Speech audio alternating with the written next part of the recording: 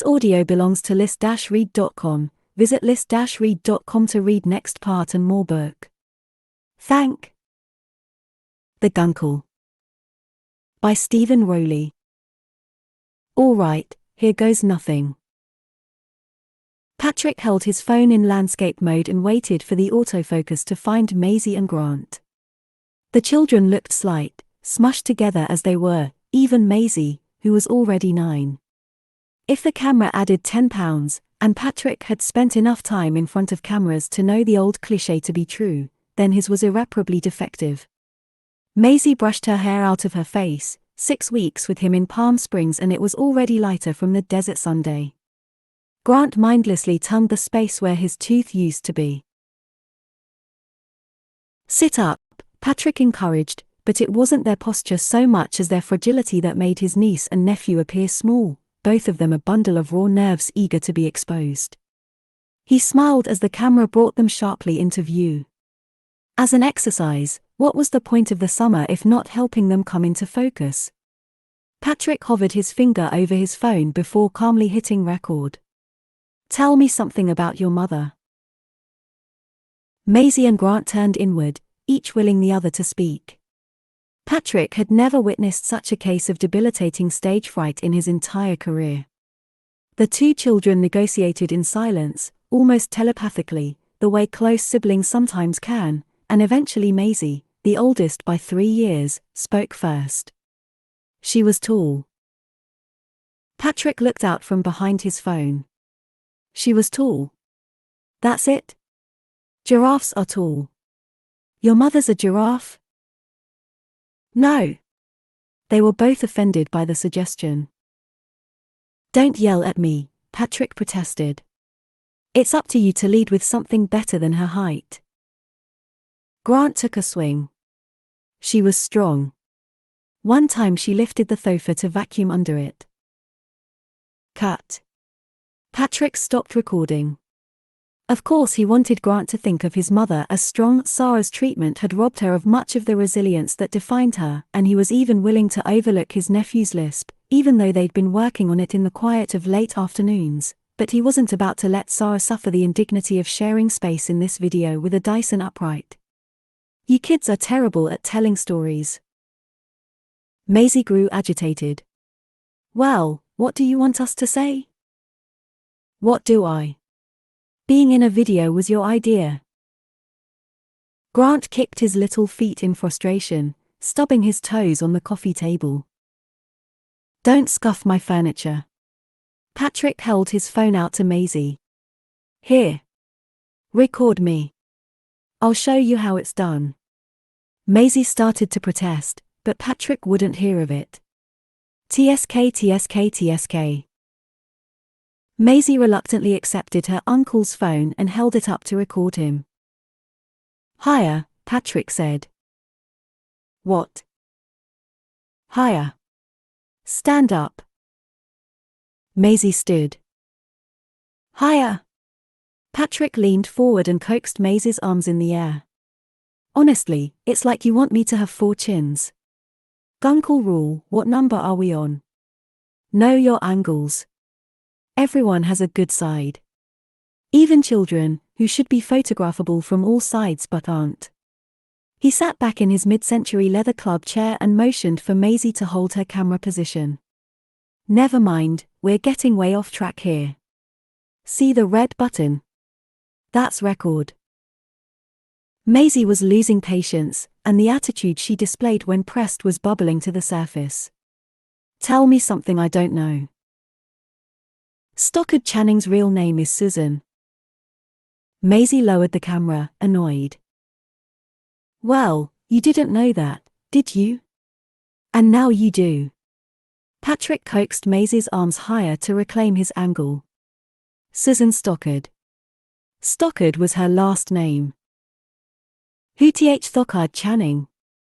Grant asked, tripping over the mouthful. Oh, good Lord. Rizzo? Patrick waited to see if that registered. In the movie Grease. Grant shrugged. We haven't seen it. What? You've never seen Grease? When I was your age, I watched it like 100 times. The way John Travolta swung his hips. Blank stares. It's fine. Grease 2 has a more progressive message on gender. And frankly, if you want the best of Olivia Newton-John, we should probably start with Xanadu. Everything you say is nonsense words, Maisie protested. Look, just because you find these to be erudite conversations, I'm simply stating facts. Now, do you want me to show you how to do this, or not? Please. Hit record. Maisie did as she was told, if only to speed things along. Tell us about our mom. Patrick closed his eyes and conjured an image of Sarah. When he opened them, he looked squarely into the camera's lens. Our friendship began in darkness. Your mom asked if I wanted to see the view from the roof of our college dorm, and I did. We took the elevator to the 9th floor and then inched up a final, musty stairwell, the fire door slamming shut. Behind us. Your mom led. She was inclined to do that. I followed, huddled tightly to her as if we were a duo of teen detectives about to uncover some ghastly twist in our case. We were sweating, I remember that, even though it was the second week of October. I must have been bitching about it because your mother called me an artful complainer. Now, that was a euphemism if I ever heard one. You guys know what a euphemism is? Patrick looked at each of the kids. Clearly they did not. It's a milder, indirect way of saying something that might be otherwise harsh or embarrassing. He studied their expressions to see if it was sinking in. You're both looking at me like you're a couple olives short of a martini. Boom. Euphemism for not keeping up. Grant scrunched his face. I don't like Oliveth. It doesn't matter. I'm teaching you two how to tell a story. Patrick pointed at his ear to get them to listen. So, the door below had locked shut and the one above wouldn't open, and try as we might, there was no going up. Or down. We found ourselves stuck in that stairwell for hours with nothing to do but share skeletons. She asked if I was going to tell her my biggest secret, or if I was going to wait and do the whole gay by May thing. Your mother had my number, right from the start. What's gay by May? Maisie was lost, but to her credit she held the camera position. It's that thing where you wait to come out until sometime in your second semester. How do you share a skeleton? Skeletons are embarrassing facts you want to keep to yourself. No, they're not, they are a person of boneth. Grant was clearly ruffled. And they are both very scary. You know, storytelling is building a rhythm, these constant interruptions are not helpful. Anyhow. Turns out the door above us wasn't locked, just stuck, and eventually we found ourselves on the roof, basking in the most extraordinary sunset. I had my camera with me, and I got off a few shots of your mom looking resplendent bathed in pink light. I told her she looked beautiful and she said, you'd think differently if you saw me 2 noses ago. Mom had 3 nuts. Grant. What did I say about interruptions? Patrick cleared his throat. That night on the roof she told me life was going to be easy, I remember that. I promised her the same, but she looked at me as if I were hopelessly naive. She said life was different for girls, harder. But she told me I was talented. That I might even be famous one day. I had that kind of head. What kind of head do you have? Maisie asked. Sarah meant large, but for the sake of the story Patrick said, the kind with only one nose. You are famous. Well, fame is measured on a sliding scale, but your mother was right about a lot of things. Patrick's eyes glazed, thinking how tragically wrong she was about others. Eventually, campus police came and told us to move along. We'd tripped an alarm, if I recall. Patrick paused, it might have been that joint they were smoking instead. Our friendship began in darkness, he repeated, remembering the stairwell. But your mother? She was always my light. Maisie quietly pressed stop and lowered the phone to her side. There was indeed a right and a wrong way to tell a story, and her expression said she wanted to know everything that happened next. That was really good, GUP. Patrick leaned forward to reclaim his phone. He motioned for them to sit back together. Now, let's try this again. He imagined himself Mr. DeMille, the children now ready for their close-up. Tell me something special about your mother. 6 weeks earlier. 1. At 8:38 a.m., the temperature was already hovering in the high 80s, on its way north of 100, unusual perhaps for May, but not unheard of. The desert sky was cloudless, a vibrant cobalt blue you wouldn't believe was real until you spent enough time underneath it to ensure it wasn't some sort of Hollywood effect. Patrick O'Hara stood curbside in front of the small airport, lost. The mountains surrounding Palm Springs were Herculean. They work overtime to hold back all kinds of weather, clouds, rain, humidity, everything except for wind, which accounted for the majestic windmills that stood like palace guards at the entrance to the Coachella Valley. The palm trees waved gently in the breeze, but did not so much as bend. In this moment, Patrick wished he had even a fraction of their strength. An old Chevrolet convertible in robin's egg blue eased past him, pausing at the speed bump, the driver taking extra care not to scrape the automobile's low carriage. It hiccupped over the barrier, and then resumed a reasonable speed around the corner away from the terminal, following a line of dignified palm trees toward the airport exit like it was driving into an antiquarian postcard. It's something Patrick loved about Palm Springs, the city's timelessness. The days were long, and so clean with sunlight it was impossible to distinguish one from the next. For 4 years now he'd been holed up in his mid-century desert estate, the one he'd purchased with his TV money, handsome compensation for co-starring in 9 humiliating seasons of The People Upstairs. Plus syndication, plus streaming, plus a surprisingly robust run in France, in the aptly named movie colony neighborhood south of Tamarisk Road. It wasn't his intent to cut himself off from the world so completely, but the city invited it. In the old studio days, actors who were under contract were not allowed to travel more than 100 miles from Los Angeles in case a picture needed them on short notice. Palm Springs sat exactly on that line, 100 miles as the crow flies. It became an escape as far away as actors dared go. When he first relocated, Patrick invited friends to visit, people in the industry, mostly oddballs he'd collected over a decade and a half in Hollywood. Sarah once brought the kids for a week and they laughed and splashed in the pool like no time had passed. She made fun of him and his celebrity in the way only old friends could. Then, slowly over time, he stopped reaching out. And people stopped coming. Sarah had legitimate reasons, but others just seemed to forget he existed at all. Those who observed his trickling visitors, like Jed, the gay throuple who lived in the house behind his, went so far as to call him a recluse. John, Eduardo, and Dwayne would pop their grinning faces over the wall that divided their properties with friendly, but barbed, taunts, like a snap, crackle, and pop who fucked. His housekeeper, Rosa, encouraged him to meet someone. Mr. Patrick. Why you have this house all alone? The answer was complicated and he skirted around it, knowing if he moped she would feel sorry for him and make his favorite ceviche.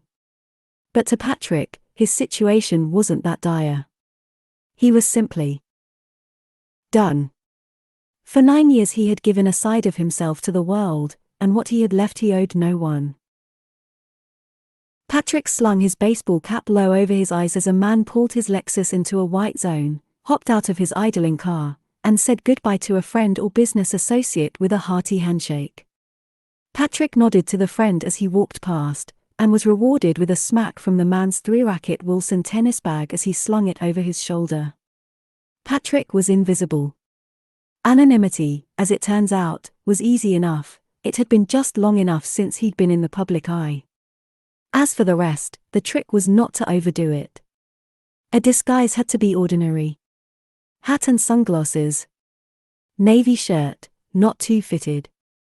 A physique always drew eyes. Anything more looked like you were trying to hide, and that invited attention. Nod hello, look the other way. It almost always did the trick.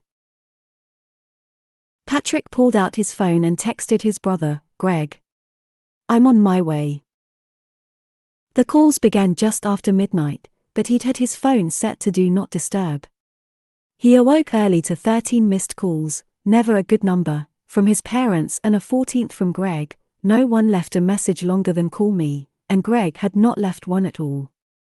It was a fight he'd had with his mother years back when she phoned at some ungodly hour to inform him his father was having a stroke. He returned her call in the morning. Where were you last night when I needed you? His mother had asked. In bed, where most people are. The phone doesn't wake up. I have it programmed not to ring before 7 a.m. What if there's an emergency? If there's an emergency, I'll deal with it better on a full night's sleep. The logic seemed infallible to Patrick. And almost as if to prove his point, his father's stroke turned out to be a mild case of Bell's palsy. Last night, however, the calls were warranted. After a valiant 2.5-year battle, Sarah had quietly slipped away. A loud roar rumbled then pierced the sky as a plane took off down the runway.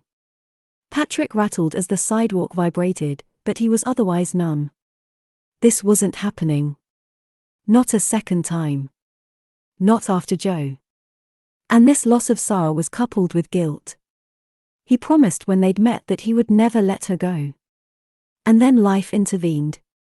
She went north and married his brother. He went west and found fame on TV. And slowly, over time, he did. Let go. Patrick glanced down at his suitcase, almost surprised to see it there. He had no memory of packing it. Here he was, about to board a plane for the first time in years, something he used to do all the time. Even the network's private plane once or twice when they needed the cast in New York to appear together on Good Morning America or, God help him, The View. Now he was nervous, his stomach brittle. He told himself it was the occasion as much as the flight, not that it mattered.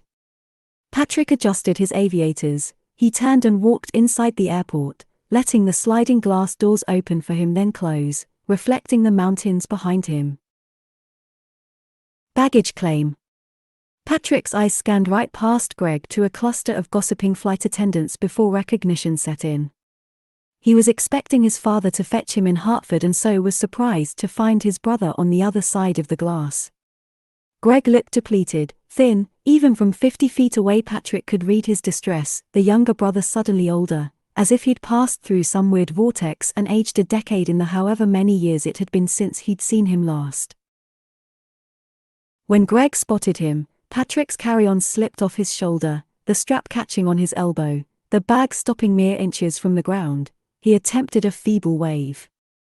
They stood there, two brothers, confused, a glass wall between them, like Patrick might bang on the glass and reenact the ending to The Graduate. But he didn't. Patrick knew, he'd seen the movie dozens of times. It might feel good in the moment, but the harsh realities of life lay ahead.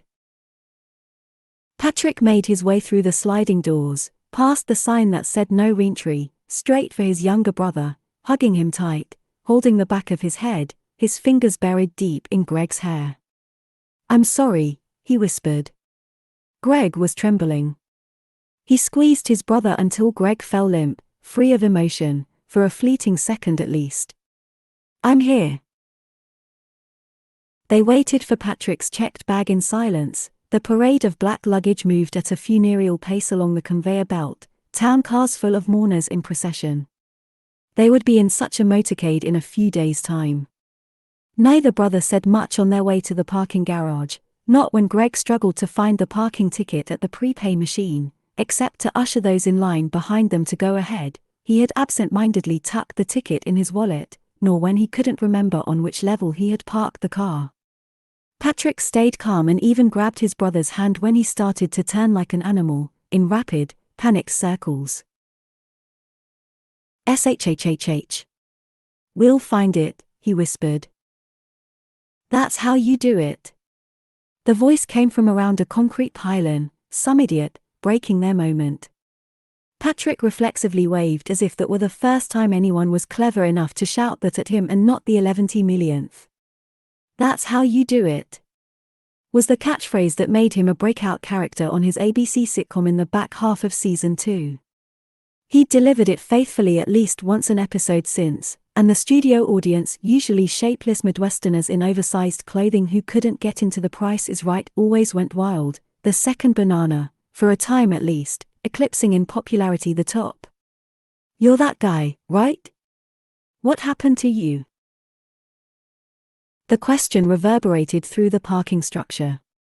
The People Upstairs was the last sitcom that defined the era of network television. A special season 3 episode aired after the Super Bowl. The cast was on the cover of People magazine. Even a Golden Globe, for Patrick. Now people watch television in 3-minute increments on their phones, if they watched anything at all. More often than not they preferred to watch themselves, making videos with filters that softened their ruddy complexions, or gave them whiskers and noses like cats. "Yeah. I'm that guy," Patrick agreed calmly. "Hey, say it. Say your line. Now is not the appropriate time. Come on. Do it," the man urged. "Okay, that's enough." Patrick let go of his rolling suitcase and charged 3 steps toward the stranger, angry enough to hit him. It was Greg who pulled him back, suddenly aware they were holding hands. The man shook his head and fished his keys out of his pocket. "Dick." Patrick quickened their pace in the other direction, ushering Greg along before anyone overheard the altercation. It's not like he knew where the car was parked, but the last thing he needed was to attract a crowd. He kicked open a stairwell door and, once they were safely through, put his hands on his knees while he collected his breath. A guy in a Yukon hoodie came bounding up the steps 2 at a time like it was an Olympic track and field event. Patrick moved to the left to let him pass. He listened as the man ascended 2 more flights and kept his ears perked until the footsteps faded entirely. She just. Greg began. "I know. He wanted the safety of the car before they did this, but if it had to be in the stairwell, then so be it. Mom told me. 3 weeks ago she told me she wanted Steely Dan's Reelin' in the Years played at her memorial and I told her to shut up. I couldn't believe the end was this close. But she knew." Patrick turned slightly so Greg wouldn't see his own pain. She knew everything. He should have come earlier. He should have been there to say goodbye. But he reasoned she was no longer his and hadn't been in years. Every moment he spent at her side stole a moment from Greg or the kids. Greg shook his head. Patrick focused on the window in the stairwell. Someone had etched their initials with their keys. Beyond, planes were taking off and coming in, lights in formation dotting the evening sky. The doctor said that after a car screeched around the corner just outside the door. Greg looked at each raw concrete wall as if noticing this prison for the very first time. "I guess it doesn't matter what the doctor said. I was there with her, but she was gone before the kids could arrive." He retched 3 times before doubling over, bracing his hands on his knees. Patrick pushed his suitcase back, stepped forward, held his brother by the hood of his sweatshirt, and winced. "Come here," he said after it was clear there was nothing in Greg's stomach to empty. He helped his brother up half a flight to the next landing, away from this scene and, maybe, hopefully, closer to the car. He dragged his suitcase behind him, disgusted by what he might be dragging it through, knowing already he would burn it and buy new luggage upon his return home. Greg wiped his mouth with the back of his hand, grabbing the railing to steady himself. "How did you survive this? With Joe?" Patrick stopped cold, as if caught in a horrible lie. He pinched the bridge of his nose, where he could still feel the scar from the accident that took his boyfriend, and inhaled sharply. "I didn't," he thought. "Survive." That was always his first response. But he was here, wasn't he? He was the one still standing in the face of loss anew. He pointed up the rest of the stairs. Let's look for the car up there. They walked the aisles of this new level, Patrick having relieved Greg of the key fob and clicking it every few feet to listen for a telltale honk or to spot a set of flashing taillights. They ambled up one aisle and down the next for 4 or 5 rows before either of them said another word. "What are you doing here?" Patrick asked. "Huh?" Patrick stopped to look at his brother. Why wasn't he with the kids? Greg. Greg stopped, turned back to face him, but didn't answer. "I thought Dad was picking me up. I'm a drug addict."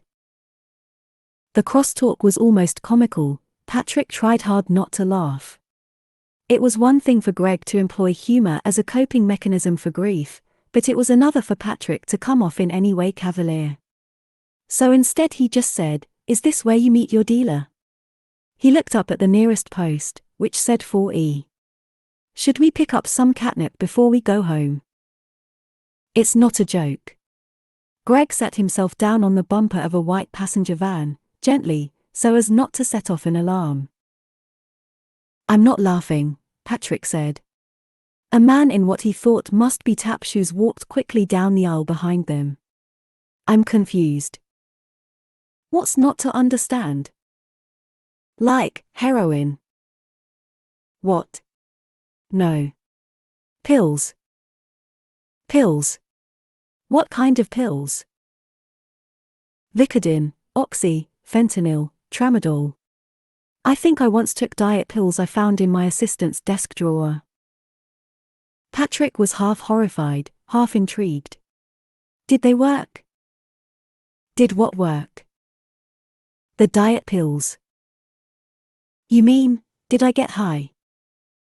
"No, did you get thin?" Greg didn't answer and the silence dragged on, but Patrick thought, good. He was angry now on top of everything else, and no longer wanted to be as quick to comfort.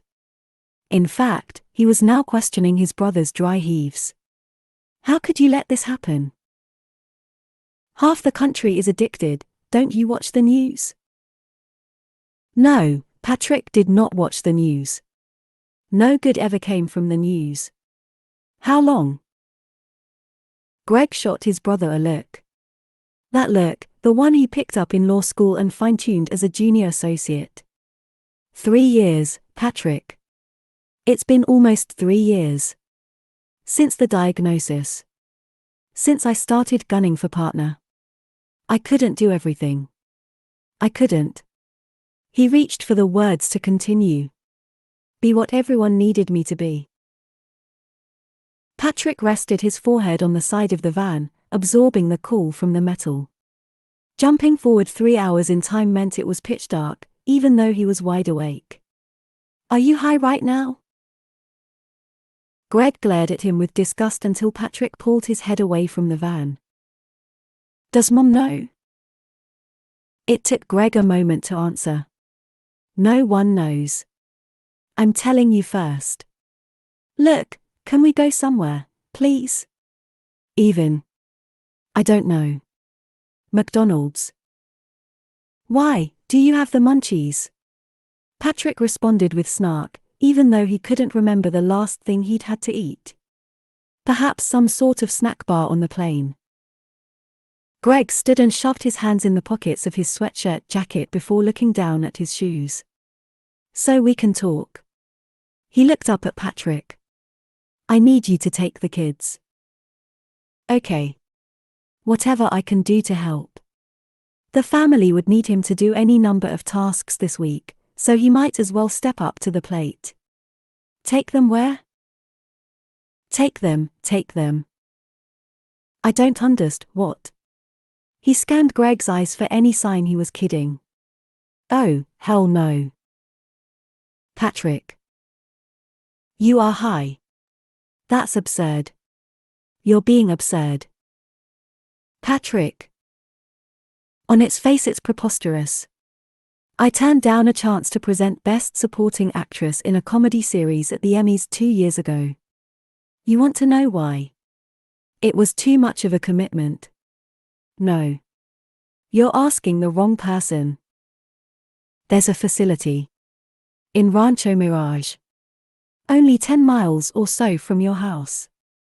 There's usually a waiting list, but I called this morning and they made a space for me. Extenuating circumstances, and one of the named partners at my firm knows someone on the board. So, I'm not the first person you told. Patrick didn't know everything about addiction, but he knew enough to start tracking lies. I told work. I had to. Greg sighed. I have to do this now.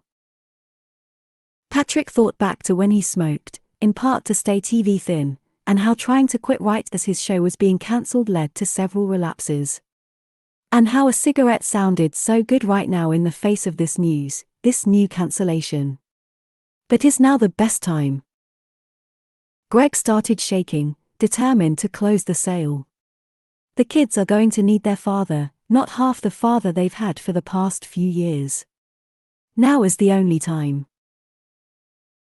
Patrick's head buzzed with logistics. The walls of the garage felt like they were closing in, the floor and the ceiling about to pancake. The cars, and they along with them, would be crushed and discarded, junked. I only brought 2 pairs of pants. I want you to take them back with you to Palm Springs. The only way this is going to work, the only way I'm going to be able to do this, is if I know they're nearby. They're my strength. They're all I. Stop it. Stop it now.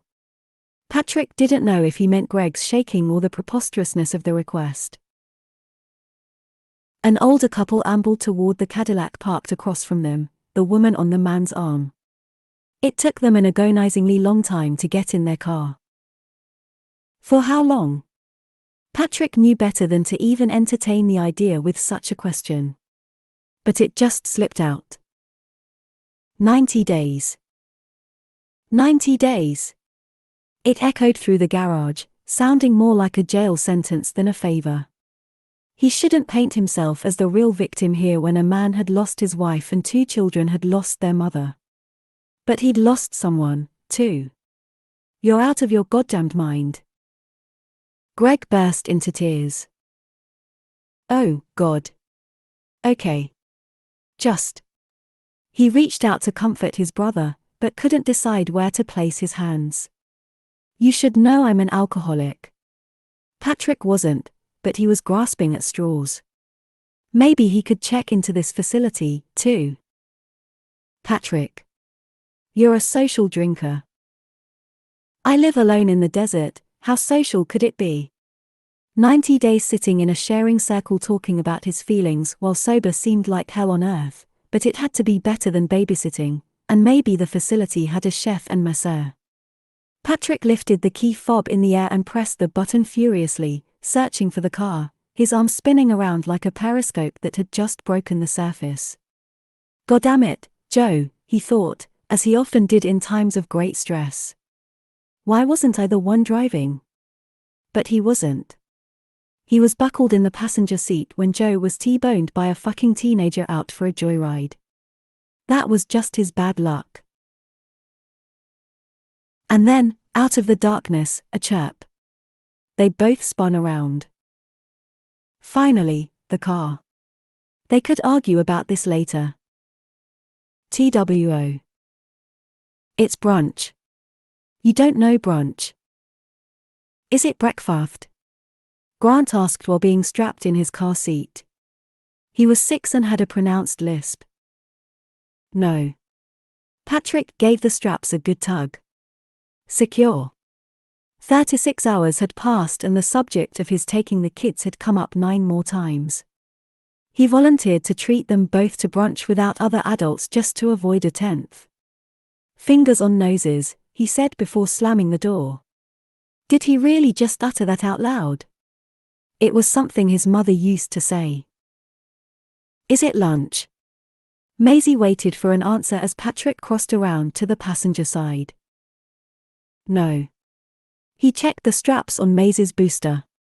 Tight, too tight. How do you kids breathe in these things? Christ. She was 9 now and no longer needed the chair, but she was on the smaller side and Greg warned him that she preferred it. We just do. Patrick stared at the kids. Grant had Sarah's features, including, impossibly, her third nose. Maisie had her hair and kept it pulled back off her face with some sort of elastic. He closed his niece's door before climbing into the front passenger seat. Then what is it? Grant threw his arms up, exasperated. It's both. Breakfast, lunch, brunch. Get it? Didn't your parents teach you about brunch? Patrick bit his lip. Their mother wasn't even in the ground and now Greg was about to vanish, too. Now was not the time to be critical.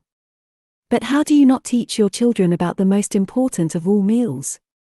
He would trade an arm to be able to give Sarah a stern talking to right about now. Brunch was an early pillar of their friendship. Sunday brunch. It was a last-ditch effort to see if it rang any bells. It's Thursday. Grant screamed. Chill out, little man. No one can be that uptight about brunch. You're on the wrong side to drive, Maisie pointed out. Patrick took a deep breath. He didn't drive, not since the accident. For years the studio sent a driver or he'd spend his own money to hire a car. He was paid a ridiculous sum, and it was easy to convince himself it was a necessary expense. Then, with the rise of Uber, he never had to think about it again. Not in England. We're not in England, GUP. New England, Patrick said, as if that explained anything. He shot Greg a text asking if he would drive them. And why do you keep calling me GUP? I forget. Ask Dad. Great. Patrick stared at his phone, willing it to buzz with a return text. Already, 2 minutes alone with these children was 2 minutes too many. I just don't drive, okay. You don't know how? It was clear Grant had never heard of an adult not knowing how to drive and he wasn't about to let it go. I know how. I don't like to turn my head because it makes lines in my neck, so I can't use reverse. You don't have to, GUP, Maisie said. The car has a camera. She pointed at the screen on the dash. GUP. There was that name again. GUP, GUP, GUP. They'd been calling him that all morning.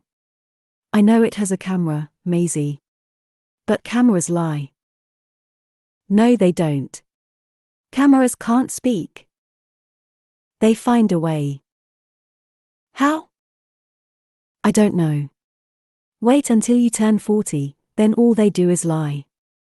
Patrick thought of the recent headshots he'd been strong-armed into sitting for by his agent's Knew Something assistant and how they'd required an arduous effort from the retoucher.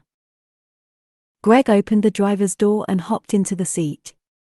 Someone call for a ride? We need you to drop us at the restaurant. Greg started the engine as he fastened his seat belt, all one fluid motion. Why do your children keep calling me GUP? Gay Uncle Pat. Greg's expression said it all. Duh. Patrick was appalled. Seriously? What? Greg began as he gripped the wheel. You don't like being gay? I don't like being Pat. Are you our Guncle? Maisie asked. Patrick buried his head in his hands. Make it stop. Audra Brackett in my class has 2 Guncles, she continued. She's my best friend.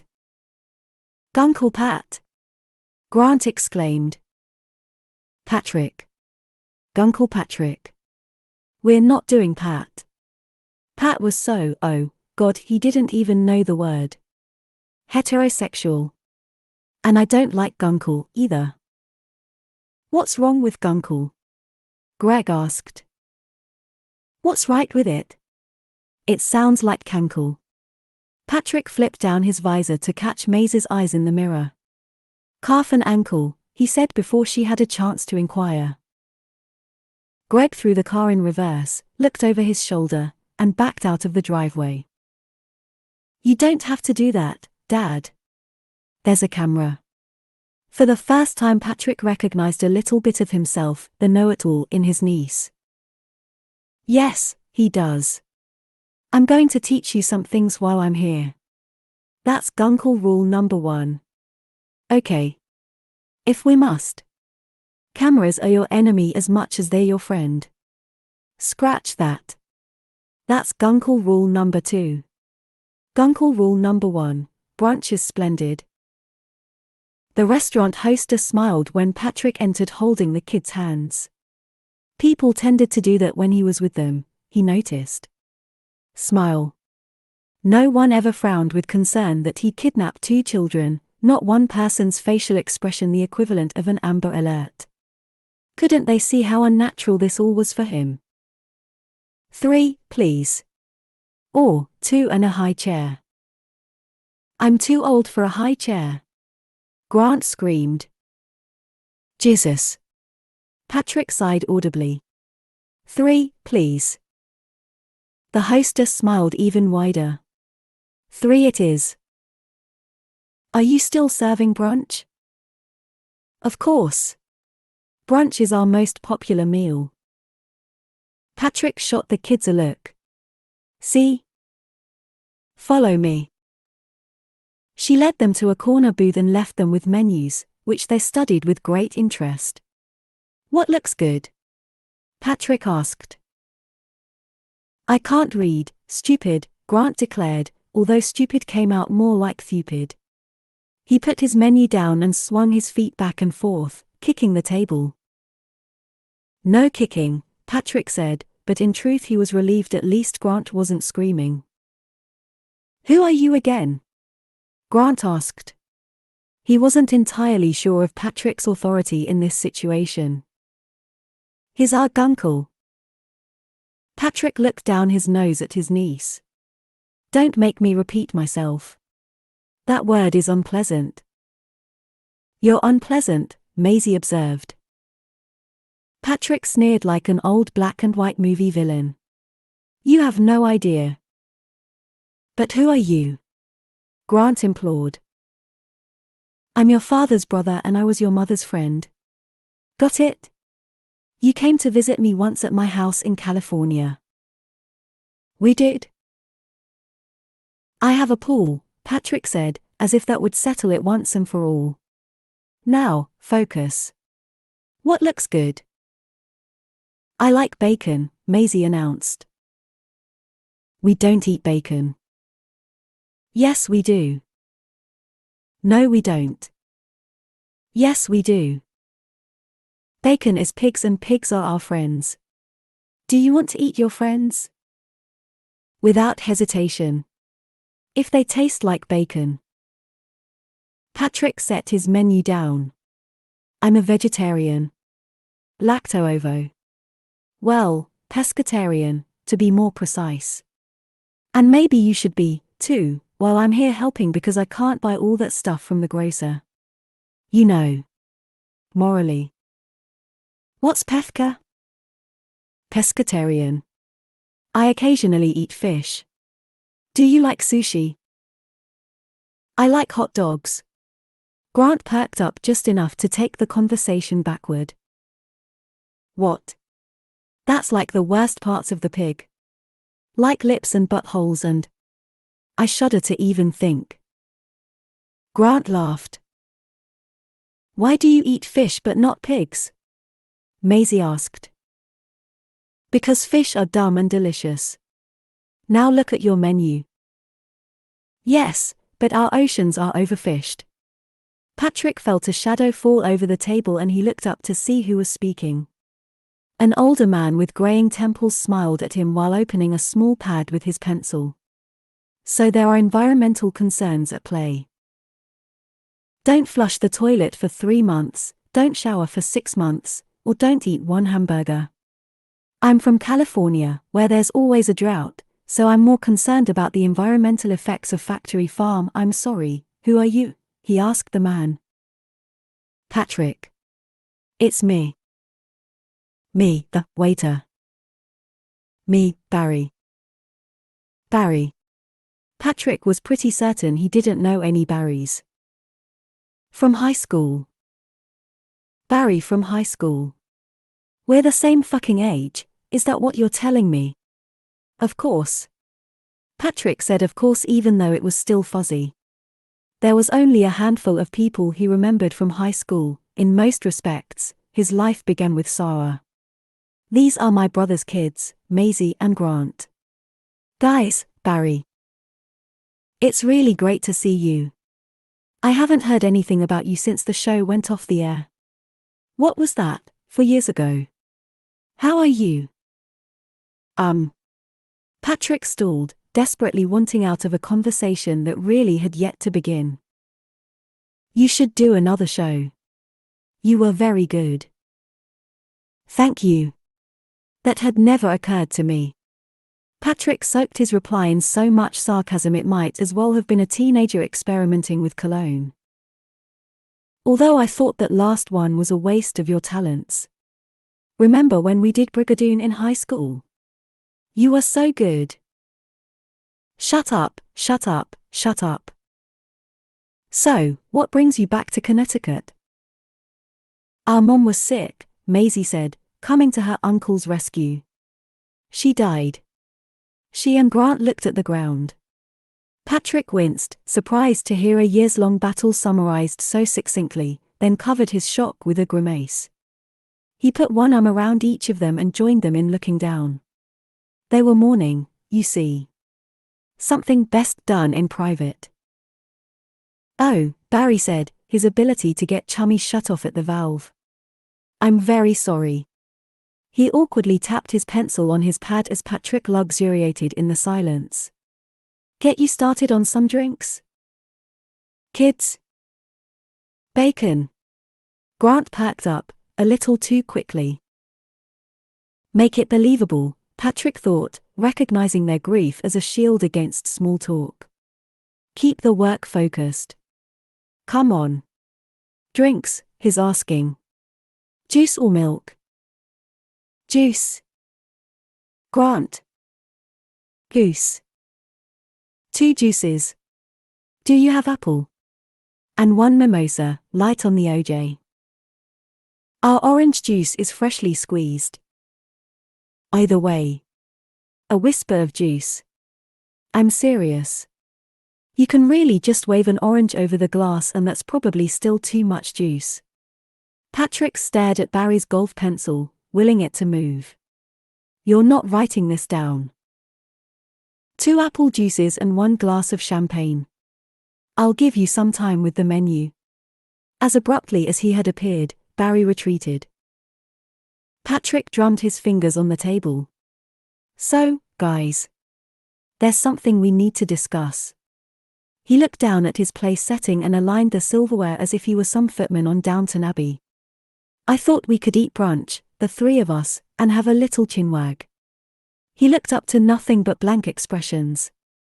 That means talk. Your father is very sad with your mom, well, you know. We all are.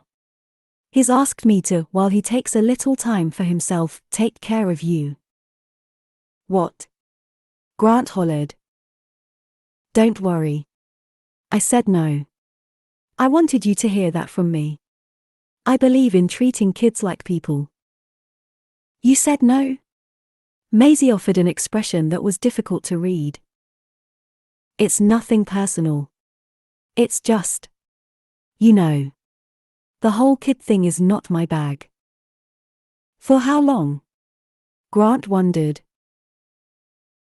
Not forever, by any means, or even very long, but for long enough that you would have to come stay at my place in Palm Springs. He wondered if they found this entire proposition as ludicrous as he did, but how could they really? They couldn't possibly remember his house with its pristine mid-century decor, white terrazzo floors, his golden globe, for heaven's sake. It was a fine bachelor pad, but no place for children. Can you imagine? He wanted you to come after Maisie finished school.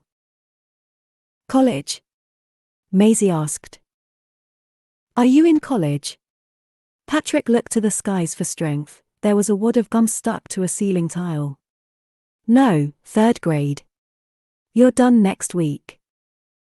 Where's Daddy going? Grant was very concerned, justifiably so.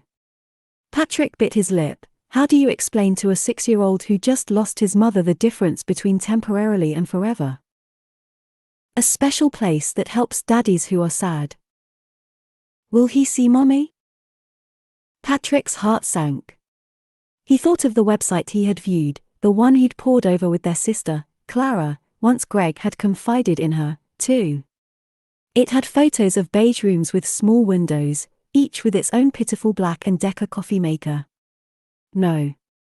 The place is not that special. Why do you live in Palm Springs? It surprised Patrick that all this pushback was coming from Grant and not from Maisie, who quietly studied her menu. Why do you live so far away? It's not that far away. It's not like I live in Botswana. Come on. You've been there. Remember? You came with your mom. He realized the trip was now 3 years ago. Maisie was probably Grant's age and Grant was not even 3. Dad said it's far because you can't fly direct. Patrick looked at Maisie with disbelief. You come from New York? He sighed. Look, we're getting off track here, but if you must know, I'm young in Palm Springs. Okay. This is the sad truth for gay men. 40 is ancient in Los Angeles, middle-aged in San Francisco, but young in Palm Springs. That's why I live there. You're 43. Maisie bellowed.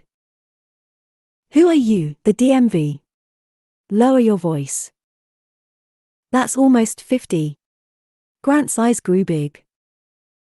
Patrick took the jab, then closed his eyes and bit his lower lip. The observation was just shy of a hate crime. Do not punch a child, do not punch a child. Can we please focus? Why can't you stay with us here? He put down his menu to retake the reins of this conversation. Well, here has certain advantages. I'm thin here. But Connecticut only gets like 11 days of sun a year and I'm solar powered. I need the sun or else I'll. Patrick had just enough sense to stop himself before he said die. Or else you'll what? He answered in slow motion. Slow down like a wind-up toy until I stop. But again, we're not the right match. No one would swipe right on the 3 of us. How long will Daddy be gone? Patrick tried to recall the details Greg had peppered on his request. I don't know. 90 days? Something like that. That's 300 weeks. Grant exclaimed. Patrick couldn't tell if it was excitement or exasperation. We need to check your math on that one, buddy. But it's not your fault. You're the product of a failing public education system. And I share the sentiment. Which is why we have to find you someone appropriate.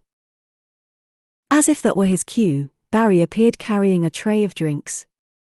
Here we are, 2 apple juices, 1 champagne. Have you had a chance to look at the menu?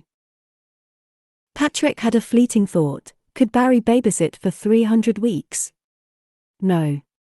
Barry was a stranger. He knew enough to know that would not do. He turned back to the kids. What sounds good? Pancakes? Waffles? Lobster thermidor? The kids stared back at him blankly. This news about their dad had left them reeling. Come on. That's the great thing about brunch. You can have almost anything. Pick your poison. Now they were at a loss for words. How about French toast, then? 2 orders of toast in the French style with fruits mélanges. And bacon, Maisie pleaded. Fine. And bacon. Bacon was not a hill to die on today. And I'll have poached eggs with a side of fruit and also some low-fat cottage cheese if you have it, but no meat because I don't want to hurt any pigs or cows or birds. He looked up and snorted at his niece and nephew, who warmed to his porcine impersonation. Very good, gentlemen. And madam. Barry still didn't write any of this down. Patrick was beginning to wonder why he bothered with the pad if it was only a prop. Surely he could make better use of his hands, perhaps hold a tin can for donations so he could afford to dye his hair. They sat quietly as Barry sauntered to the kitchen, each looking around to study other diners presumably living better, more carefree lives. Do you guys know anyone you could stay with? Friends who have parents and a guest room? Maybe the problems held the solution. Come on, who are your friends? Who comes over to play? No one. Maisie shrugged. No one? What about, what's her name you mentioned? Patrick snapped his fingers 3 times. Audrey Bennett.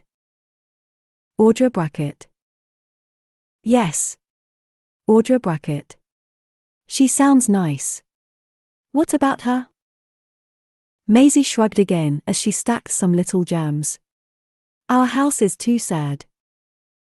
OOF. It was a stab right to the heart. Patrick scrambled not to dwell. So, anything big planned for the summer? He cringed.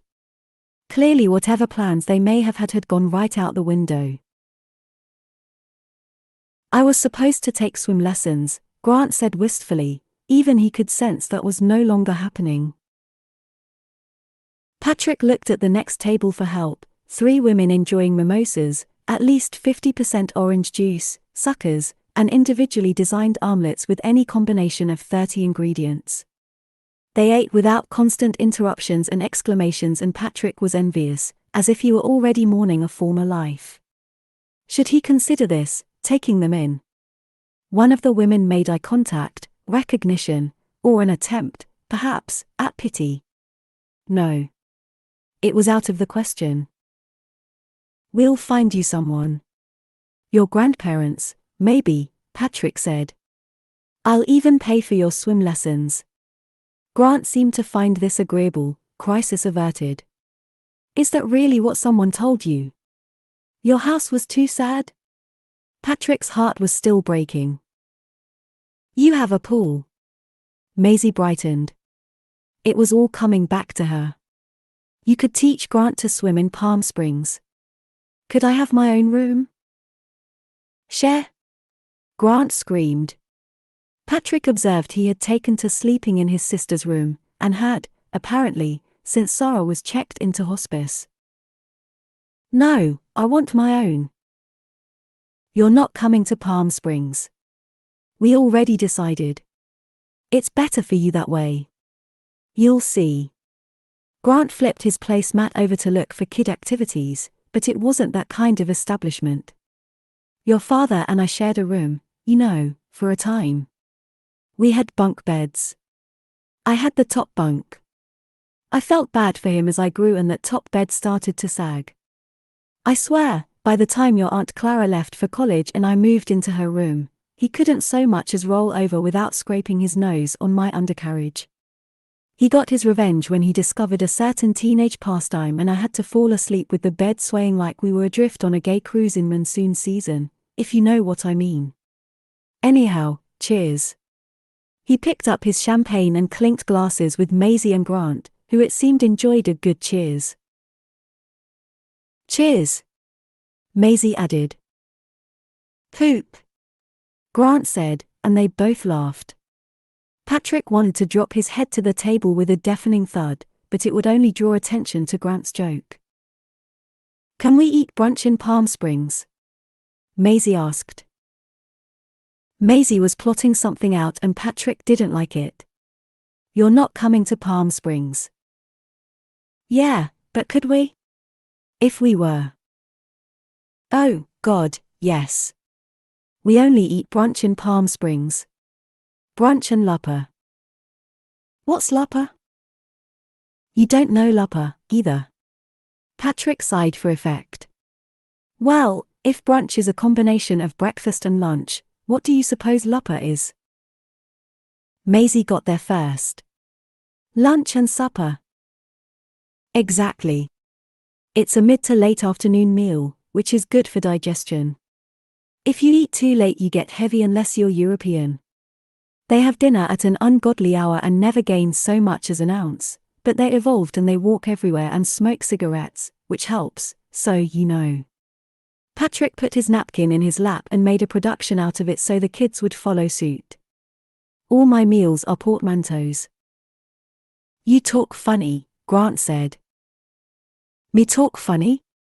This time Patrick did an impression of a chimp, scratching his head with one hand and under his armpit with the other. I suppose I speak with a certain elan. But that's not a bad thing.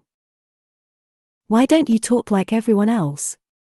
Maisie leaned forward and put her lips on her apple juice without lifting the glass from the table. Be yourself, everyone else is already taken. Oscar Wilde. Patrick looked at his nephew also gnawing on the edge of his drinking glass. Don't do that. Grant shrugged without sitting back in his seat.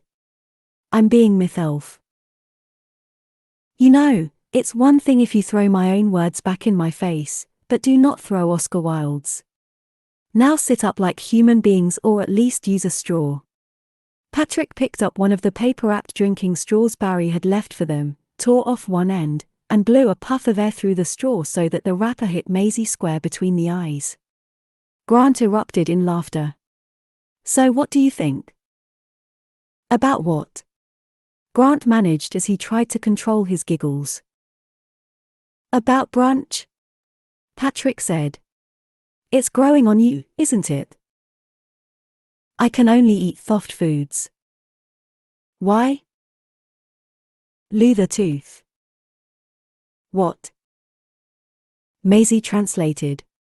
His tooth is loose. What sort of Dr. Seuss nightmare is this? Patrick muttered under his breath. So? What if it falls out? I do not like a loose tooth, I do not like one in this booth. I do not like a tooth at brunch, I do not like foods that crunch. Be the IOUs. Grant implored. What if my tooth falls out? Then we'll just shove it back in. He took a long sip of his champagne, ignoring Grant's stunned expression. He let the bubbles evenly coat his tongue before letting them slide down his throat. Maybe they weren't so hard to manage, the kids. Perhaps you can come visit. You know. For a few days. You could even invite Audra What's-Her-Face. Bracket. That's right. If they brought a friend, they might even amuse themselves. Actually, we can't, Maisie replied. You can't. Patrick was surprised. Relieved, somewhat. But surprised. You have other commitments. No. Then why not? Maisie looked down at her plate. I don't want to leave Mom. Patrick placed his silverware on his plate, the knife carefully between the tines of his fork. He recognized their grief, how untethered they were from the life they had known. He reached out and pulled the kids close to him, until he had one nestled under each arm. It was his job now to give them something, anything, to hold on to. Let me tell you something. You can't ever leave your mother, just as she can never really leave you. Maisie looked up at him, pleading for more. Patrick inhaled, hoping the oxygen would give him the stamina to continue. Sarah was very much there, in Maisie's expressions, or Grant's stoicism. He'd never had any interest in children himself but suddenly recognized some small appeal. Sarah had found a way to live beyond death. She's half of you and you're half of her. He looked at them both, hoping this made sense, hoping that it would sink in. He saw Sarah's eyes staring back at him. So, yeah. Just like brunch. Half breakfast. Half lunch. He smiled, they seem to like this. We're going to figure this out. Patrick kissed the top of each child's head before pushing them off of him and back toward their own place settings with a sudden nagging that they were in danger of becoming too attached. There has to be another way. Now, he began, picking up his fork and knife to resume eating. Who here has heard of a snappetizer? Both kids stared at him blankly. Are you being serious? He asked. Boy. You're lucky I got here when I did. 3. Patrick could feel his sister approaching before she emerged from behind two enormous parked cars, boat-like sedans they used to give away on the Hollywood squares that seemed no longer to exist in California. His blood chilled 10 degrees. He stood his ground in the parking lot between the church and the cemetery as Clara marched toward him with the sense of purpose she'd exuded since childhood. Rigorous posture, heavy steps that fell just shy of stomping, always a little bit pained, and with an almost masculine energy that Patrick, in his adolescence, had been jealous of. Her clothing was a pastiche of style sections in mid-list women's magazines, publications perhaps better suited to cookie recipes than fashion, and the sunglasses she wore on top of her head had taken root somewhere in her scalp. It was a nice service, she said when she arrived at his side. Nice. Patrick looked at the sky. The nimbus clouds were grey but not threatening. Rain held off. He didn't know how to behave at these things any more than she did. It's fun to see you back in Connecticut. I thought maybe you were done with us. Planes fly west, you know. It was an old argument. When Patrick moved to Los Angeles, he flew home regularly for years, every 6 months or so until he stopped. It was the show, it was his schedule. Everyone assumed fame had changed him. And, to some extent, it had. It gave him the confidence to call out hypocrisy where he saw it. He came home, no one came to see him. After a while he began to wonder, what was the point? You're off the hook, by the way. I talked to Darren. We agreed he and I should take the children for the summer. Patrick's whole body loosened, like he'd just walked out of 90 minutes of Reiki. Oh, thank God. They should stay in Connecticut to be closer to their friends, she continued.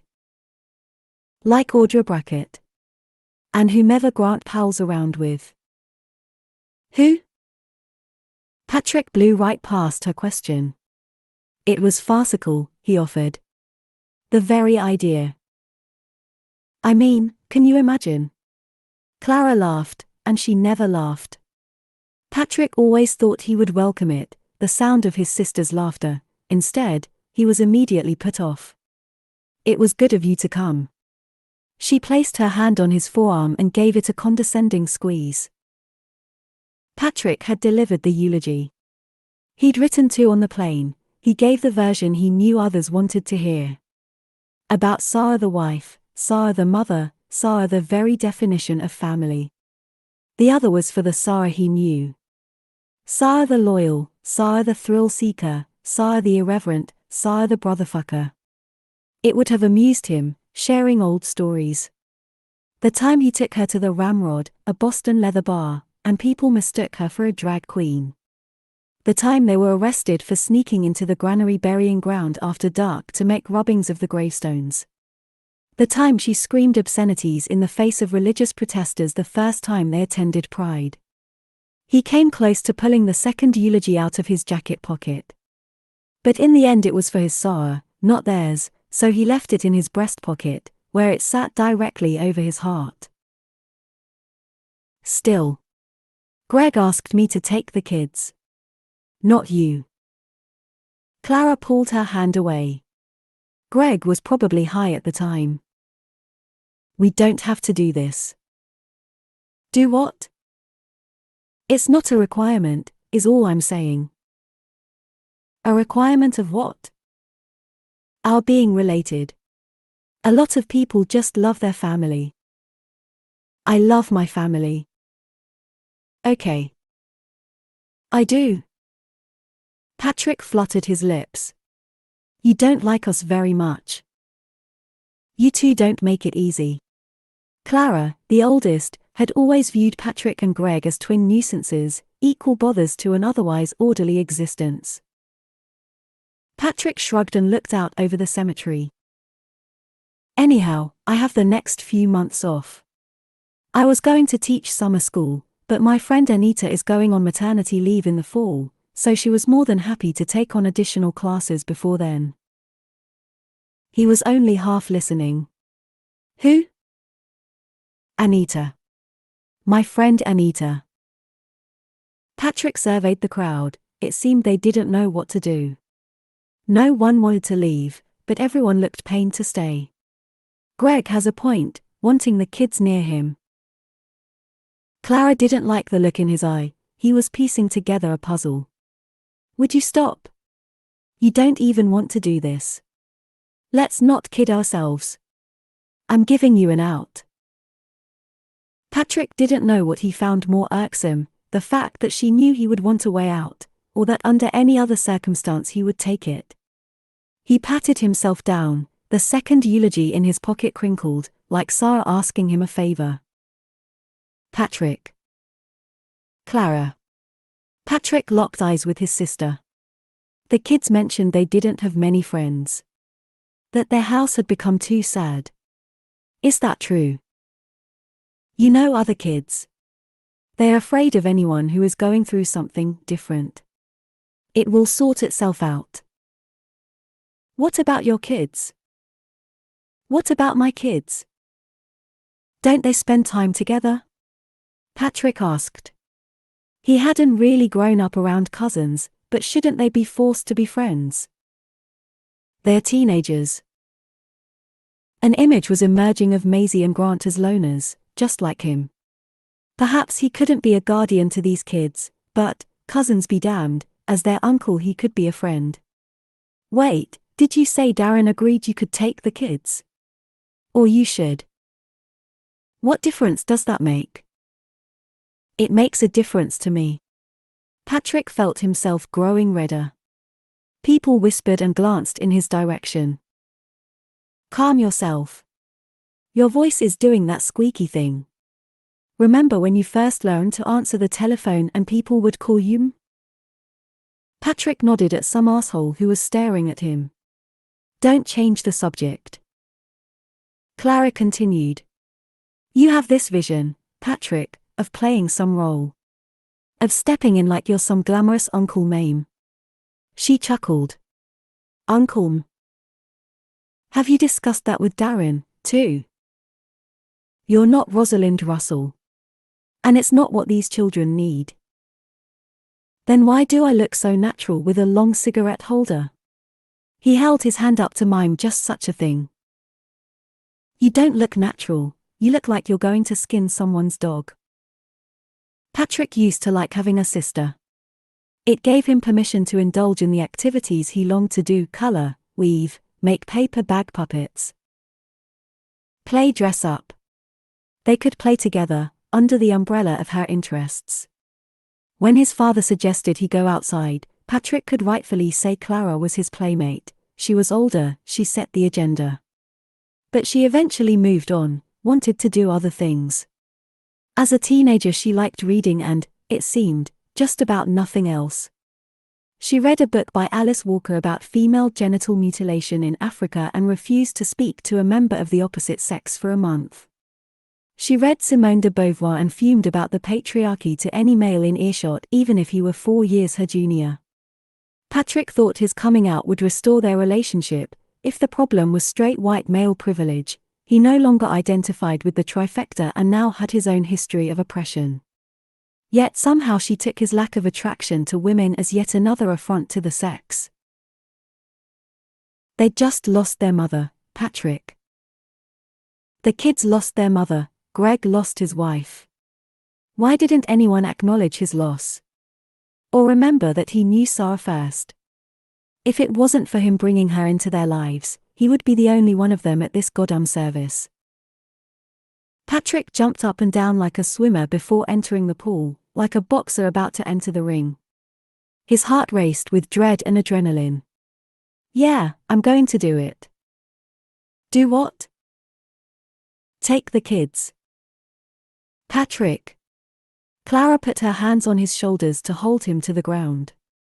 Look at me. This isn't a joke.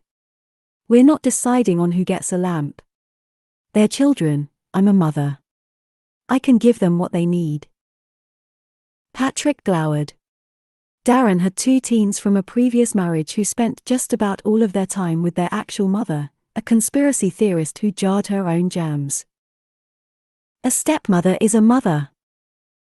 I'm not arguing that, those kids should be with you all the time. Thank you. At least then they'd be vaccinated. Stop it. Remember your wedding? I was bit by mosquitoes but convinced I had mumps. Clara pursed her lips. Maisie and Grant have needs, Patrick. Emotional needs. They don't even understand what has happened to them yet. Of course they do, they've been living with this possibility for years. What they need is some fun. What they need is a change of scenery.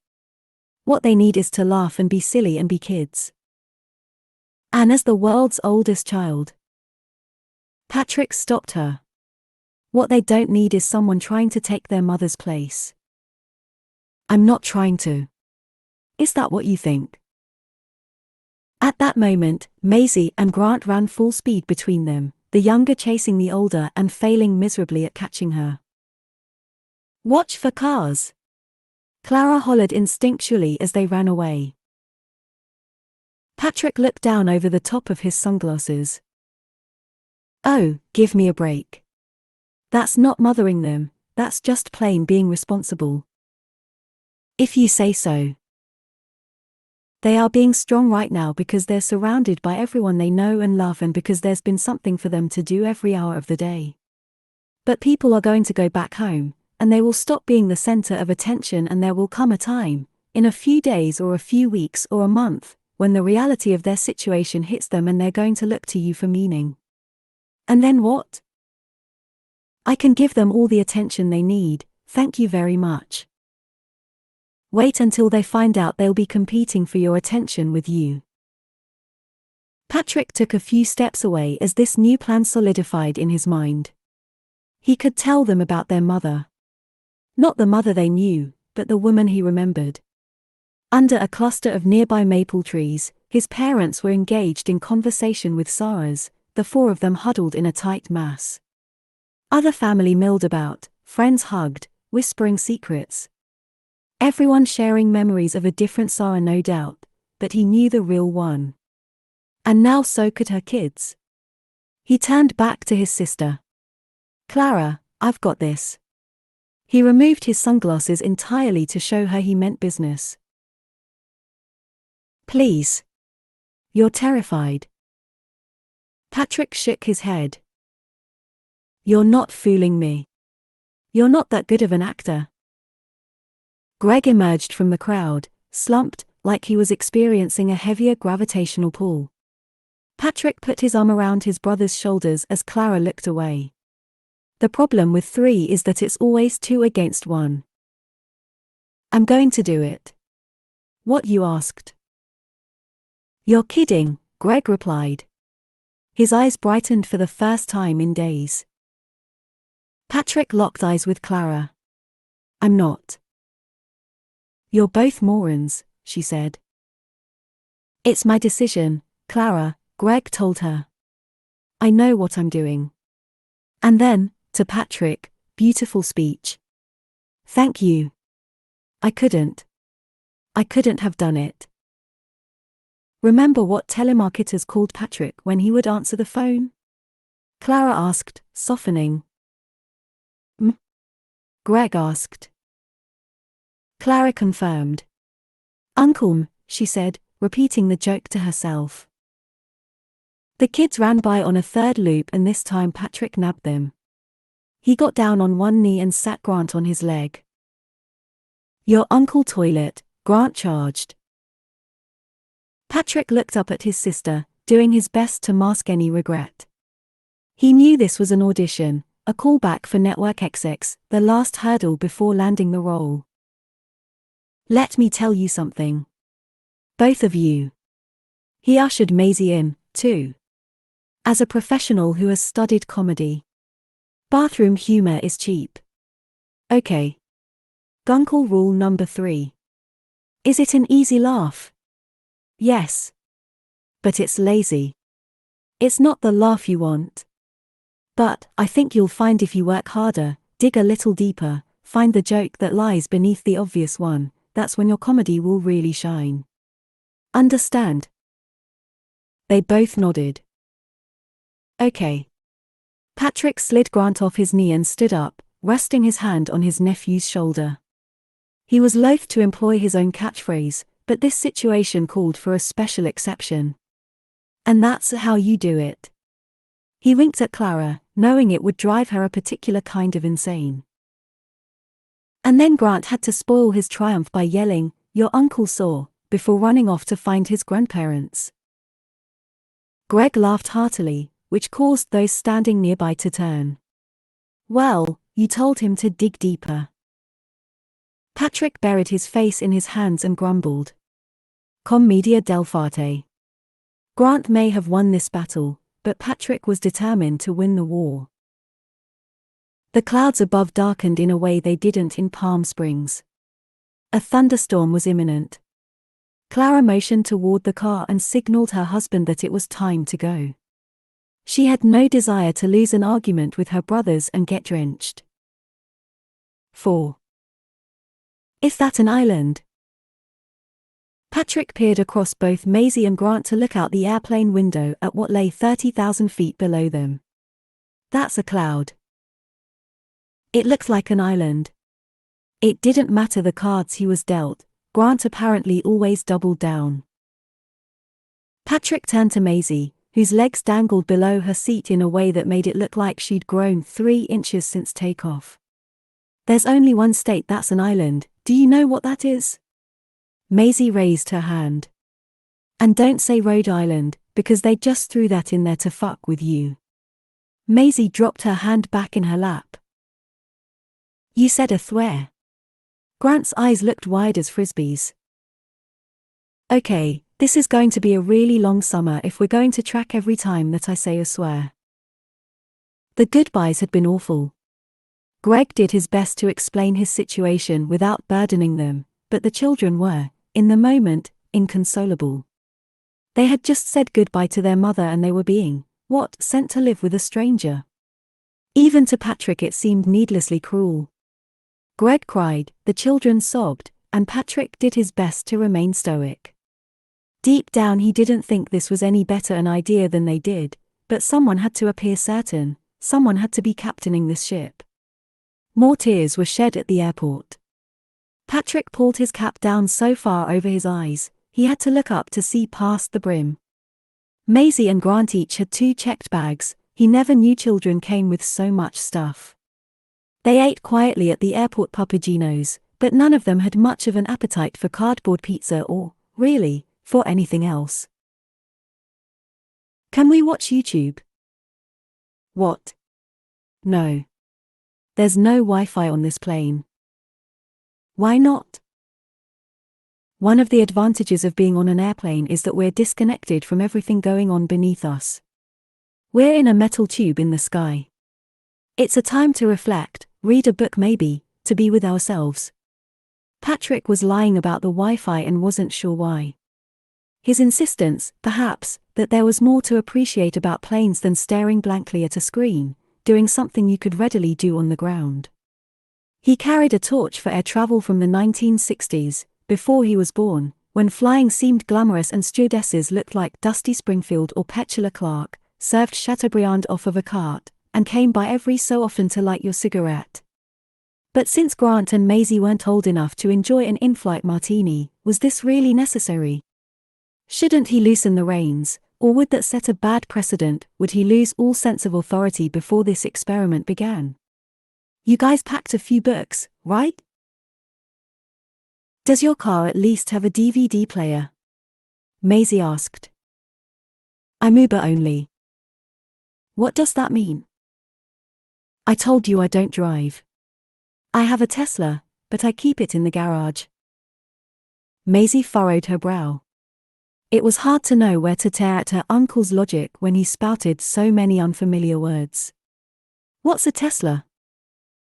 It's like a spaceship. Grant turned his head at lightning speed. Not an actual spaceship, but it might as well be, as I don't know how to use it. It's just a fancy car. Why do you have a fancy car if you don't drive?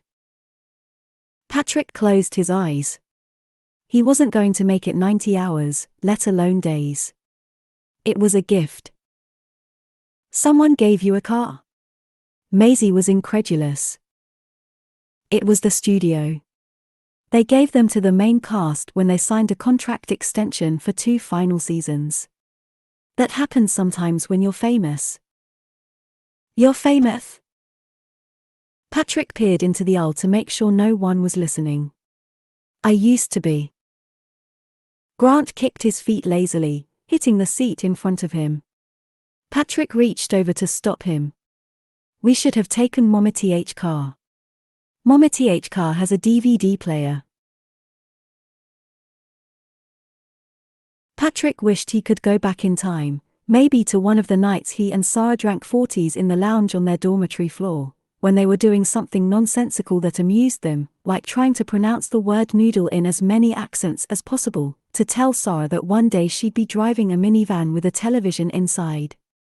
Well, I don't really leave the house much and I have a TV at home. Does it get YouTube? Grant hollered. Patrick shushed him. Inside voices. We're outside. The THKY is outside. The what? The sky? Patrick resolved then and there to spend time with Grant working on his lisp. The sky is outside, the plane is inside. I'll toss you out the window if you want to know the difference. He means, is it a smart TV? Maisie stepped in to de-escalate. What is there to watch on YouTube, anyhow? Patrick didn't understand the obsession. Kid vlogs.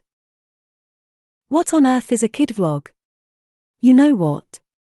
Don't answer that. My TV has TV.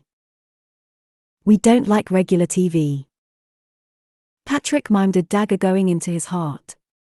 You realize I was on TV. What was wrong with kids today? Not liking television. Television was everything when he was young, it's why he wanted to be on it. The most mind-blowing day in his life was the day he discovered other children could see Mr. Rogers, too. Hawaii, by the way, was the answer to my question. Hawaii is the only state that's an island. Oh, Maisie said. Oh. He was about to ask if they wanted to go. They could stay at the Four Seasons in Wiley and sit in reserved deck chairs and order virgin pina coladas. But they didn't like TV and they weren't impressed with Hawaii. What did it take to amuse them? Fun fact about your Uncle Patrick. When I was your age I thought Alaska was also an island because they always stuck it with Hawaii in the bottom corner of maps. He thought he could win them over with this. How stupid to think a state that was mostly tundra and ice was an island in the South Pacific. It landed with a thud. Maybe when you're 10 that will be funnier. Conversation ground to a halt. They'd only been in the air 3 hours and he'd already run through his best material. Patrick found it difficult to refrain from sharing with them other facts about when he was their age, like that cars and planes didn't have televisions or Wi-Fi, or seat belts, probably, but he knew instinctually that saying things like that made him square. I'm moderately famous, for God's sake. I can't possibly be this dull. Can I have a fudgesicle? Grant looked up at him longingly. Jesus Christ. You can't pronounce the word sky, but fudgesicle you nail? He tickled his nephew so that his observation aped a joke. When we get to Palm Springs I'll buy you a whole box of fudgesicles. Can I sit on the aisle? Maisie asked. No. Why not? Because it's been like 13 years since I even flew in steerage and the aisle seat is the only thing keeping me sane. Greg had purchased tickets for them in coach so they could sit 3 to a row. Patrick wanted to upgrade, but his brother begged him not to. It was important, Greg felt, for them to sit together. But what if I'm recognized? Patrick tried to emphasize the full horror of that happening. Can't you fly with them while I sit in first class? A stern look from Greg as he packed his own suitcase ended the conversation. His flight was the following day so he could focus on seeing his children off. Everything was set. There was no backing out now. Bing bong. The chime alerted them to fasten their seat belts. "What's Alaska again?" Maisie asked. Finally, some traction. "What's a map?" Grant asked more succinctly, with just enough disinterest to close the subject for good. "Look, all right? Your flying with me is good. It sets a precedent. Instills a love for travel. I blocked 3 people from my high school class on Facebook for being grandparents before we were 40. 3 people. Why would they do that to me? And that's your future if you never leave your hometown. So, California, here we come." "What's Father Book?" "Exactly. Facebook is done. Over. The social media platform for Nana and Papa." Grant was more hip than he knew. "You could be our grandparent." Maisie was stunned. "Not your grandparent, a grandparent, and no. No. No, I could not. That's the wrong takeaway from what I just said." Patrick cringed. He'd already lied once on the plane and should probably leave it at that. "Well, I suppose biologically. But that's not the point. You're too young." Finally, Grant's outside voice was warranted. He sounded as offended by the idea as his uncle. "Thank you. See? Grant gets it." He gave the kid a high five. They hit a pocket of turbulence, sending the kids rising an inch from their seats. Patrick reached over and tightened each of their lap belts. "Ladies and gentlemen, the captain has turned on the fasten seat belt sign. Please remain in your seat." "You okay?" He placed his hand on Maisie's arm to calm her. She felt clammy, so he ploughed forward to distract them. "You know the secret to staying young? Money. Guncle rule number 4. Not so you can carve up your face, mind you, don't do that. But if you have money, you're not stressed. Stress is what ages you. And winter and not getting out of your hometown. You guys really should be writing these down." Patrick glanced over again to see if they were laughing. When he looked back, he caught a glimpse of his reflection in the screen mounted on the back of the seat in front of him. The crow's feet around his eyes. Those lines on either side of his mouth. He thought it might be time to touch up his Botox, consider some of the Restylane or Juvederm. His Eastern European cosmetologist, a woman whose face didn't allow her to laugh and who went by a name like Bianca, suggested might fill in his scar. Or maybe it would be easier to do more than just stop answering his agent's calls. Maybe he should retire from television officially.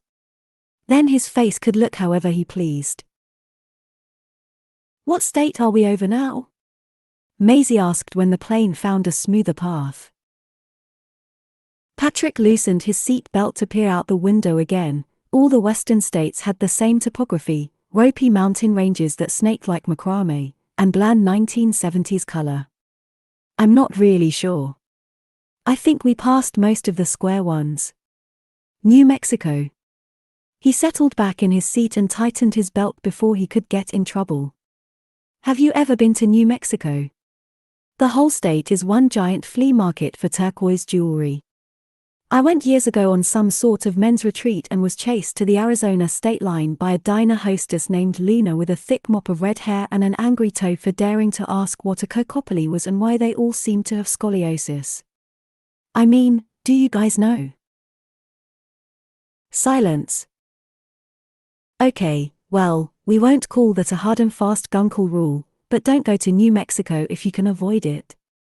How long is this flight? Shouldn't they be starting their descent?" It was the stupid headwinds.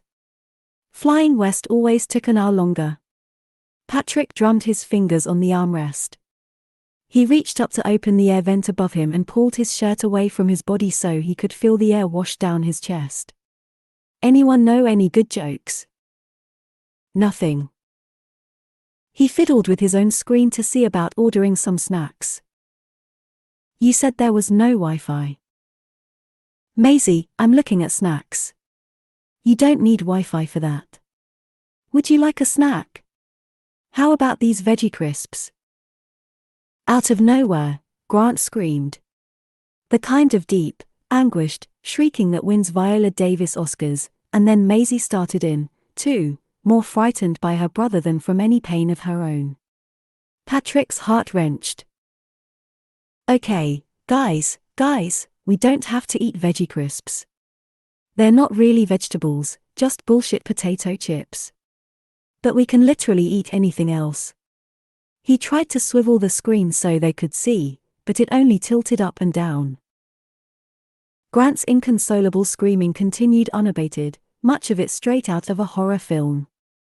That it was so out of the blue made it as terrifying as it was physically painful to the eardrums. Patrick had no idea a child could make such a primal sound. Are you hurt? What is happening? He looked over his shoulder several times for help but only to be met with angry passengers staring back at him, so he pulled his ball cap down farther over his eyes as sheer panic took hold. My tooth. Grant covered his mouth in horror. Okay. Calm down. Not knowing what to do, he unbuckled all three of their seat belts, grabbed Grant's hand, and pulled him into the aisle. He took 2 steps toward the restroom with the boy in tow before realizing he forgot Maisie. He reached back until he found her hand, too. Patrick ran them toward the bathroom at the rear of the plane, ignoring the flight attendant near the exit rows calling after them.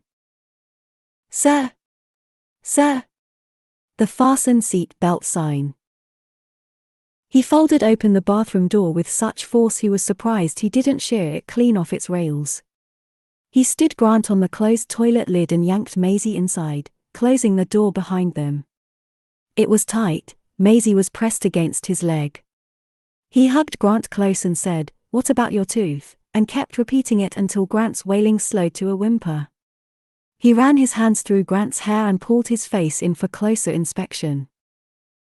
It fell out. Oh, well. Teeth do that. Don't tell me this is your first. He squeezed Grant's mouth open and his lips puckered like a fish. Sure enough, a bottom tooth was missing. Patrick hoped it was a baby one. There was a little blood, but not much. Maisie, grab a paper towel. And run it under some water. Maisie did as she was told and Patrick made note of it. Stays calm in emergencies. Grant, however, continued to cry. Do you know why kids even have baby teeth? I've always wondered that. Why don't they just grow like the rest of your body? It's not like your childhood nose falls off when you're ready to grow a bigger one. Can you imagine if Grant's arm just fell off because his adult one was coming in? Grant stopped sobbing long enough to exclaim, "My arm's going to fall off." And your ears? Hopefully not both at the same time or you won't be able to hear. Grant screamed. What? It's a joke. I'm just talking out loud. I was wondering because we're born with all of our teeth, baby and adult. Did you know that? A child's jaw holds twice as many teeth as it needs to. It's like how Maisie was born with all of her eggs inside of her. I have eggs inside me. Maisie's eyes bulged. Yes, Patrick said. Dozens of them. Like a chicken. You'll probably grow feathers. And a beak.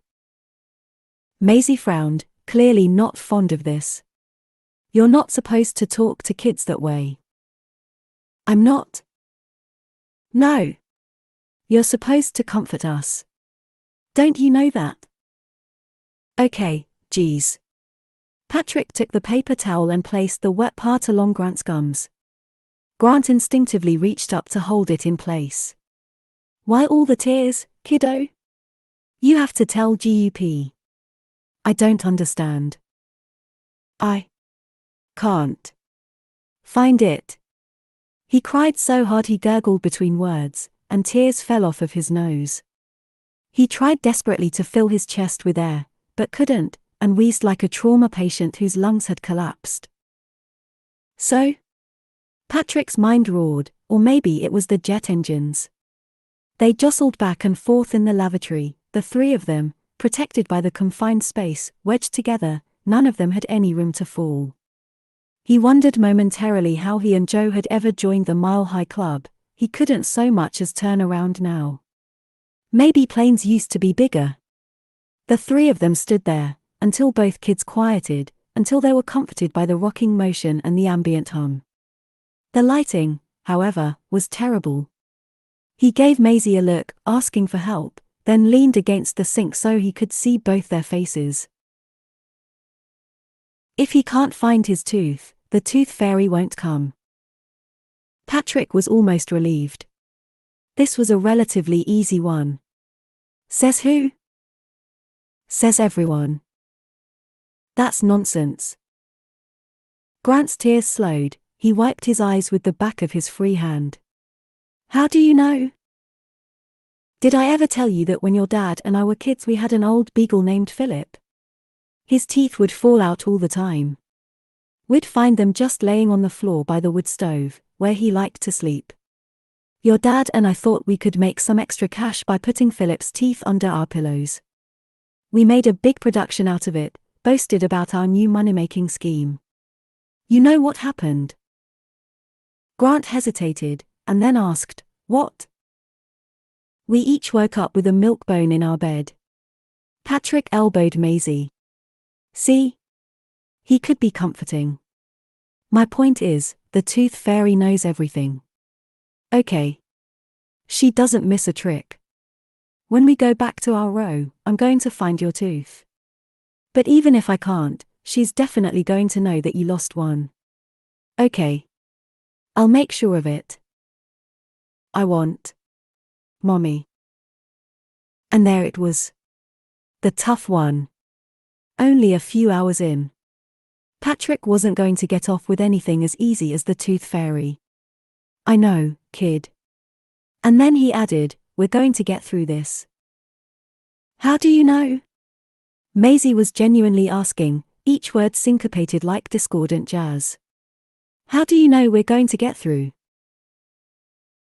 Patrick thought long and hard about how he could make them understand, settling on a quote he had selected for his high school yearbook, one that became eerily prophetic. It's not the tragedies that kill us, it's the messes. Dorothy Parker. As soon as this passed his lips he knew it was the wrong fit. Not because they wouldn't understand it or know who Dorothy Parker was, although they wouldn't and didn't, but rather because, what was this if not a mess? Sarah's death was a tragedy, sure. But Greg's addiction was a mess, his asking Patrick to step in was a mess, his thinking Patrick would know how to handle a situation like this was a huge mess of epic proportions. So, he went straight for the truth. I know what it's like to want someone back, too. Grant, in a moment of reversion, removed the paper towel from his mouth and sucked on his thumb. His face was tear-streaked and somehow even his hair was wet. What if something happens to you? A pounding on the door startled them all and Patrick immediately banged 3 times back. It's not going to, Maisie. How do you know? Her voice had never sounded smaller or more frail. Sir? It was the flight attendant. Sir, open up. She was clearly not there to ask if they wanted Chateaubriand. In a minute, he yelled angrily. GUP? It was Grant now, needing an answer to his sister's question. Because I do. And then he added, because I'm not famous enough to die young. How's that for the unvarnished truth? Here. Splash some water on your face. You'll feel better. More pounding on the door. In a goddamn minute. He looked Grant in the eye, he was still standing on the toilet. Yeah, I swore, though what? He winked and Grant smiled. He helped them wash their faces and dry their tears. Slowly he opened the door and ushered Maisie out before helping Grant jump down from his perch. Patrick looked at the frustrated flight attendant, who clearly did not earn enough to have to deal with the likes of them. She did not look like Dusty Springfield, she did not look like Petula Clark. She looked, in short, annoyed. Sorry. Tooth emergency. We're headed back to our seats. Together, like a family of ducks, they waddled back to their row, Patrick's blood pressure slowly returning to normal. Here, Patrick said when they were situated in their seats. Let's look at my phone. He pulled his credit card out of his wallet. But the Wi-Fi. They fixed it. Didn't you hear? There was an announcement when we were in the bathroom. He mussed Grant's hair and smiled as he handed over his phone. Why don't you show me what's so great about YouTube? Just don't. Guncle rule number 5. If a gay man hands you his phone, look only at what he's showing you. If it's a photo, don't swipe. And for God's sake, don't open any unfamiliar apps. 5. The scream pierced the darkness and Patrick sat bolt upright. Jesus Christ. Again? He had just drifted off to sleep in his own bed finally and was going to have to reason with these monsters that it was possible, preferable even, to grieve without causing one's own ears, or, more to the point, someone else's, to bleed. He jumped out of bed and ran smack into his bedroom door, forgetting he was still wearing his skin-rejuvenating, silk charmeuse weighted sleep mask. His own scream was deeper, annoyed, and mercifully brief. He pushed the mask up his forehead. It took a few seconds for his eyes to adjust and confirm that, yes, after 2 weeks he was finally back in his own room. Yes, the air had just kicked on. Yes, the door was where it was supposed to be. No, this was not the dreadful hotel by his brother's house. No, the noise was not drunken gamblers stumbling off the bus after a day at Mohegan Sunday. He stepped out in the hall to find the source of the ruckus. Thankfully he'd had the foresight to sleep in gym shorts instead of his preference for, well, less. Maisie? Maisie, is that you? It wasn't Maisie, but Grant, shaking in the hall outside the guest bath. What is it? Your mom? Your dad? Another tooth? What happened? Patrick crouched down to put his arm around his nephew's shoulders. He followed the boy's gaze into the bathroom. Do you need to use the potty again? They had been through this once before bed. Grant said he usually had help wiping and Patrick stood back aghast. It was something Patrick didn't even do for himself since he installed 2 $11,000 Japanese toilets, washlets, he'd read about in Consumer Reports. The toilet moved. What do you mean it moved? He didn't have the clearest view from his vantage point, but it seemed to be exactly in the place that it should be. The lid. Grant finally mustered the courage to look at his uncle. There's a ghost. Up until now, their first night had mostly been a success. The kids were enamored with the house, you have a hot tub, and made themselves more or less at home. There was some awkwardness with their bedtime routine. Maisie thankfully showered herself, but Grant insisted on a bath, while bemoaning the lack of bath toys. The pool noodles Patrick had were too large for the tub, and there was a small meltdown about their uncle's baking soda toothpaste being too pasty. He argued that children's toothpastes with their bright colors and bold flavors probably caused cavities, but relented, saying he would buy one specifically labeled for kids. Maisie and Grant agreed to share a guest room, at least to start, and Patrick laid in the king-sized bed with them, improvising an elaborate story about a roadrunner and a jackrabbit named Meep and Moop and their adventures in the desert. The kids complained about the metal sculpture that hung over the bed. It was too angular and Grant feigned a fear of rectangles. Neither of them knew their sleep numbers, laying waste to the guest mattress's smartest feature, but eventually, exhausted from the day, they all nodded off. At some point before midnight Patrick awoke and extracted himself, even though he was surprised to find sharing was not horrifically unpleasant. Oh, no, Grant. It does that. The toilet. When you get close to it, the lid rises automatically. That's what it does. It's called a feature. You pay extra for those. But there was a light inside.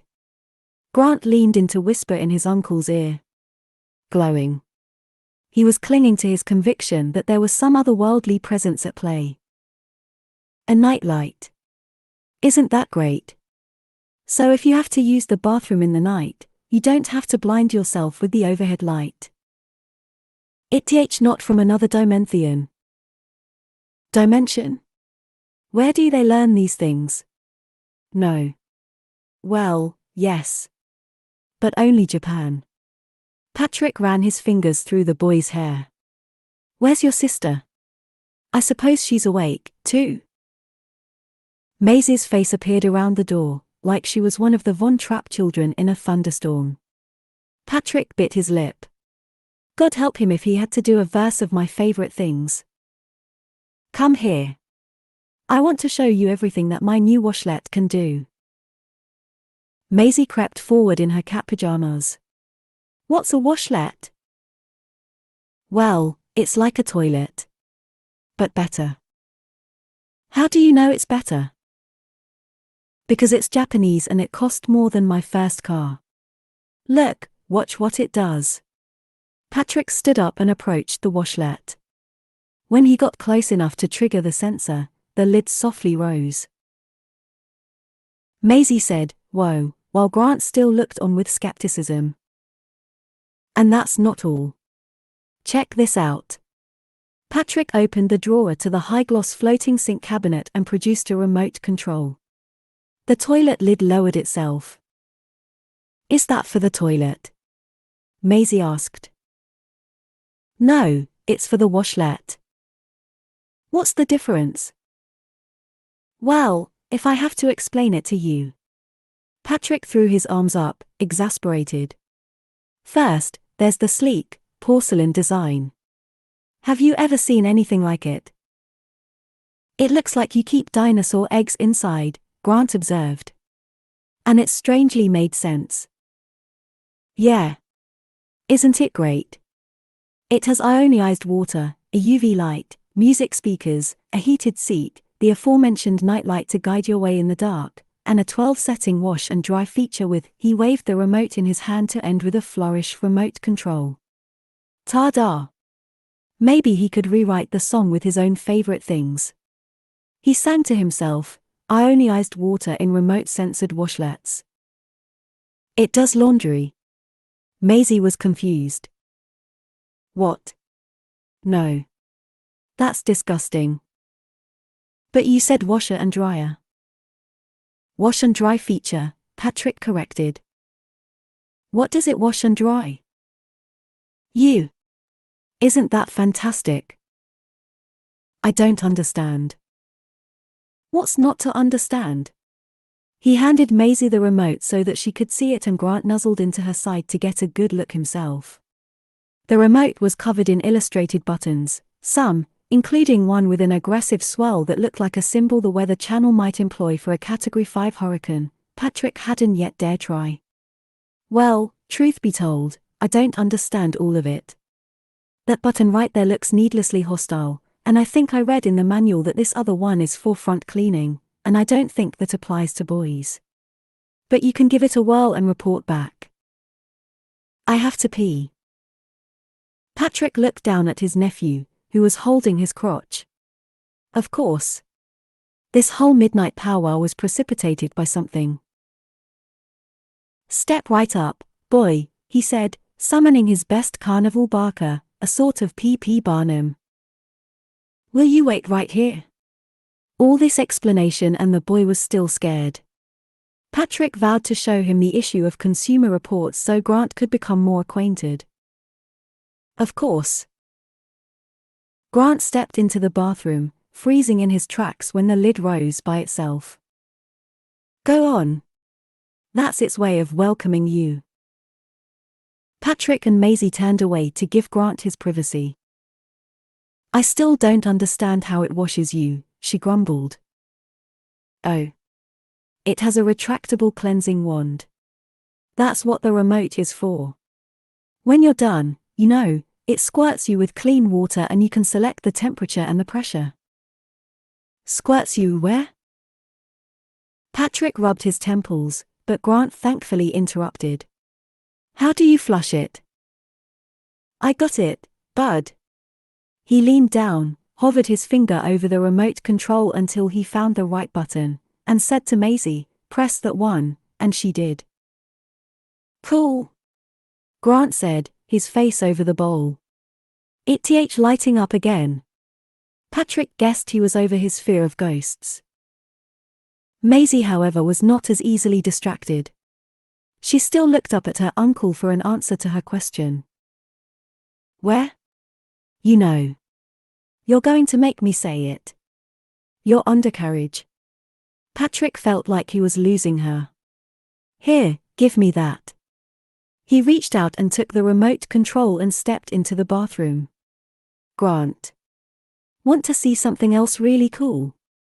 Put your face over the bowl. Patrick glanced over his shoulder to make sure Maisie was watching. What am I looking for? Grant asked. Watch. Patrick pressed one of the buttons and the cleansing wand slowly extended. What's that? He asked. What does it look like? It looks like a robot. Grant was transfixed. Keep looking. Patrick studied the remote until he found another button to press and the wand spritzed water, squirting Grant in the face. Grant screamed. And just as Patrick had hoped, Maisie laughed. You sprayed me. Here, kid. Patrick tossed Grant a hand towel and it landed right on his face. That's so gross.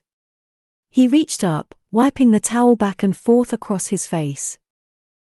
It's clean water. It doesn't come from the toilet.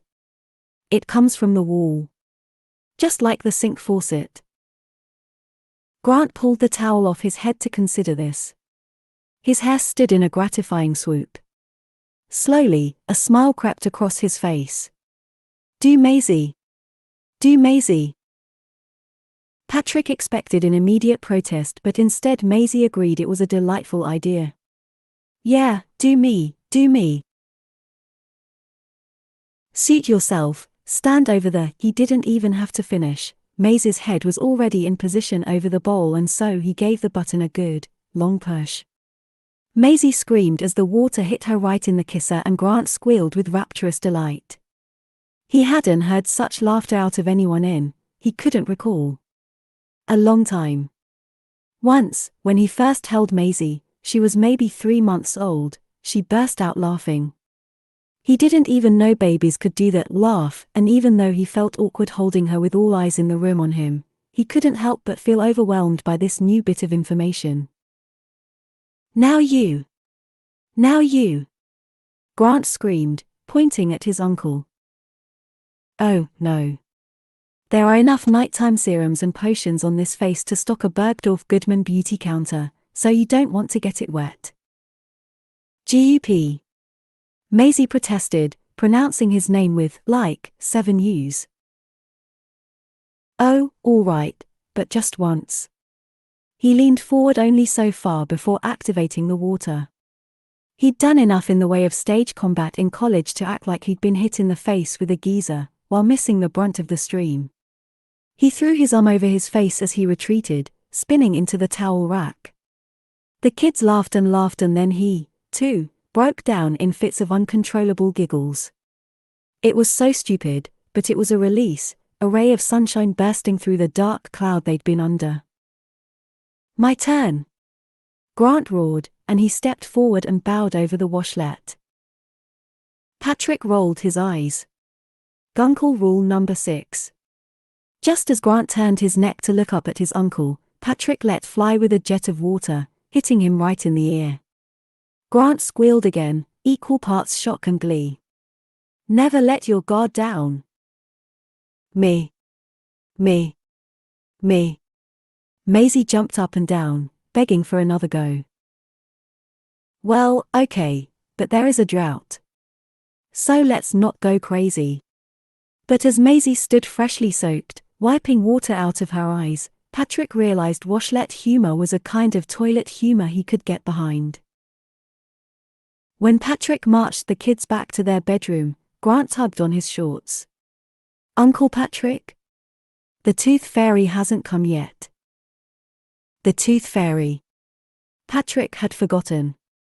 He was now grateful for this middle-of-the-night interruption, imagining the epic morning meltdown that was in store if the Tooth Fairy failed to make her rounds. "Aren't you supposed to be asleep for her to come?" "Yes," Maisie answered before Grant had the chance to. "Are you asleep now?" "No," Grant mumbled, admitting defeat. "Well, then. I suggest you hop to it." Patrick tucked them in before summoning his inner fairy and scouring the house for loot. 6. Maisie swiveled on a bar stool as Patrick stood across the counter from her, waving a spatula. "What's the matter? You haven't touched your pancakes." The seats were made of seafoam upholstery with a low walnut back floating on top of pneumatic height-adjusting chrome stands, a jackpot find from a local thrift store. Maisie languidly kicked her feet against them as if they were from IKEA and somehow deserved her scuff marks and replied with only a yawn. It was almost 2 in the morning when they finally conked out, allowing Patrick to slide the Tooth Fairy's offerings under Grant's pillow, so he could sympathize with Maisie's exhaustion if not her apparent lack of appetite. It was rare his modern kitchen was used for anything close to food preparation on one of Rosa's days off, unless coffee, protein shakes, or cocktails counted as food. This should be an event.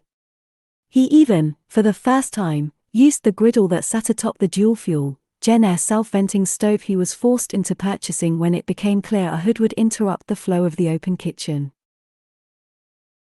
"You don't eat breakfast? Are you doing intermittent fasting?" "I don't know what that is," Maisie replied. "Really? Everyone's doing intermittent fasting it seems. What's the problem, then?" "Mom made our pancakes look like Mickey Mouse." Patrick shook his finger. "We're not doing that." "Goddamn, Sarah." She came. Grant tore around the corner holding Patrick's Golden Globe statue. He hopped up on the bar stool next to his sister and plunked his prize down on the counter.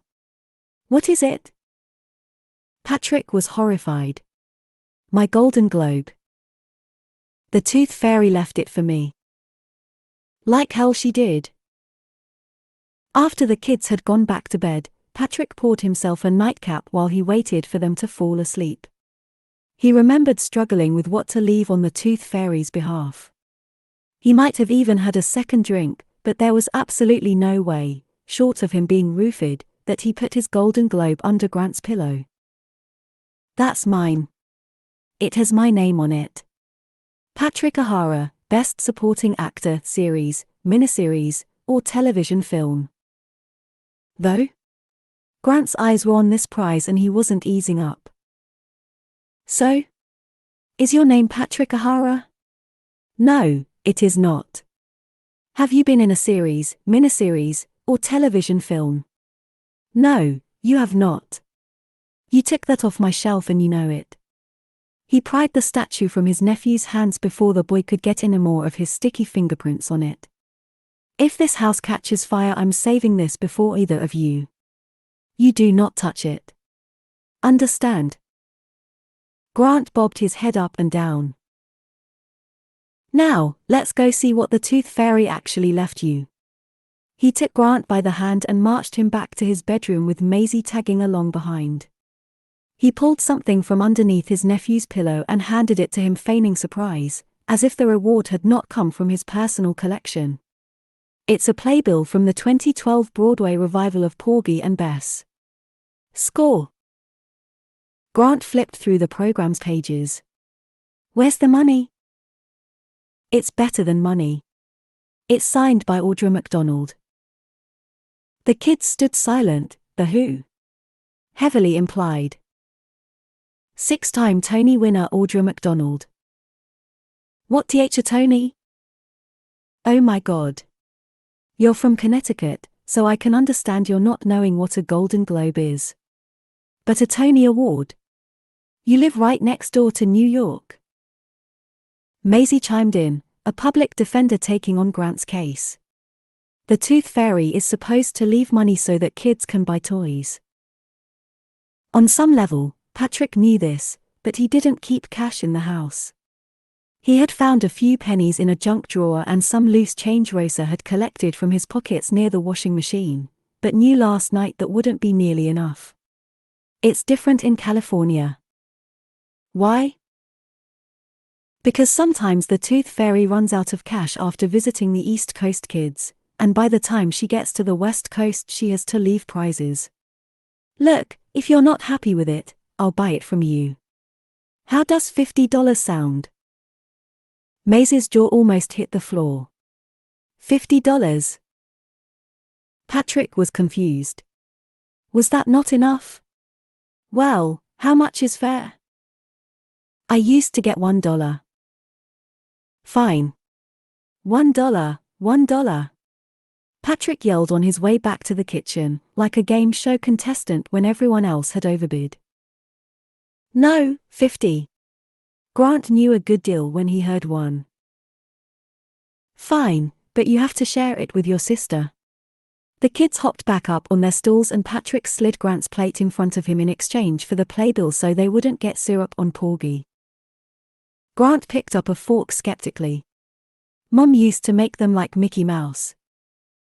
Patrick rolled his eyes. So I heard. Look, you don't want to eat ears. Even pancake ones. They're filled with wax and, I don't know. He thought back to what his own father used to say. Potato bugs. It was day 2 of this misadventure and he was already resorting to dad jokes. Grant laughed, and Patrick squeezed some extra syrup on his plate as a reward. Further, Disney owns everything. They don't need to own brunch, too. Why is this brunch and not breakfast? Grant asked. Because I cooked for you hellions, so it's an occasion. Maisie lifted the pancake off her plate just enough to peer underneath it. What do you mean, they own everything? She seemed very uncertain about her food, even though Patrick was impressed with the pancake's even pick and color. What do they own? What do they own? Patrick repeated incredulously. Pixar. Marvel. Lucasfilm, 20th Century Fox, ESPN, the Disney Store, Disney Channel, Disney World, Disneyland, Disney Plus, Disney Cruise Line, Disney on Ice, the El Capitan Theatre, Disney Theatricals, the Netherlands probably, you name it they own it. They used to own me, if you can believe that. What are you even talking about? My show was on ABC.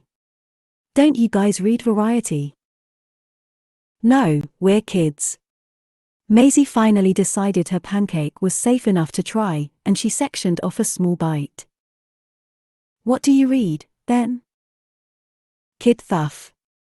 Grant's speech impediment seemed exacerbated by maple syrup, as if Mrs. Butterworth herself had stapled his tongue to the roof of his mouth. Kid stuff. Well, so you know, they had me locked in a pretty airtight contract, turning tricks for the mouse. Which isn't to say my people didn't renegotiate as soon as I had even a modicum of leverage. Patrick rested his hand on the Golden Globe as evidence. But still. Who are your people? Who are my people? Well, I got rid of them all. CAA. ICM, WME. SAG. AAA. Anything with 3 letters. It's all bullsh crap. Why? Who are your people? We don't have people. You don't have people. Well, you have me. And that's not nothing. Anyhow. Actors are products to the entertainment industry, it's dehumanizing. They chew you up and spit you out. And that sort of thing sticks with a person. Patrick looked out the window in time to see his neighbor Dwayne, the D in JED, walking their dog, Lorna. He waved and Dwayne looked up in time to wave back. We could do pancakes in the shape of something else. Daffy Duck, perhaps. I've always had a favorable opinion of Warner Brothers. I've never done a Warner picture, so that's probably why. Patrick used to enjoy amusing himself by pretending he was an actor under the old studio system, spoon-fed amphetamines to keep him tap dancing for days. These jokes were probably lost on the kids. Fortunately, the extra syrup had done the trick. Grant swirled his last bite of pancake around his plate in the most elegant pattern, like his fork was Michelle Kwan in Edmonton, 1996. Can you do Paw Patrol? Grant asked. Paw Patrol pancakes. Patrick took a long sip of his coffee. I like the alliteration. What's Paw Patrol? They're search and rescue dogs, Maisie explained. Patrick glanced over at his phone. Hey, Siri, what's Paw Patrol? I found the following results for Prawn Patrol. Oh, for God's sake. Patrick reached for his phone, knocking the wooden spoon resting across the bowl of pancake batter onto the floor. He looked down. It would be easy enough to wipe up off the terrazzo floors. Aren't you going to get that? It's fine. Just remind me to clean it up so Rosa doesn't have to. Who's Rosa? Oh, you'll love Rosa. She comes on Mondays, Wednesdays, and Fridays. She'll make us a real brunch. Do you like chilaquiles? The kids didn't know how to answer. Patrick unlocked his phone and typed Paw Patrol into Google and scrolled through the results. Produced in association with TV Ontario, which is owned by the Government of Canada. Good one, Grant. He gave his nephew a high five. Canada is harmless and the Prime Minister is a total snack, so we can do Paw Patrol. But another time, because we have to move beyond brunch and start planning our day. What are you guys thinking? Do you have anything on your calendars? We don't have calendars, either, Maisie said, annoyed. No people, no calendars. How do you keep track of your meetings, appointments? Do you have assistants at least? Patrick threw her a smirk. No. Well, neither do I. Not anymore. Just Rosa on every other weekday. Since he was mostly pulling their legs, Patrick didn't go into detail about how he preferred it that way. That assistants and agents and publicists often created just as much work as they fielded. One of his past assistants had reorganized his closet unannounced and sent a shirt that had belonged to Joe to dry cleaning. Patrick had to race across town and beg them to give it back uncleaned. It had long since lost Joe's scent, but that was not the point. Instead, he picked up his phone and pretended to open his calendar app. Well, look at that. I have a light day, too. So what should we do? What do you guys do with your friends? What do you do with your friends? Patrick grew wistful. It had been a long time since he had spent any time with his friends. We drink rosé and talk about Best Actress Oscar winners. Is that what you do? No. Maisie drew her chin into her neck until it all but disappeared. Not even with Audra Brackett. It's fun. Like, who is your favorite Best Actress winner? I don't know. Grant shrugged comically, as if he should actually have an opinion. Well, that's a bit of a trick question, because there's really only one correct answer and that's Faye Dunaway, 1976. That's before we were born, Maisie protested. That's before I was born, but I still know this stuff. Patrick paused, doing a quick calculation in his head to see if that was a lie. I would also accept Isabel Huppert, 2016, even though they awarded her Oscar to Emma Stone. Grant rested his head on the counter as if he were terminally bored. We want to do something. What do you want to do? I don't know, what is there to do? You guys visited once before. You don't remember what there is to do. I was just a baby. Grant protested. Dinosaurs. Maisie bounced up and down on her stool with excitement. Patrick had taken them to see the Cabazon dinosaurs featured in the movie Pee-wee's Big Adventure. Together they looked at the giant T-Rex and Brontosaurus sculptures and dug in warm sand for fossils, fake bones you could trade in for prizes. The wind had caused the sand to kick up in their faces, but there was a water table where you could mine for gold, and it was there Patrick learned how much kids responded to water. Whatever the activity, washlet spritzing, for instance, the wetter the better. I was thinking something closer to home. Maybe we could swim in the pool and then this afternoon we could play a game. Pool. Grant hollered. You can each pick a pool float and I'll inflate them while you dip yourselves in sunscreen. I've got a flamingo, a unicorn, a Jeff Koons balloon dog, a slice of pizza. A diamond ring, but that's meant to be ironic. Why do you have so many? For you guys, silly. Also, companies just send me this garbage because I have a pool and a lot of Instagram followers. I even have a lobster your mother gave me one time. A New England thing, I guess.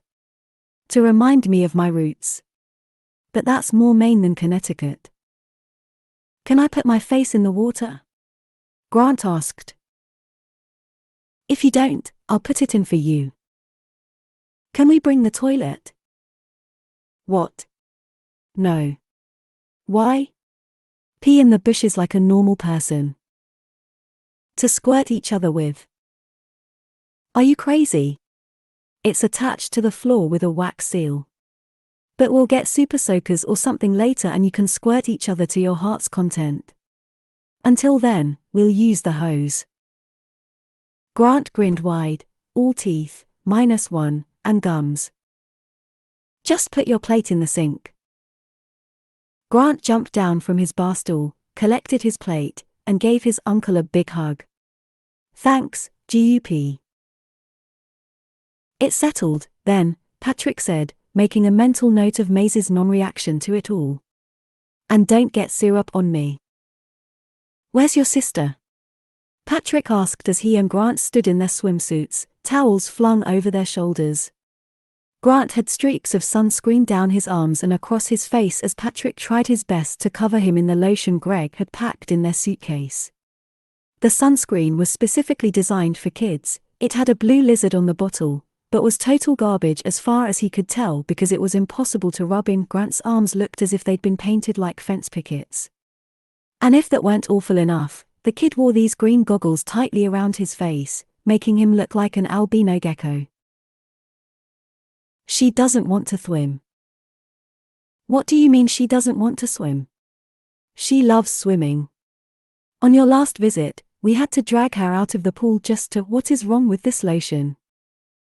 What do you mean? I should not have to touch you this much. It seems inappropriate. Why? Nothing. Just nothing.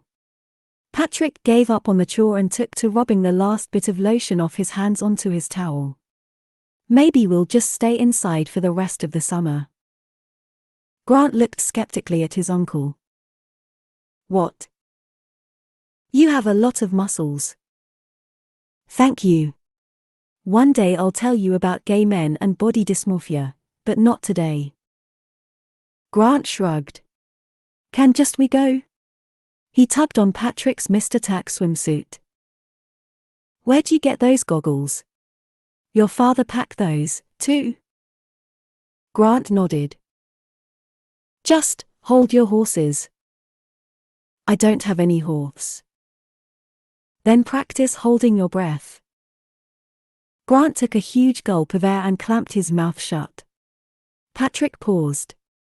He'll know to take a breath before he passes out, right? He held his face up to his nephew's and could see the boy was clearly breathing out of his nose. Ridiculous. He exited and headed toward the room the kids had claimed as theirs. Maisie was sitting on the edge of the guest bed, looking tiny, meek, staring down at her bare feet, which didn't quite touch the floor. Their suitcases were open, but not unpacked. Patrick said they could wait and see if they still enjoyed sharing a room before they fully settled in. What gives? She kicked her feet against the edge of the bed, not angry, but clearly frustrated. I don't want to go swimming. Of course you do, put your suit on. She didn't respond. Didn't even so much as look up. Patrick kept his attention focused on her, but she wasn't going to budge. What was wrong with these kids? He had a swimming pool, for Christ's sake. It's not like Connecticut was littered with them. Wasn't this a big deal? Eventually he threw his hands up and retreated back to the living room to find Grant. What's her problem? She doesn't like the swimsuit Daddy packed for her, Grant said. What, she wants me to buy her a new one? Is that how this summer is going to go? You guys are going to shake me down for stuff. Patrick stroked his chin as that sank in. Because, I've got to hand it to you. As plans go, that's pretty smart and I'm an easy mark. It's a secret. Secret, Patrick emphasized. What's a secret? She doesn't want me to tie. Did she tell you snitches get stitches? Because that only applies in prison. He looked down at Grant, who didn't follow. A new tactic was required. Is she into something else now? Books? Puzzles? The sport lacrosse? It would help us get outside a lot faster if you told me. Grant looked up at his uncle and then, after careful consideration, motioned for him to come closer. The promise of swimming trumped his short-lived gig as confidant. Patrick leaned down and Grant whispered the secret in his ear. He furrowed his brow, confused, but only momentarily. What Grant had to say sunk in quickly. When Patrick realized how gracefully Sarah had handled the situation, it made him miss her even more. He looked heavenward. You really were cut out for this. I never was. What? Grant asked, confused. Nothing. Got it. He rested his hand on his nephew's head. Thank you for telling me. Give me 2 more minutes, bud. Then we're headed out to the pool. Grant looked down at his arms like he was growing paler by the second and didn't have 2 minutes to spare. Patrick rounded the corner to the back bedroom to find Maisie in the same spot. Follow me. He motioned for her with his hand, and then turned and exited, assuming correctly she would fall in line. They marched back through the living room toward the master suite on the other side of the house, Maisie 5 steps behind. In his bedroom, Patrick opened his sliding closet doors and pushed a few of his shirts on wooden hangers aside, then waited for Maisie to get a good look. See these? These are my kaftans. This is my morning kaftan, this one is my after-sun kaftan, this one here is for company, this one is dressy, and this one is the one I sometimes wear after a night swim right before bed. Do you know what some people would call these? Maisie stared at them in awe. They were every color all at once, loud paisleys and tribal designs. Some looked like spin-art she had once done at school. Dresses? That's right. Are they? No. Well, maybe. But I don't care. Because they're fun, and they make me feel good, and I like wearing them. When the temperature swells over 100, you don't want anything tight touching your skin. Patrick pulled his after-sun kaftan off the hanger, a rich midnight blue with a loud yellow and magenta paisley pattern, and pulled it on over his head. This is the best thing to wear for today, you understand. Patrick affected an old-money New England accent. Because I don't like women in skirts and the best thing is to wear pantyhose or some pants under a short skirt, I think. Then you have the pants under the skirt and you can pull the stockings up over the pants underneath the skirt. And you can always take off the skirt and use it as a cape. So I think this is the best costume for today. When he finished, Maisie looked at him like he had 2 heads. That's little Edie's speech from Grey Gardens. You don't know that, either. It's on YouTube, you know. Joe and I used to perform that over and over for each other. Patrick bit his lip, lost in the memory. They would put on the most ridiculous things and march through the house waving small flags. Who's Joe? Patrick froze. How had he let that name slip so easily? He was a friend of mine, a long time ago. He moved past it as quickly as he could. Guncle rule number 7. In this house we wear what we want, it doesn't matter if it's for boys or girls. Anything goes, anything you want, so long as it doesn't have mean words printed on it and it's not making fun of anyone else. We don't worry about what others think. Deal? Deal, Maisie agreed. Now, what would you like to wear to swim? Maisie touched the kaftan's fabric, rubbing it between her fingers. It was soft, rayon or something, not fancy. Patrick's lesson on quality things would wait for another day. It took her a moment to gather the courage to say, I don't like girls' bathing suits. And your mom knew that, so she let you wear shorts and a t-shirt. But your dad wasn't thinking and packed an old swimsuit of yours that you no longer like to wear. I promise you it was just a simple oversight. Go find something to swim in for today, and tomorrow we'll go to the store and get you proper swim attire. That you like. A rash guard shirt, with long sleeves maybe, that would help protect you against the sun.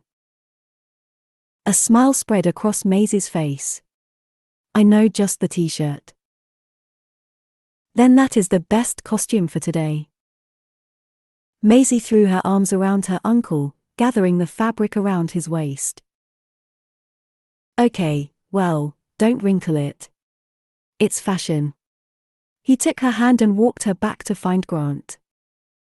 You're wearing a dress. Even through his goggles he could see that clear as day. You want one?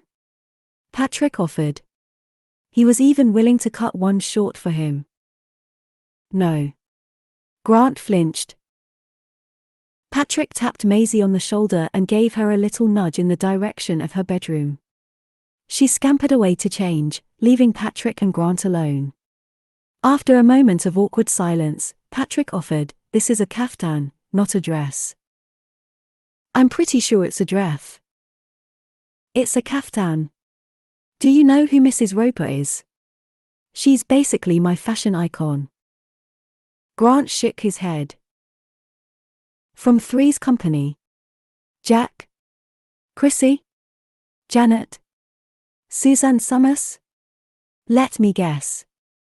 You don't like television, only YouTube. Jesus, you kids are missing everything. 7. Patrick didn't have to knock on Jed's door. Lorna the Labrador started barking the moment he stepped onto their circular drive. Eduardo, the E in their moniker, answered the door wearing some sort of pink wrap that resembled a miniskirt and not much else. It looked downright neon against his beautiful, tanned skin. Patrick, mi vecino, my amigo. Patrick leaned in for a hug, but not too tight. He didn't want to crush the intricate dreamcatcher necklace Eduardo was sporting. How was the trip, you poor thing? Come in, let me make you a drink. He waved Patrick inside, careful not to let Lorna escape. Of the three of them, Eduardo was the most physically fit, and while Patrick was unclear on his age, he suspected by Jed's arrangement that he was older than the late 30s he looked. It seemed, at least to Patrick, that a throuple was not the sort of something you enter when life still felt full of possibility. But honestly, what did he know? Is that Patrick? John emerged from the living room dressed in a more conventional costume, shorts, and a tank top with a pineapple design. The two of them side by side would be a lesson for Maisie in wearing what makes you comfortable. We were planning our burn. You just have to come with us this year. Your what? Our burn. Burning Man? Burning Man. Patrick acted as if it should have been obvious. As much as I would love to, he added as Lorna planted her face in his crotch. He leaned down to massage her behind the ears. Scratch that. I would not love to. I'm not cleaning sand out of intimate places well into autumn. His washlet, even with its mystery hurricane button, would be no match for a week in the windy Nevadon desert. Besides, I came back from my trip with a bit of a surprise. Syphilis? John asked while twisting one end of his handlebar mustache. Half the people on the playa have something. I'm sure it will be gone before then. Eduardo moved into the kitchen off the hallway to fix Patrick's drink. I was going to make Patrick a drink. I'll make a round for everyone. Dwayne. Patrick continued. No, not syphilis. Good Lord. My niece and nephew, Maisie and Grant. Oh, those poor children, John said as Dwayne materialized in the doorway in hospital scrubs, presumably having just come from work. Patrick hoped, nurses presumably shouldn't drink before they start their shift. Jed was now fully present and accounted for. Those poor children? Dwayne asked. Patrick's not that awful. I'm sure they'll have a fine time on their visit. He winked in Patrick's direction. John pressed his forehead against the palm of his hand in frustration. Their mother just died? The whole reason Patrick went home. We got his mail. He looked at Patrick apologetically. We have your mail. Patrick often wondered how their needs were ever met in this arrangement. Any divisions in a threesome, like with his siblings, were usually 2 against 1. It would be difficult, he imagined, to be in a relationship like this, and also the slightest bit emotionally frail. It was one of the reasons he admired them. Why I'm here, Patrick said, and flipped through the stack of his mail on the entry table. He hadn't missed much if the top few envelopes, bills mostly, and a few solicitations for money were any indication. Oh, but stay. Can you stay? Dwayne asked. We're very sorry, John said, placing a hand on Patrick's shoulder. He couldn't deny the air conditioning felt good, a few degrees colder than he kept his own house, and while he had his issues with JED, it was already a refreshing change of pace to be around adults. Kids had so many questions. All the time. For a few minutes. Eduardo shouted from the kitchen, I'm making Aperol spritzes. Patrick heard it in Grant's voice, spritzes, and smiled. The kids are with my housekeeper. I left them looking at videos on my iPad. Can you believe it? I have a 65-inch television and they have no interest in watching it. They're not size queens like you, John teased. Oh, leave them be, Dwayne fussed. I can't imagine what they're going through. Is your brother here, too? Greg. He's in Rancho Mirage. He's not staying with you? Are you ready for this? He's in rehab. Rehab, they chorused. Even Eduardo peered around the corner, his necklace clinking against the hutch. They had a tendency to do this, chime in together. It reminded Patrick of the Bobbsey twins, books of his parents he read when he was young in which 2 sets of twins would always exclaim things in unison. He always thought that read remarkably false, that couldn't actually happen with twins, could it? But now he had a newfound appreciation. For what? John asked. Pills. Since Sarah's diagnosis. Apparently, it's how he made it through. Pills? Come, John motioned, beckoning him into the living room. Patrick looked at the decor. There wasn't a knick-knack or piece of faux art they didn't love. On the side table was a collection of African carvings in varying sizes of warriors with huge, erect penises, and the house was full of macrame. Patrick settled in the drab olive-green lounger covered in crushed velvet that he'd silently dubbed the Ike Turner chair, then kicked off his sandals before resting his feet on an ottoman. The whole family was shocked. We had no idea. Eduardo joined them in the living room with a tray of drinks, handing one to Patrick before John and Dwayne reached for the others. John was an addict once. Cocaine, John admitted. But I don't think it was addiction so much as the 70s. We only let him have the occasional drink. That's right, only 4 or 5 a day. Tops. He winked. What was your sister-in-law's name again? Dwayne asked, taking a seat across from Patrick. She was more than my sister-in-law, Patrick said, before realizing he didn't want to share more. Sarah. Dwayne raised his glass. To Sarah. To Sarah. In this instance, the unanimous chorus was endearingly authentic. Still, Patrick bristled.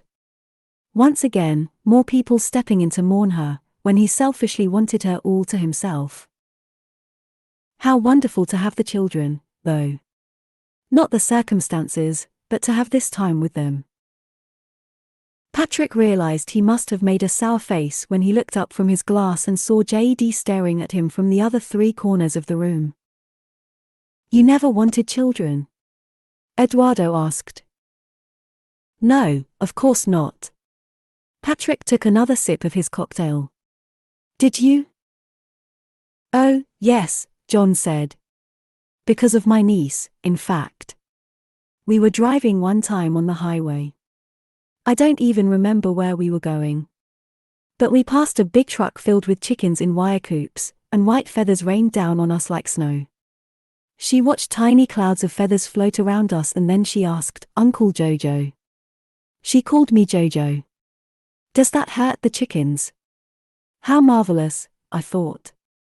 We were having this strangely beautiful moment, and she wanted to know if the wind was hurting the chickens. I love this story, Dwayne said, as if they sat around and told it every night. I just remember thinking, children's souls are so gentle. I want to be around that all the time. Patrick smiled. This morning Grant asked me what was inside an eel. He had this image of shucking one to see what he would find. Well, that's just boys, Eduardo said, and the others agreed. I wasn't like that. Patrick chuckled, remembering as a child only caring to know what was inside Julie Andrews that allowed her to hit those high notes. He raised an eyebrow. You all feel this way? John nodded and Dwayne said, we do. Then why not have kids? Oh, sweet Patrick, John chided. You've been in the desert too long. What is that supposed to mean?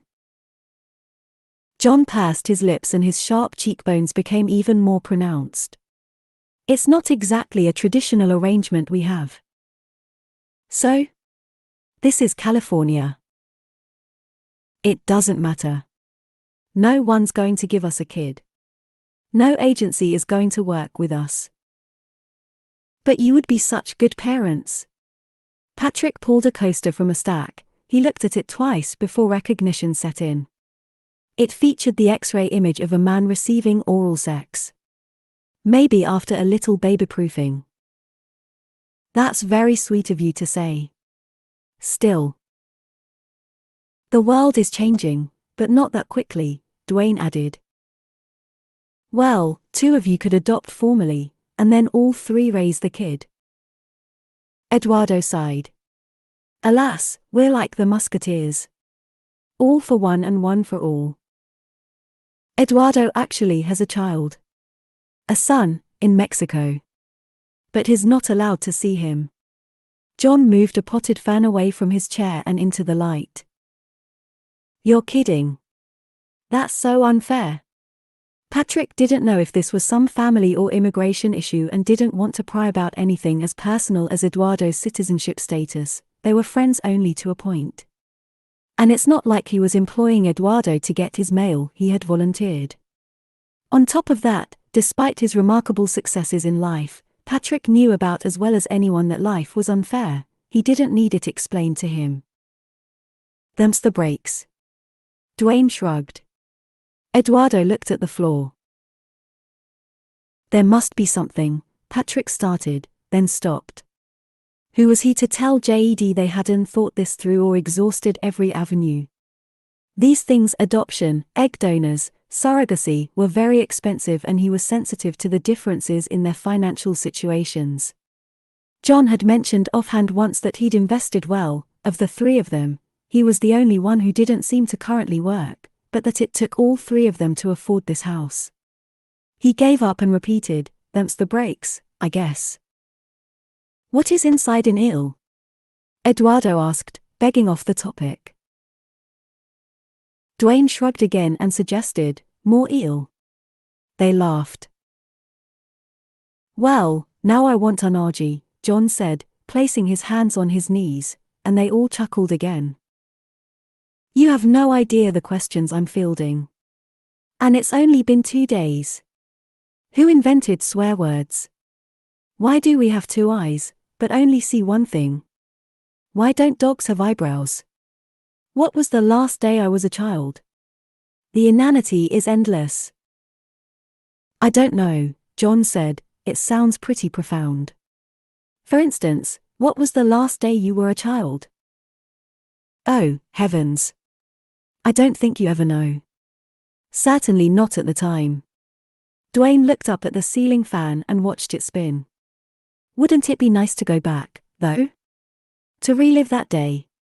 One last perfect day of feeling completely safe. Creative. Free. What? Patrick was having none of it. He put his spritz on the coaster. Who says your last day as a child was carefree? Because if it wasn't, you'd already be partially grown up. The day before my father died, Eduardo blurted, and everyone fell quiet. Even Patrick, who was reaching for his drink, froze. Everything changed after that. John scratched his chin, recalling a memory.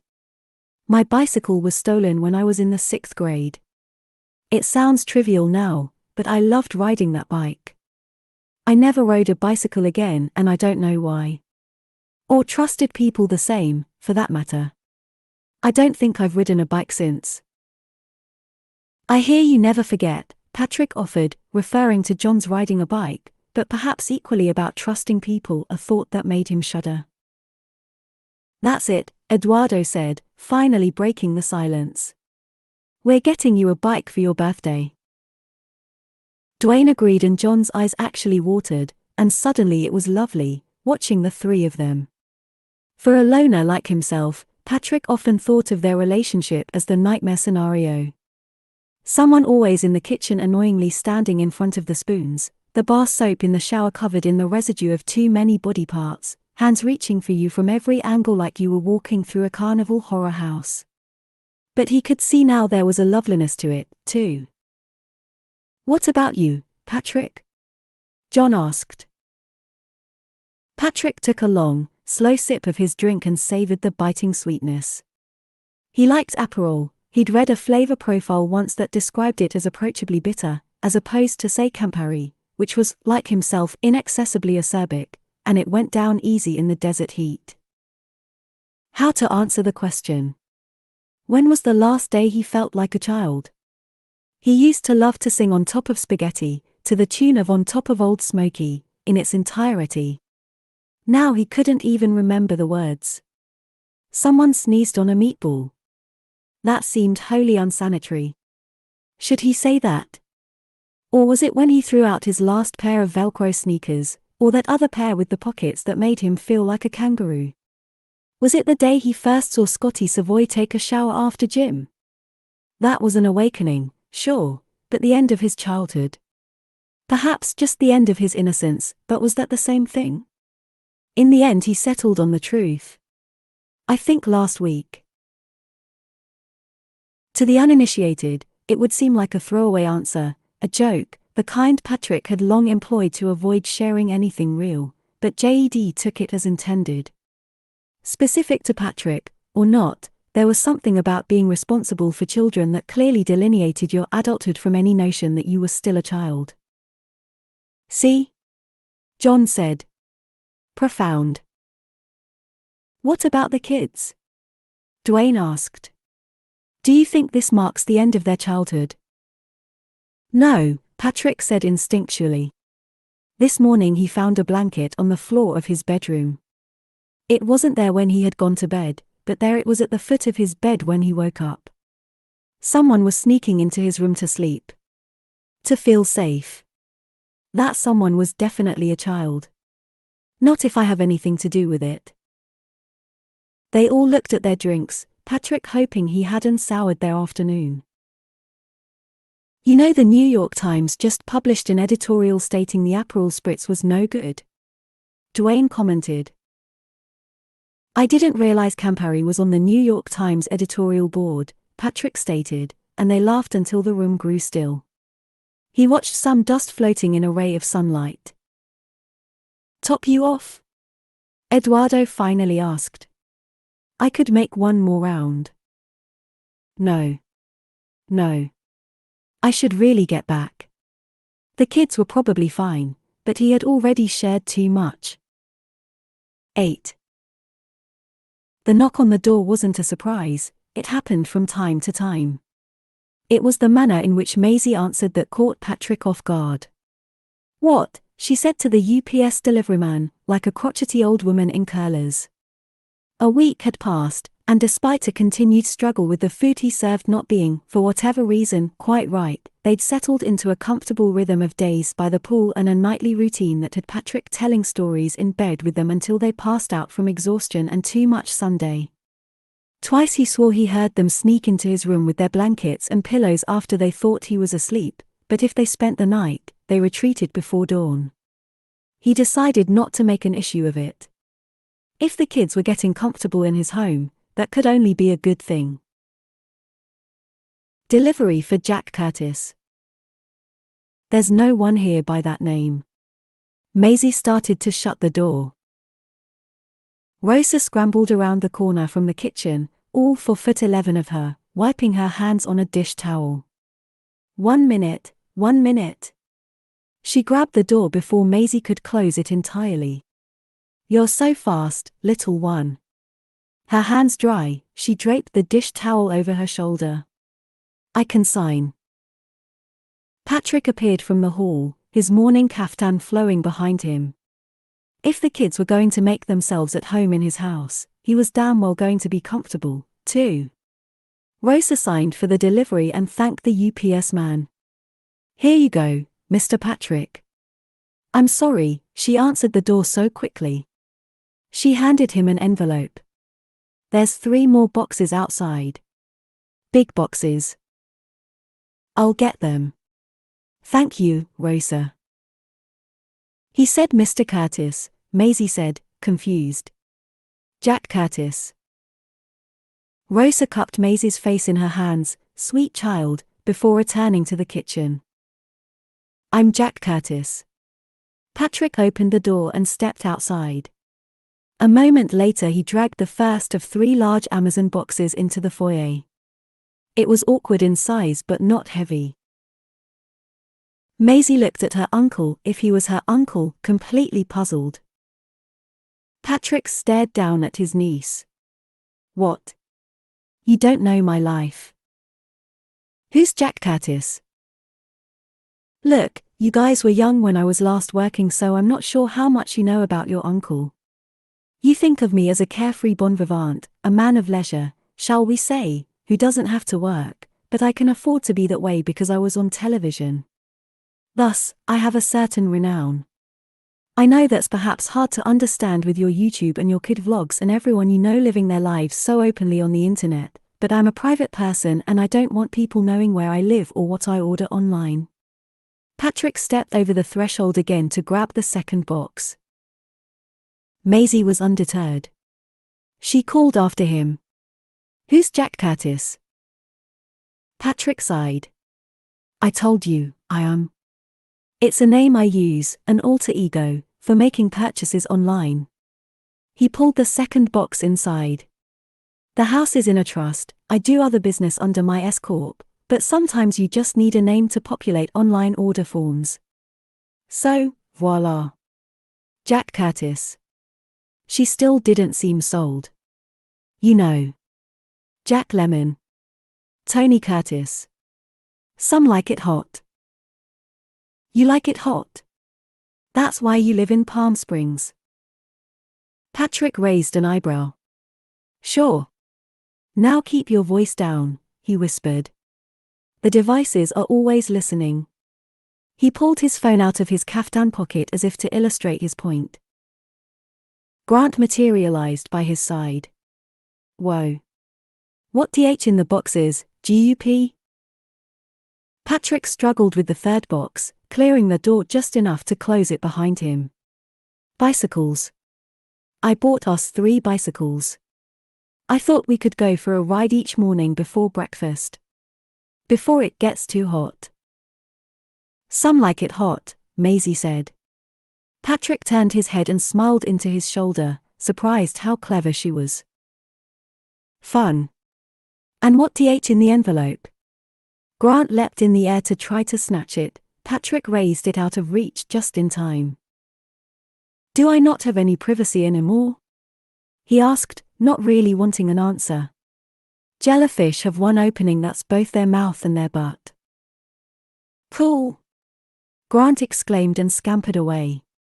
Patrick had taken to memorizing a few random facts from an app on his phone each night before bed to use as distraction bombs with the kids. As an app, it was already more fruitful than Duolingo. Last year he was learning Italian until it started teaching him useless words like pinguino. When was he ever going to need to say penguin in Italy? Buonasera. I'll have the braised pinguino, per favor. Grazie. No. Patrick knew exactly what the padded envelope contained. 3 books, one for himself on understanding grief in children and a grief workbook for each of the kids. He wasn't ready to just tear it open and start handing out manuals like birthday presents. He was in way over his head and wary of doing more damage than good. This material would require his careful perusal in case it was written by quacks. 5-star online reviews were not to be trusted. He would give it his own review tonight with a glass of New Zealand White, after the kids were safely in bed. Patrick glanced down and was surprised to find Maisie still looking at him. We good? Did you order helmets? No. Do we need them? Kids do. Why? Our heads are squishy. Patrick palmed the top of Maisie's skull, but found no evidence of this confessed squishiness. She stood awkwardly, her arms a tangled knot of self-consciousness. That tickles, Uncle Jack. Uncle Jack. Guncle Patrick. GUP. Even Patrick was losing track of the names he was required to respond to. He turned to shove the boxes to the side of the foyer, resigned to ordering helmets, when there was another knock at the door. What is this, Grand Central Station? Patrick extended his arms until he was nothing but a square of psychedelic fabric with bare feet and a head. Rosa barreled around the corner again, but Patrick held out his hand to stop her, then motioned for his niece to take a second stab at answering the door. Maisie threw her arms in the air as if she were the only one who ever did anything around the house. Patrick dipped behind the door as it opened, to hide. Oh, hello, came a woman's voice, clearly caught off guard. Patrick tried to place it but he couldn't. I was looking for Patrick O'Hara. Patrick froze at the mention of his actual name. Maisie paused, unsure what to say next. There's no one here by that name. Patrick was impressed. Maisie was a quick learner. The woman, however, was now thoroughly confused. This is not Patrick O'Hara's house. Because it's the address we have in the Rolodex. I checked 3 times before knocking. It is very warm, by the way. Your door? I think I burned my knuckles. Maisie remained unfazed. This is. She poked her head behind the door. Uncle Patrick, whose house did you say this was? Patrick rolled his eyes. All right, well clearly we don't need today's lesson on the stage whisper, but we might sit through the basics of the actual whisper. He stepped out from behind the door. I'm Patrick O'Hara. Oh my God. Yes, you are. The woman, young, maybe 30, did a little jig. I'm sorry. It's just. Did she need the restroom? I loved your show. Great. All 9 seasons are streaming on Snapchat. He started to close the door. There were a few of these over the years, crazies. Fewer since he left LA. He had no idea what gave them the gall to walk up to a stranger's house to ask for a picture or an autograph, but he had no patience for it. Wait. No need. Whatever you're selling, we're not buying. The woman wrapped her fingers around the door to prevent Patrick from closing it. He stared at them, annoyed. And also mildly impressed with her manicure. No, you misunderstand. I'm Cassie. Ow. This door really is very hot. Cassie Everest. Patrick relented, opening the door wide enough for her to thrust her hand forward for him to shake. She was blonde like a good Southern California girl, but curvier than you usually see in LA. Her clothes were serious, menswear almost, and she wore sunglasses pushed up on the top of her head like his sister, Clara. Cassie Everest. Like the mountain? Could be worse, I suppose. I could be Cassie Kilimanjaro. She laughed at her own joke, but in a way that made it clear she'd told the same joke 1,000 times. What are you doing here, Cassie Kilimanjaro? He was suddenly very aware that this nickname for a potential crazy person contained the words killer man. He blocked the door from opening any wider with his foot. She wiped the sweat from her brow. I'm sorry, could I come in? It's like 1,000 degrees and I just drove 2 hours to get here. Patrick stared at her. There was no way he was letting this woman into his house. Certainly not with the kids. Was this some sort of mama bear instinct he developed? That was, without question, new. Who are you? She looked back at him, hurt. I'm Cassie Everest. I work for Neil. Patrick recoiled.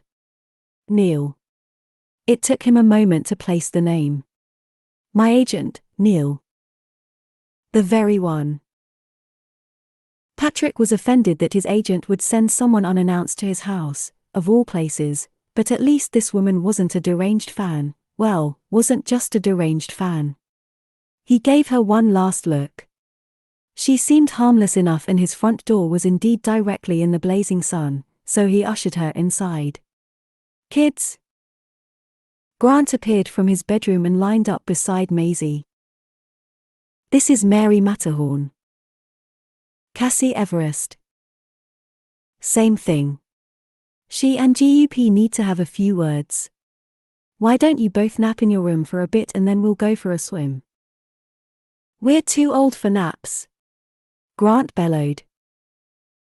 No you're not, I take at least for a day. Patrick stifled a yawn, one sounded pretty good right about now. But I'm not tired. Fix yourselves a drink, then. Not too much. Just a light triple. Patrick turned to Cassie. I'm kidding, he said, but his face remained deadly serious. Jellyfish eat out of their butts. Grant flashed one of his trademark grins at Cassie. You're missing a tooth, Cassie observed, unfazed. I read somewhere that squirrels can't burp. Is that true, GUP? Grant looked up at his uncle, his hands clasped, desperately wanting it to be so. I don't know, I'm not much of a reader. Go play. The kids scampered off, and once they were safely out of sight, Patrick motioned for Cassie to follow him through the sunken living room to the kitchen. He opened the refrigerator door, pulled out a cold bottle of smart water and handed it to her. I thought I fired Neil. Cassie thought for a second. Nope. I fired someone. Patrick grabbed a second water for himself, twisted the cap, and took a long sip. Your publicist. Also your manager, I believe. Right. Rosa was scooping cookie dough in heaping mounds onto a baking sheet. Patrick reached for one and she slapped his hand. I make these for the children. All right. Patrick retreated, surprised. I love your hair, Cassie offered. Patrick smoothed his hair before realizing she was talking to Rosa, who had recently dyed her mane an intense shade of violet to hide the encroaching grey. It's very pretty. Gracias. Patrick turned back to Cassie with a realization. You're the one who asked me to have new headshots taken. You know I actually had them done. But then I remembered I fired Neil, so I never sent them your way. Nope. Didn't fire him. Not to our knowledge, anyhow. Well, I meant to. Cassie spoke to fill the awkward silence that was certain to follow. I thought I knew everything about you, but I didn't know you had kids. I'm full of surprises. Patrick gathered a few of the breakfast dishes and put them in the sink. What does GUP mean? If you don't mind me asking. Cassie raised the bottle of water, offering a weak cheers before taking a sip. It stands for Gay Uncle Patrick. Cassie choked on her water, and some spilled out on her blouse. You're gay? Cassie. TSK, TSK, TSK. Patrick shook his head and looked down at his kaftan, disappointed. And yet, he had never sat for a coming-out profile. Even then it seemed almost passé. He never thought it necessary. He figured everyone knew, so a cursory internet search might miss that detail. Oh, I see now. You're wearing a dress. It's not a. Patrick spotted Maisie peeking around the corner. Yes, fine, I'm wearing a dress. I thought you knew everything about me. He gestured for Maisie to turn right around and head back to her room. Rosa, would you? No cookies. Rosa waved her finger at Patrick as a reminder before escorting her boss's niece out of the kitchen. Cassie continued. About your career, I should have said. Huh? Patrick reached for a spoonful of dough, then thought twice of it, not wanting to incur Rosa's wrath. I thought I knew everything about your career. I'm not gay professionally, Cassie. I maintain my amateur status to compete in the Gay Olympics. Cassie took stock of the kitchen, fascinated by her surroundings. The gold-foiled mirror behind the bar, the quartz countertops with the sparkled flecks, the high-end appliances and chef's stove with 6 burners, the espresso machine that looked like it should have come with a spokesmodel highlighting its features. It was like being inside a catalogue. Why are you here, Cassie? Oh. Right. Neil thought it was time you come back to work. Patrick stopped fussing with the dishes and turned to look at his guest. He narrowed his eyes to really scrutinize her. That doesn't sound like Neil. Sure it does. Neil hates me. The only reason he hasn't fired me as a client is because I'm essentially retired. That's not true. She paused to pick a tactic. Neil does think you should come back to work, so he can make money. I think you should come back to work because your fans miss you. Oh, they do they? They do. I do. Now is the time. There are so many options available. So much content in search of talent. You could go back to what you were doing. Or enough time has gone by, we could even rebrand you. Go in a completely different direction. Like New Coke. Wonderful. Cassie responded slowly. That's perhaps not the best example. Patrick folded and refolded a dish towel a dozen different ways. What is this about? I'm a huge fan. I think you were underserved by your last show. People want to see what else you can do. A lot of people do, but I'm in a rare position, see, that I can actually do something to facilitate that. Cassie removed the sunglasses from her head and set them on the counter before running her fingers through her hair. No. What is this really about? Patrick crossed his arms and leaned against the sink. He could see Cassie run back over her sales pitch in her head. She'd probably rehearsed it again and again in the car during the 2-hour drive from Los Angeles. Patrick had thrown her a curveball and now she was adrift. Okay. I'm just going to lay all my cards on the table, because I can see you're that kind of guy. Well, look at that. You really do know a lot about me. A crash from the bedroom startled them both. That's it. We're giving away the dog, he called out. Cassie looked at him, heartbreak in her eyes. We don't have a dog. She wasn't sure what to believe. Neil said that if I could get you back to work, he would promote me to junior agent. And you'd take over my day-to-day? That's his way of pawning me off because I'm a pain in the ass. Something caught Patrick's eye and he looked over Cassie's shoulder and out by the pool. He thought it might be the kids, but it was just the pool guy dragging his skimmer across the water. Those are my words. Nope, they were pretty much his words, too. Cassie smiled. Except the day-to-day part. He'd keep you on. You're too big a client to hand off to a junior agent. Well, then you must truly be a fan. Or I must really want that promotion. Cassie smiled again, wider this time, but Patrick didn't return it. That did not mean he was unamused, though. He was warming to this young woman. There's nothing we can't discuss, she continued. What do you want? Do you want to do movies? Oh, sure. A rotten part in a SOSO film. Well, okay, so not movies. That's from a chorus line.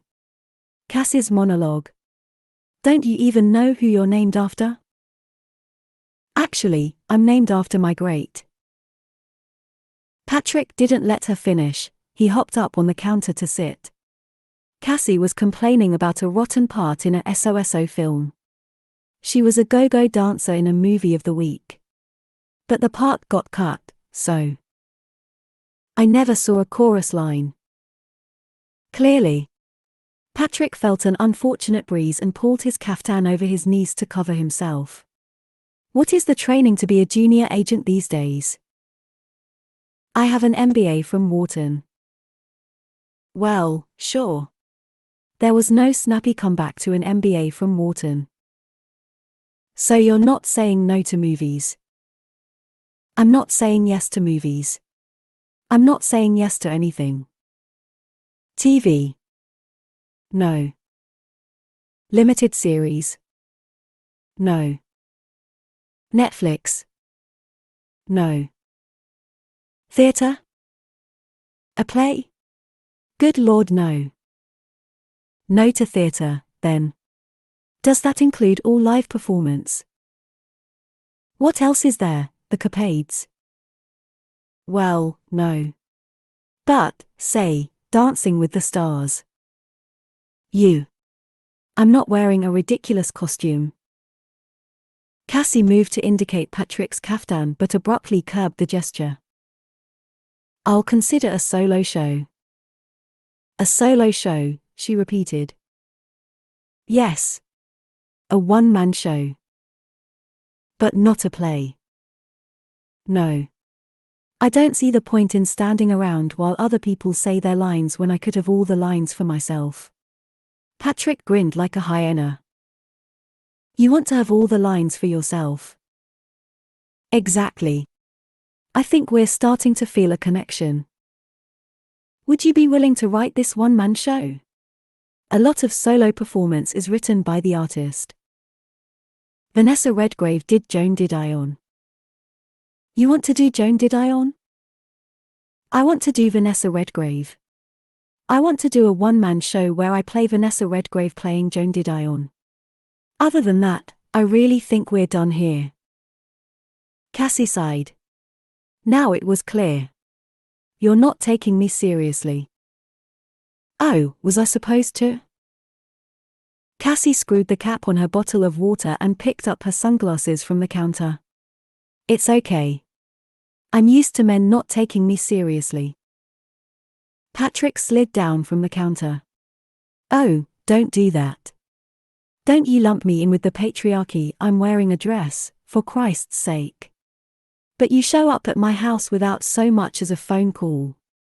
I don't know you. I don't know what you want. It's okay if you don't take me seriously, because I take myself seriously enough for both of us. You might think this is a joke, but I know more about you than you think I do, and I drove 2 hours to have this meeting with you. Has Neil ever done that? I highly doubt he has. I know you were unhappy on television. I know your first love was the theatre. I know you're not serious about doing a solo show, because your favorite part of acting is reacting, and that's where you truly shine. Cassie took a deep breath. I know when you left LA, you didn't go far, because you're not done with your career. You're testing me. That's fine. I will take your test and I will pass it. And I'll go, but this conversation isn't over. Tammy Tetons, Patrick said as a smile spread across his lips. Okay. Okay. Cassie asked hopefully. Okay. Patrick repeated, realizing he didn't totally hate her.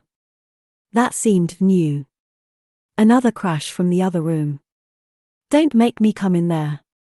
He turned to Cassie. Actually, do you have a job right now? Something out of state that would take me far away from here. She struggled for an offer that might do. I'm kidding. I have to go. We'll need to continue this some other time. Cassie opened the calendar app on her iPhone. Okay, so when would be a better time? Patrick raised his arms, making him resemble a kite. I'm going to need you to figure that out. Come back to work, Patrick. Come back to Neil. It's time. She scanned his eyes for any sign this was sinking in. Promise me you'll at least think about it. I'll think about it. But the truth was, at the moment he had bigger things to think about. Like where to buy bicycle helmets. 9. If Maisie and Grant were going to insist on keeping the temperature at anything less than 101, they were going to have to consider a new descriptive word for the hot tub. Patrick didn't force the issue. Boiling children while they were entrusted to him seemed unwise. And it was summer, after all. Even though the sun had dipped behind the mountains, it was still hovering around 90 degrees. His blood had thinned over the past few years, but it doesn't mean there's had. Still, it had become a routine. Each evening after Lupper they had a post-meal swim and a soak and partook in one of their favorite activities, watching the outdoor solar lights pop on as dusk settled over the yard. There's one! Grant yelled. He splashed the twist right out of his uncle's vodka on the rocks as he raised his arm from the water. Easy. Easy. It's one of the colored ones. Score, Patrick said with just enough interest to keep Grant from throwing a fit. But the colored ones were fun, situated under the citrus trees, Tangelo and Mexican lime mostly, a lemon and 2 pink grapefruit, that lined the back of the property and made interesting shapes and shadows along the white concrete wall that separated his property from Jed's. Patrick looked up for a glimpse of Venus, usually the first light to appear in the gloaming, but quickly abandoned his search.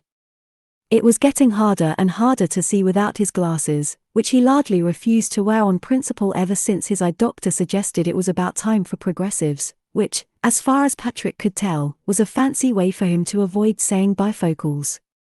Besides, tonight they were not there just to count the lights and the shimmering stars as they made their appearance in the sky. Patrick had an agenda, developed from the book he'd ordered himself on grief. He took a long sip of his drink for courage. I was wondering if either of you were missing your mom tonight, because I know I was missing her and I thought we might talk about it. His reading had suggested he find a way to communicate his own grief to light the way forward. And when it came to his own grief, oh, where to begin? Grant sculled across the water, using his cupped hands as oars. Maisie kicked her legs until they broke the surface. Come on. You gotta help me out here. You don't talk to me about this stuff. I'm not sure if you're waiting for me to talk to you. We can't waste the whole summer being polite. Patrick had been wondering of late if Clara hadn't been right.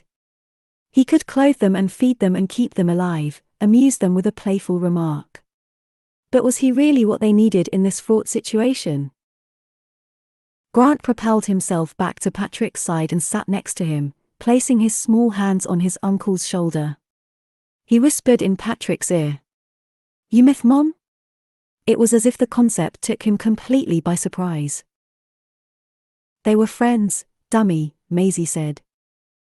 Hey, hey, hey. No one's a dummy. A bat flew by overhead and Maisie screamed. It's just a bat. They're friendly. They eat bugs. Bats are for Halloween. Well, in the desert they're for summer, too. But they never bother anyone. They just do their thing. Patrick respected them for that and, almost to prove a point, he traced the bat's flight path with his finger across the sky. You and Mommy were friends? Grant asked. He knew the answer, of course, but this was also part of what he needed. Patrick reasoned reassurance. Wanting to hear old stories again and again and again, sifting through them for gleaming new details like a prospector panning for gold. We were good friends. For a moment he resented them both, perhaps for the clarity of their grief.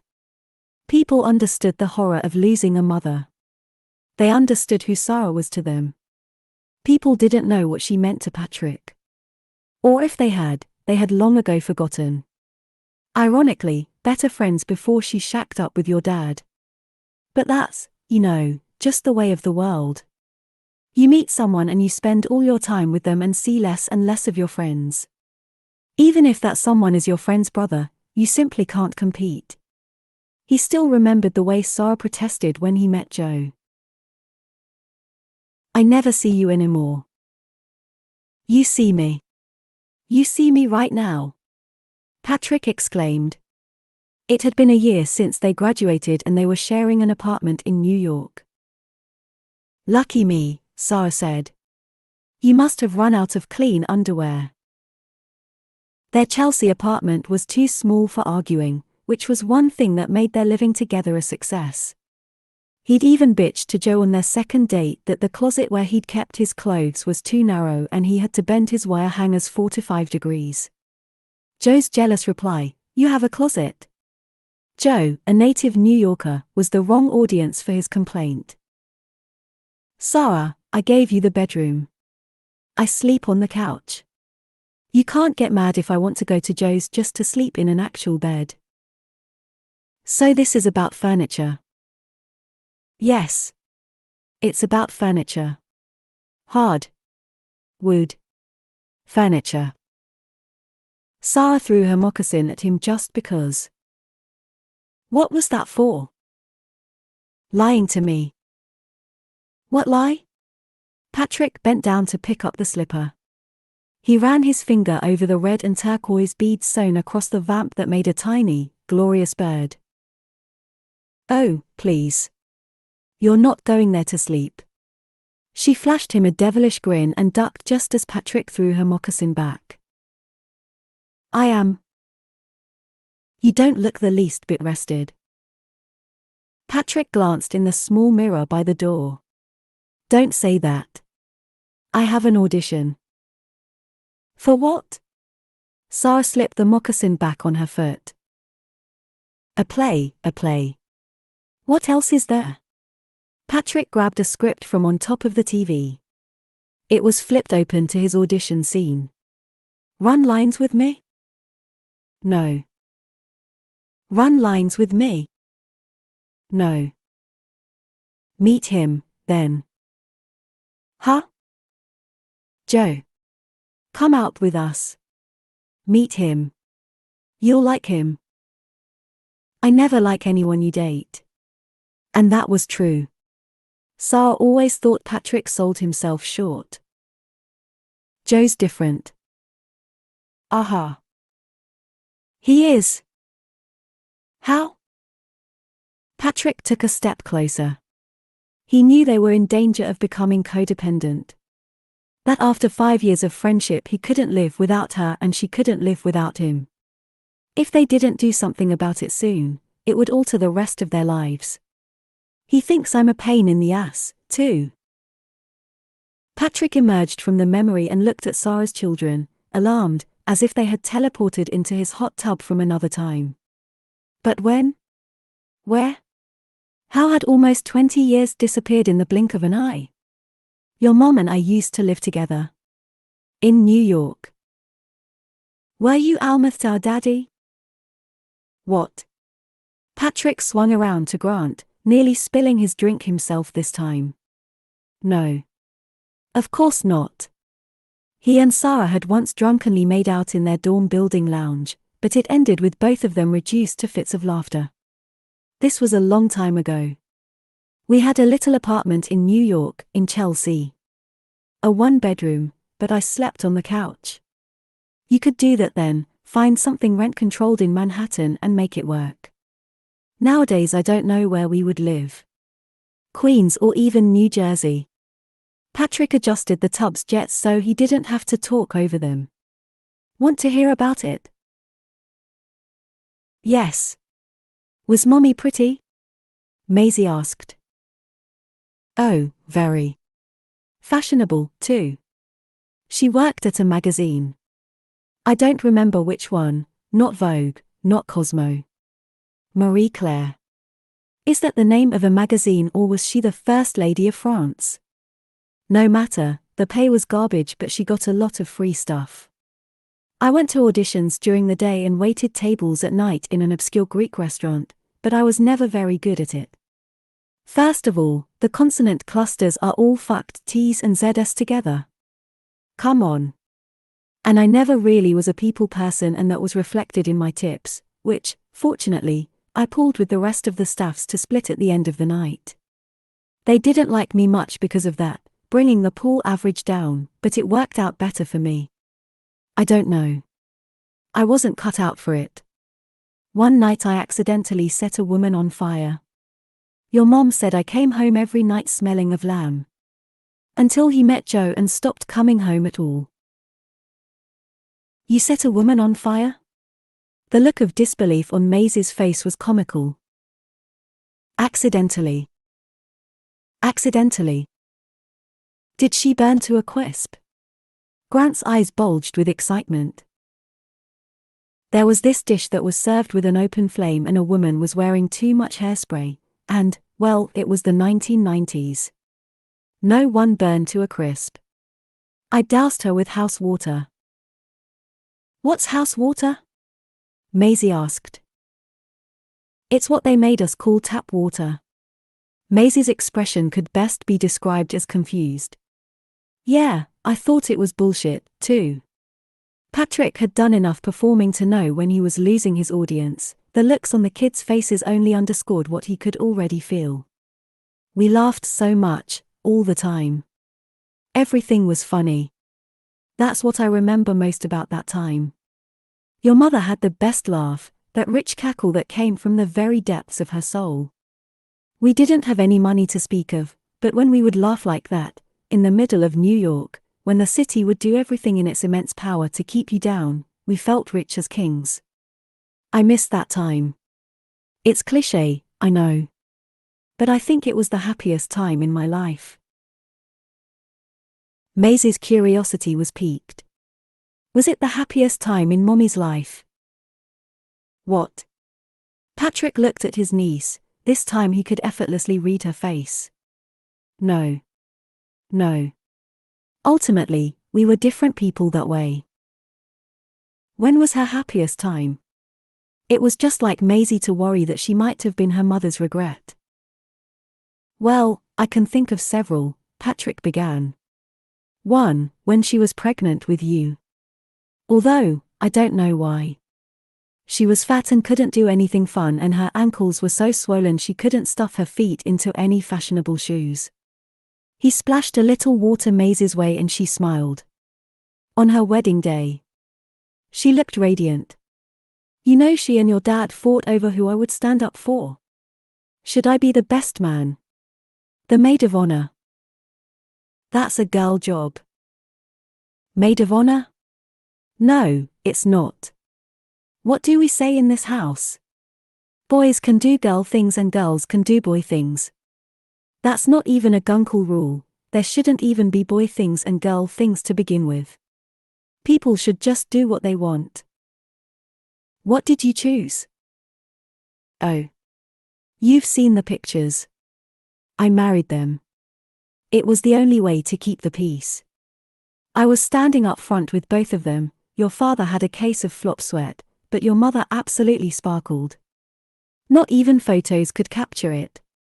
She was really happy then. We all were. What about me? Grant asked. Oh, she was definitely happy with you.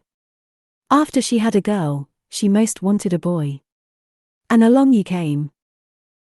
Grant beamed. I remember when I first met you. She was on my case to hold the baby. Hold the baby, Patrick.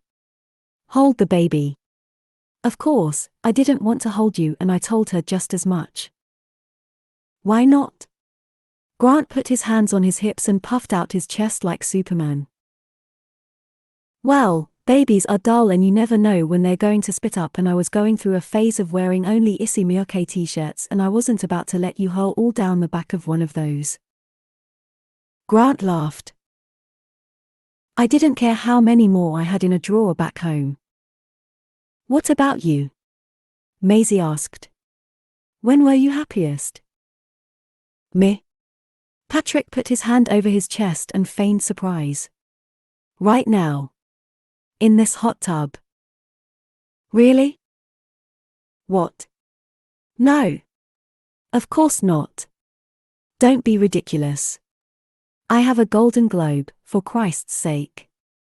Plus, you make me cap the temperature of this hot tub at 90-something degrees, and neither of you understand sarcasm. He took a long, slow sip of vodka and crunched on an ice cube. 2 more solar lights popped on and he pointed. I told you. I really think it was that time in New York. I didn't know how good I had it. I didn't know it wouldn't last. There was a long pause in conversation and Grant played with the button that controlled the tub lights. He continued to press it as the water changed from white, to blue, to red, to green, to pink, and then back to white again. Eventually he lost interest and sat down. The bubbles came up to his chin. Do you believe in heaven? He asked. Do I? Patrick had been steeling himself for a question like this since the funeral, but he hadn't expected it to be presented so bluntly. Is Mommy in heaven? That was the tack he was expecting the question to take. Something he could answer with a single word, even if it was not reflective of his belief, and move on. But he wasn't prepared to have to explain his faith, or lack thereof. That's a tough one. Do you? Grant shrugged and Maisie looked equally adrift. I believe she's not in pain anymore. Patrick squinched his eyes closed long enough not to cry. He pulled Grant onto his lap. He remembered once shooting a 2-bit TV movie, the first real thing he'd ever booked, where he was supposed to cry. They had to call cut while he pulled out a menthol stick to rub under his eye, an effective trick of the trade. He wouldn't need such gimmickry now. I believe she's at peace. And that brings me some comfort when I'm feeling sad. Beyond that, I don't really know. I thought grown-ups were supposed to know everything. Patrick looked across the tub at his niece, where she'd taken a perch on the edge. Who told you that? A grown-up, no doubt. Maisie wore the board shorts and lycra running shirt they had selected together. Patrick bought 4 of each and she practically lived in them, made them her Palm Springs uniform. Her hair was dry with salt from the pool and chemicals from the hot tub, and she looked like an effortlessly cool surfer. We know some things. Not everything. Some things, the older you get the less you actually know about them. Like what? Grant asked. Like? I don't know. Math. No one remembers math after high school. At least not the complicated kind. Patrick scratched the scruff on his chin. In the summer he shaved more often than winter, but he'd been lazy the last couple days. He adjusted the jets back to medium. Why people are so afraid, especially of other people who are different. Hate. I don't understand why there's so much hate in the world, but I guess that ties in with fear. That sort of thing. What do kids not understand? Maisie thought about this while cupping her hands around the tub's jets. I don't understand why people have to die. Patrick turned off the jets entirely and let the water simmer to a placid calm. That's an easy one. He turned to Grant to make sure he was listening, too. Some people are here for a long time, and some people are only here for a short time. And none of us know. That's the beauty of it. We don't have any damned clue how much time we get. So. Guncle rule number. Maisie, what number are we on? 8. See what I mean about forgetting math? Guncle rule number 8, live your life to the fullest every single day, because every day is a gift. That's why people die. To teach us the importance of living. Again, Patrick made a face to keep from crying. Not for Sarah this time, for himself. He had broken this rule. Over and over again. He reached out for the button that controlled the tub's lights and cycled through the rainbow of colors. For years he'd convinced himself he hadn't, that he was in fact living large. First with the show, and then in the desert, buying a home in a neighborhood with a magical name like Movie Colony, of all things, eschewing work and responsibility altogether. But he wasn't living, he was hiding. From people. From friends. From family. From love. From work. From art. From contributing. From everything that mattered. Ow! Grant exclaimed. What? You hit my hand. Patrick realized he'd swatted Grant's hand away when he tried to take control of the lights. Sorry, bud. I drifted. Patrick looked out at the yard as he soothed Grant's hand in his own. The solar lights were now at their brightest and they were surrounded in soft, colorful radiance. Grant chose the pink filter for the hot tub light, completing the effect. They were now floating in a warm, protective womb. The mountains were a faint echo against the last of the evening's light, another, larger barrier protecting them, keeping the worst of the world out. Patrick exhaled, gesturing with his cocktail at the horizons around them. Life is a very precious gift, he repeated and took a deep breath. You know what we should do? What? Maisie asked, genuinely curious. Throw a party. To make ourselves feel better. What kind of party? I don't know. Anyone have a birthday? The kids shook their heads. Maisie's was in January, and Grant's, March. The kind with people. And lights and champagne and music and fun. And kid drinks. Grant shouted. Patrick had made the mistake the other night of making them Shirley Temples. Thurley Templeth. And kid drinks, Patrick agreed. It was time for the hiding to stop. 10. Patrick sat on his patio in silence, swiveling gently in a chair, lulling himself into some sort of comforting, mindless space.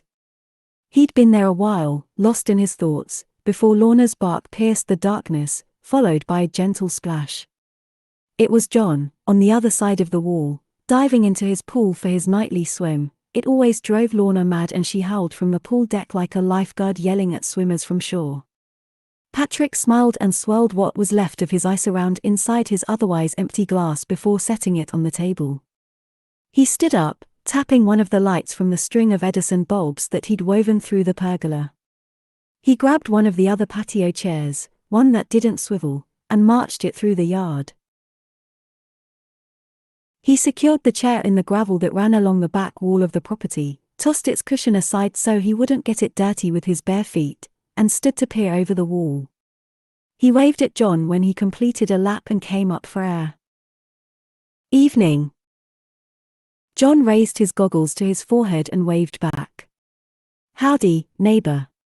It was a typical John thing to say, howdy, so Patrick didn't cringe like he normally might. At this point he was inured. Sit tight. Let me grab a towel. He leapt out of the pool with a surprising grace and Patrick was relieved to see he was wearing a Speedo, swimsuits were optional in Palm Springs, never more so than at night. He dried off and wrapped the towel around his waist before joining his friend at the wall. "How's things?" "Fine. All I do is put sunscreen on children. Finish with one, start up on the other. Then back to the first to reapply. Ad infinitum. I swear, I should invent some sort of machine. I'd be rich." "I thought you already were." Patrick bobbed his head to one side. In truth, he wasn't sure where he stood financially. Not exactly. Money had a way of going out the door fast, never more so than when there was none coming in. "How are they? The kids?" Patrick leaned on the wall so he wasn't looking down on his neighbor quite so much. He was trying to be more aware of how he positioned himself with others. "Hard to tell. I think they're sneaking into my room at night to sleep." "They feel safe with you." Patrick smiled. A sense memory, the total security of falling asleep as a child with adults talking nearby. It's weird having them around. Some of my DNA, mixed with Sarah's. They're like a shadow of an alternate reality, another life, a heterosexual one, unlived. That must be strange. He pulled at a branch from one of John's lemon trees that hung over the wall. "I tried to engage them in conversation about their mom." "That's good of you. The only way past this is through." He studied John. "How does your mustache stay that way?" "Huh?" John hopped on one leg to clear water out of his ear. Patrick mimed curling a mustache at both ends. "Oh. I have a wax. Seems to hold up in the pool." "Where is your better two-thirds?" "They went to the movies to escape the heat. I opted for a swim instead. Nothing really to see in the summer if you're not into superheroes and such, people wearing masks." John took the goggles off his head, his own mask, and played with the elastic strap. "I'm proud of you, Patrick. Talking to the kids. Now, that's heroic." Patrick agreed, but he wasn't really up for the compliment. "I'm not sure I'm as equipped to handle this as I thought. And I didn't think I was all that equipped to begin with. It's hard to get through to them. I can't get them to relax. Everything I do seems wrong. Not how their mom used to do it." "They're in shock." Still, there was some part of me that assumed they'd be kids. Resilient, you know? They'd grieve, yes. But also fall for my charms and laugh and play in the pool and be free. Patrick had even hoped that perhaps he might learn from them. That they might know the path out and somehow light the way. You could have them talk to someone. A child psychologist, maybe. Someone like that. Patrick nodded and added a cough. There was a lump in his throat that he wanted desperately to clear. They want to know about heaven. So, maybe a priest. If only we knew one. He smiled, the thought almost ridiculous. John wiped his forehead. "I was a minister." The way he tossed it off so casually, solely as information without a hint of boasting, caught Patrick by surprise. He pushed himself back from the wall so hard, he almost fell off his chair. "Don't look so surprised," he added. "How should I look, then?" "You're kidding me." Patrick thought back to their conversation the other day. A coke-addicted, Burning Man attending, polyamorous clergyman. John glanced down at his feet, kicking some of the gravel on his own side of the wall until it came to a rest near a succulent. "I know you think we're silly people." "Oh, come on," Patrick protested, but of course it was the truth. They were a throuple with a collective name. "It's okay. A lot of people do." John craned his neck to look back at his house wistfully. "It's an unusual arrangement we have. We're the butt of a lot of jokes. We get it. But that doesn't mean we're not serious-minded." They were silent for a moment. Patrick looked up at the sky, hoping for a shooting star. Instead, the sky was frozen, not even the red lights of a passing plane, although they were enveloped in a warm, gentle breeze. "What are you doing out here, Patrick?" "Thought I could use an adult to talk to." "No," John said. He unwrapped his towel from his waist and placed it gently over his shoulders like a capelet. "What are you doing in the desert?" Patrick rubbed his eyes until he saw shooting stars on the backs of his eyelids. "I needed a break." "It's been 4 years."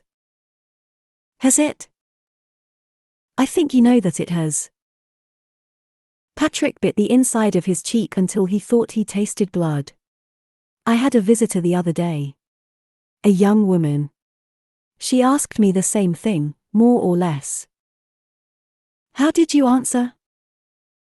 "I didn't." Patrick leaned back in on the wall. "I couldn't." "Because you don't really know." If Patrick wasn't going to answer, then John was going to answer it for him. He had better things to do than stand by a wall in the night listening to the cicadas. Like get back to his swim, for instance. "I had this agent." Neil. Have. We were at a party once. The last year of the show. 100 episodes. 150. Something like that. Who even remembers? Everyone was wistful, but restless. Ready to move on, I think, at least I certainly was. But it was a good run and there was no reason to pretend that it wasn't. Anyhow, Neil was there. I suppose I invited him. Or maybe agents just get invited. There was an enormous cake, I remember that. And somewhere near the end of the night, he grabbed me. "What do you mean, grabbed you?" "Grabbed you where?" "By the taco truck." "No, I meant." "I know what you meant." Patrick's chair slipped in the gravel and he jumped on it twice so the legs would dig in. He grabbed my crotch.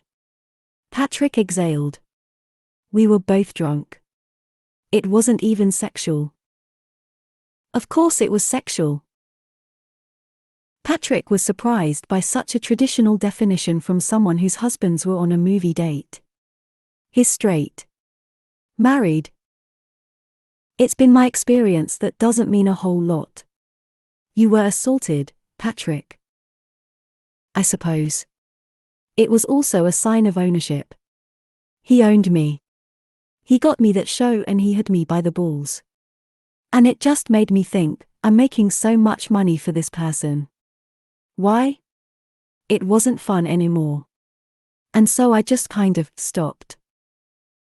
John reached down to pat Lorna, who had snuggled up against his side. I'm sorry that happened to you. It's fine. It didn't really feel like assault. I mean, it was. But I'm not a victim. John swung his arms around a few times like an Olympic swimmer stretching. He caught his towel just as it slipped off his shoulders. That's not why you're here, though. Patrick pretended to give that some thought. He didn't like being so clearly seen. Do you believe in heaven, Reverend? I do. And hell? I suppose. Do you? Hell on earth, Patrick said, and he did a few vertical push-ups off the wall. There was a guy once. I loved him and he died. AIDS. Jesus, Patrick replied, but he supposed that was the difference in their ages. Drunk driver. I'm sorry. I don't think I ever healed. Patrick stopped there, and John didn't press. They each avoided the other's eyes. Do you miss it? Miss what? Acting. Patrick thought about it. I miss him. The insects were loud tonight. The breeze picked up again and swept Patrick's hair. Yes, but he's not coming back. Patrick was almost blown backward off the chair by the brutal truth of that statement. It's the kind of honesty that he would have run from in the past, but in the moment he stood his ground and took it. On the surface, it seemed remarkably selfish. John had two loves, two men in his bed. Patrick had none. But he wasn't going to let his neighbor get the best of him. I do miss it. Acting. When I was, I don't know, 16, 17, I was elected president of my high school drama club. I had put in 2 years doing supporting roles, but now I was an upperclassman. Now was my time to shine. I was to be the lead. And then our director announced we were doing The Diary of Anne Frank. Sono Fabich. Right? I was cast as her father. I went around telling everyone, yes, she's the title character, but my character, Otto Frank, is the true lead. He survived. He came back to find Anne's diary. The whole story is framed through his memories. In fact, they should rename it the Otto Frank Experience. John smiled. That sounds like a jazz fusion trio. You should know from trios. It was a slight dig, repayment for his comment about Joe, but Patrick was mostly still lost in the memory. 16-year-old me was a terror. 16-year-old you. John was teasing, and this time he smiled. Patrick did, too. That's when I knew. I had to act. I had to bring that kind of certitude to every role, no matter how supporting. I haven't thought about that in a while. That monster is still in me. But it's more than that. What is?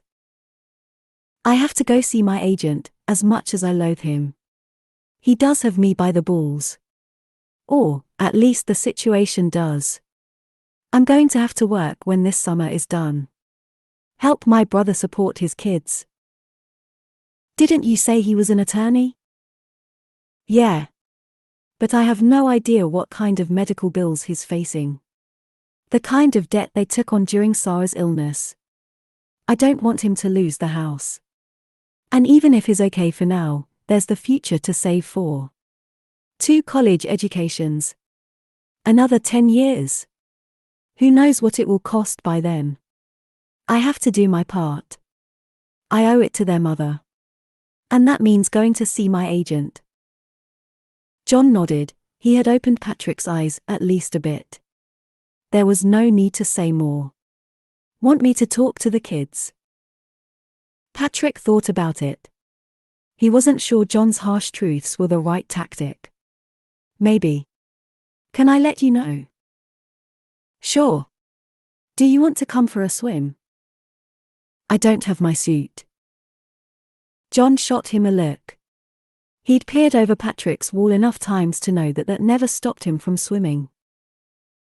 Patrick glanced back at his own pool. The water rippled in the breeze, glimmering on the surface. It's all right. I have a pool, too. Yeah, but sometimes life is more fun with someone else. Patrick looked up at the sky again. This time a satellite floated effortlessly across the night. It was no shooting star, but something, in a pinch, upon which to make a wish. 11. The halls buzzed and chattered as Patrick marched past cubicle after cubicle, down the agency halls, which seemed dappled with sunlight, but with no obvious windows or skylights. He couldn't tell from where, in search of his agent. He could hear people on their phones actually whisper his name, their hushed tones dripping with juicy excitement, as he walked by yelling, "Neil! Neil!" and wondering out loud where the hell they had moved his office. He didn't judge the cubicle dwellers. They were merely a half-step removed from the dreaded, but storied, agency mailroom, and probably only made a few bucks more than minimum wage for the privilege of being barked at or otherwise verbally assaulted by walking nightmares in Hugo Boss suits steeped in delusions of grandeur. They might as well be gossip mongers. They probably didn't even have dental. But had he really been away that long? Were the tabloids right? In 4 short years he went from network star to Greta Garbo. Patrick stuck his head in an empty office to see if he recognized anything of his agents and then spun 3 times in a circle like a dog might before lying down. Neil? There's no use hiding from me. A young woman approached from her cubicle, her hands clasped in a fashion that seemed inappropriately formal, like an extra in a community theater production of The Crucible. "Mr. O'Hara," she said calmly, as if he were a wild animal she had been warned not to startle. Neil moved offices. "He's now at the end of the hall." "They gave that asshole a corner office." Patrick should have waited in reception, but he had long been amused by the way Dustin Hoffman's character in Tootsie would burst into his beleaguered agent's office unannounced and made it a bucket list item to try. There was no turning back now, so he forged ahead, ducking around the woman, nearly knocking a Rothko off the wall in the process. 2 days earlier Patrick had an eye-opening discussion with his accountant. He laid out his new responsibilities as he saw them and mapped where he wanted to be financially for each of the next 16 years, when Grant would graduate from college. They talked taxes and property and tuition and bills and insurance and stocks and portfolios and assets and liabilities until Patrick's head swam. He literally swam after their conversation. He dove into the deep end of his pool and thought about never resurfacing. It's not that things were dire, they weren't. They were just considerably more complicated. Patrick the loner would be fine. Patrick the family man had other obligations. When he finally came up for air it was with a fresh list of things to do. Cassie Everest sat in the very last cubicle and Patrick waved as she looked up, stunned. "Look. I put on pants and everything." He winked at her. Before she could coherently respond, or really do anything at all, he entered Neil's office, closing the door behind him. Patrick. Compared to everyone else who worked in the agency, Neil seemed relatively unfazed. They were roughly the same age, the two of them, though his Armani uniform and demeanor made him seem, if not older, more mature. In 20 or so years in this business he was, at this point, unflappable. He didn't so much as stand up to say hello. "Neil. Nice office." "Thank you. Haven't seen you in a while." "I almost knocked a Rothko off the wall." "And is that a basket? Do you ever think there's a chance you're taking too much of our money?" "Sometimes." He scrutinized Patrick.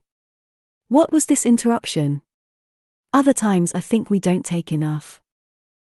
"Charming as ever." "What gets you out of the desert? Did you finally run out of water?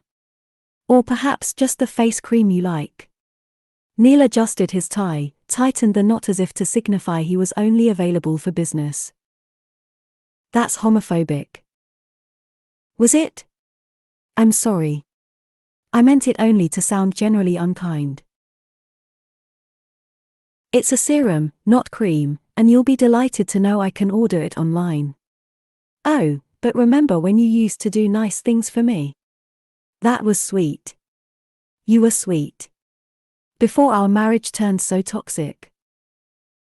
"I'm still sweet. Just ask my clients who are currently working." Patrick clutched his heart, even though it was clear he took no offense. "When's the last time you were even in Los Angeles? 2 years? 3? You turn down every invitation I send you." "What makes you think I'm not here all the time?"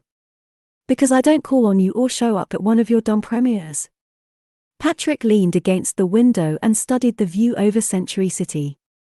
People power-strolled the outdoor shopping mall across the way, looking like sped-up figures in an old Charlie Chaplin film. "Well, I can tell this is going to be productive. If you'll excuse me, I'm supposed to be on a call." Neil picked up the phone for effect. "You sent Heidi Himalayas to my house." "Who?" "The girl. Outside your office." Patrick didn't care for the casual misogyny, but he knew it was the language Neil spoke. "Cassie? She came to your house?" "Yes, that's what I said." "When?" "I don't know. Last week sometime. Or the week before." "Is that where she was?" I asked her to get me a spoon for my SKYR and she was gone for 5 hours. I thought she quit. Your SKYR? It's Icelandic. You're not here to talk about my food, are you? Why don't we cut to the chase? Patrick raised his eyebrows while frowning, which was, with the last of his Botox, surprisingly difficult to do. Well, okay. I'm here to tell you I'm back. I don't like you, but I need you. With that out of the way, Patrick took a seat on the leather couch and crossed his legs. He flipped through the covers of The Hollywood Reporter, which were fanned across the glass coffee table, before selecting an issue about Hollywood's new leading ladies, none of whom he recognized. Do you have any Fanta? By all means, make yourself at home. Neil leaned back in his Herman Miller Aeron chair and put his hands behind his back. Behind him were more windows and a credencer with a SAG award. Who gave you their SAG award? Neil sighed. Stephen. Really? For safekeeping. His traveling. Can I have it? No. How's Bethany? You're back after how many years and you want to talk about my wife? Sure. We're friends. How about the kids? They good? You never told me children was so much work. Neil was confused. You have children now? Oh, yes. 2. Age 9 and 6 or something like that. Well, they're not really my children. They're more like my wards. But still. So much work. The sunscreen, for one. And they need to eat all the time. I'm always fixing them food. Don't you eat? Just make more. No, I don't eat. Patrick patted his firm abdominals. Are you crazy? Not since 2002. Neil stood up, took 2 steps away from his desk, and then sat back down again. It was like he felt it wise to have the barrier of his desk between him and a possible menace. Did you steal these children? Do I need to be concerned? Should I get your lawyer on the phone? No, I didn't. What's wrong with you? They're my niece and nephew.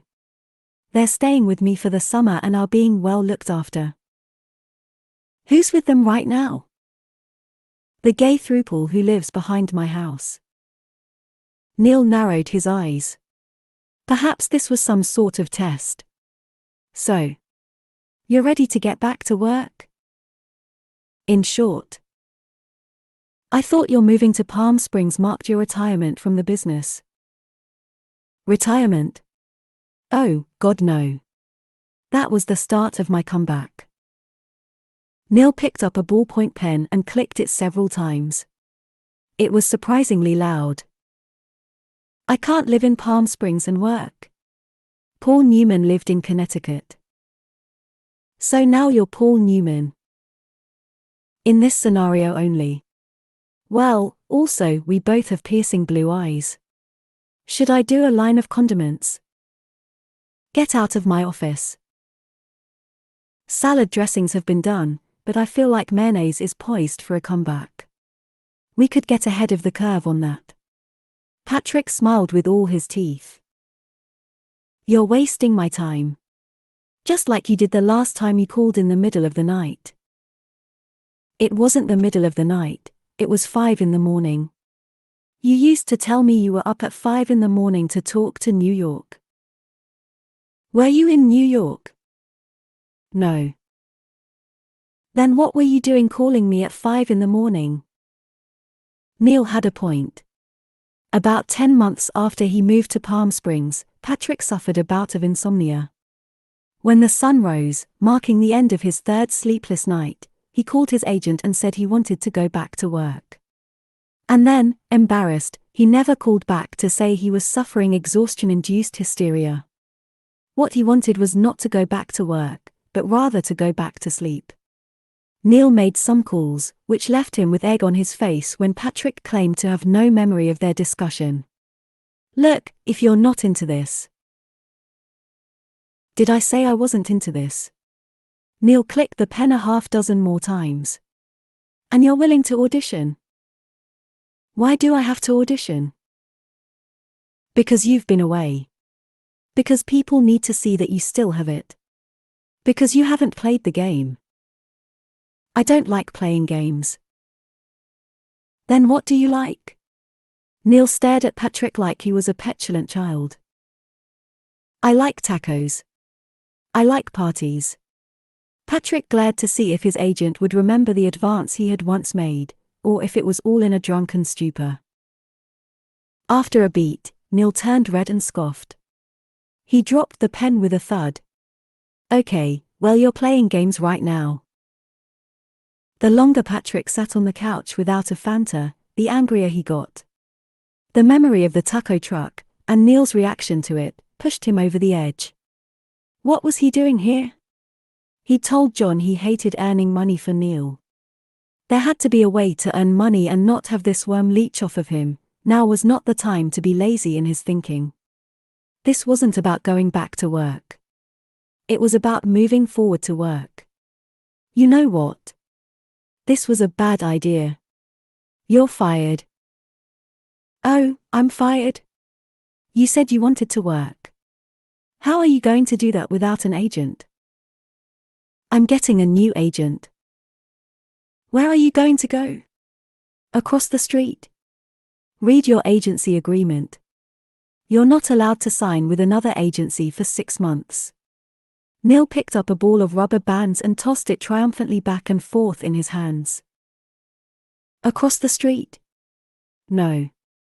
You'd miss me too much. Across the hall. Patrick looked at the ceiling to buy himself a beat.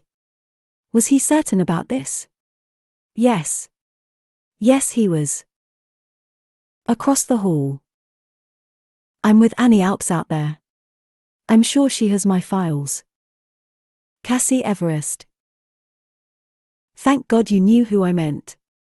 I'm running out of mountains. Patrick put his feet up on the coffee table, knowing it would drive his now former agent nuts.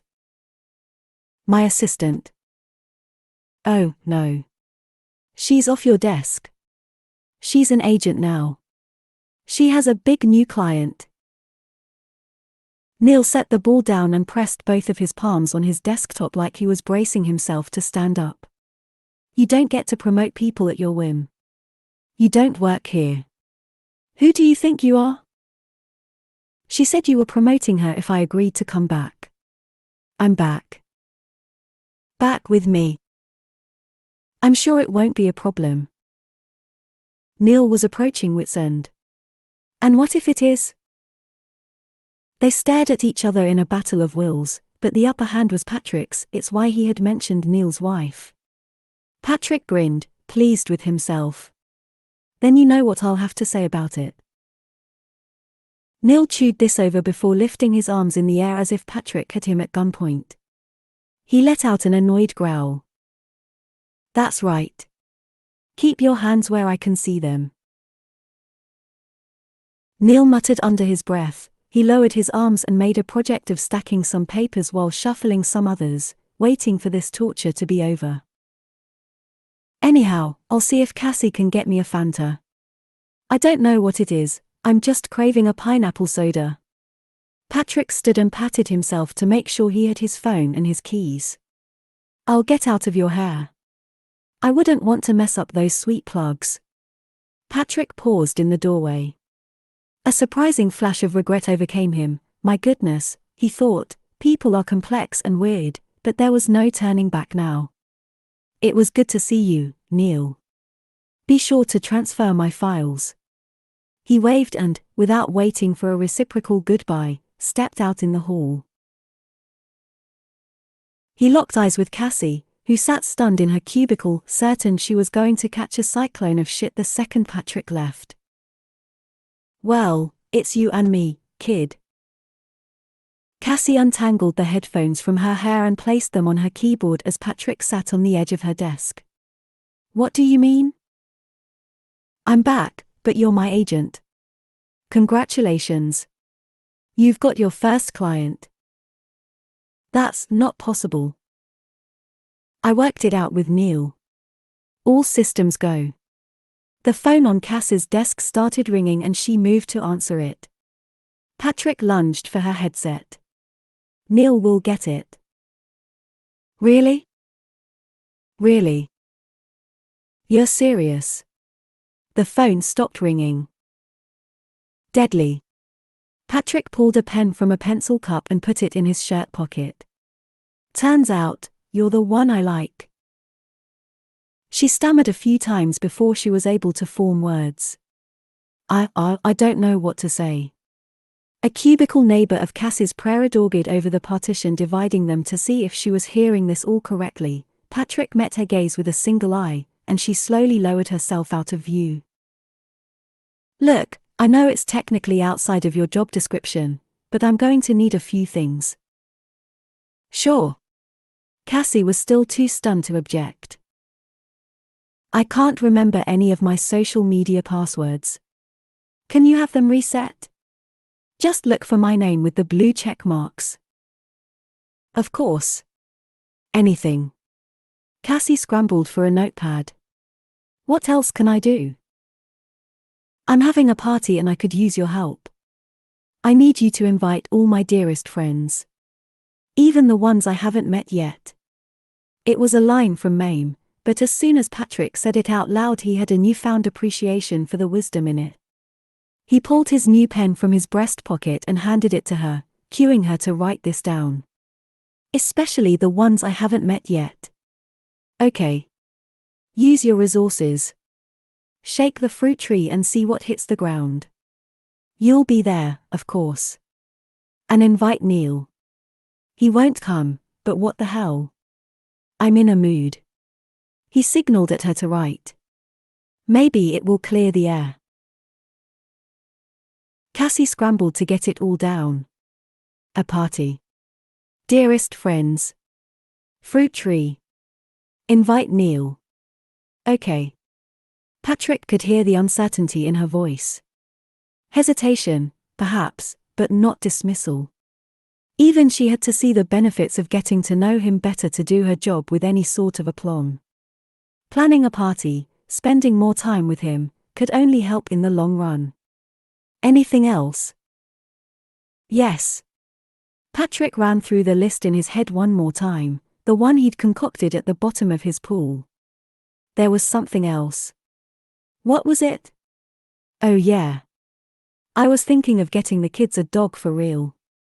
Know where I can get something like that? Suddenly Patrick had people again. 12.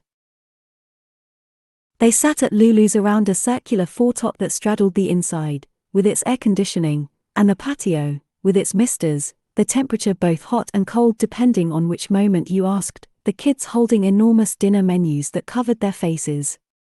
Patrick glanced down at Marlena Dietrich, who, like the good dog she'd proven herself to be from the moment he walked her out of the West Los Angeles animal shelter, sat at the base of his chair, squarely on the patio side. There's too many choices, Maisie complained. The world is your oyster tonight. There's no need to complain. They have oysters.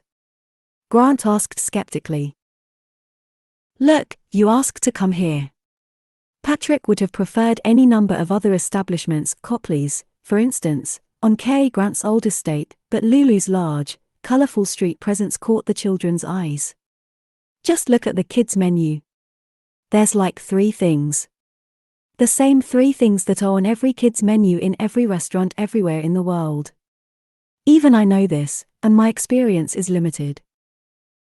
I don't want to order off the kids' menu, Maisie protested. Why not? I'm not a kid. Patrick set his own menu down and gripped the table for patience.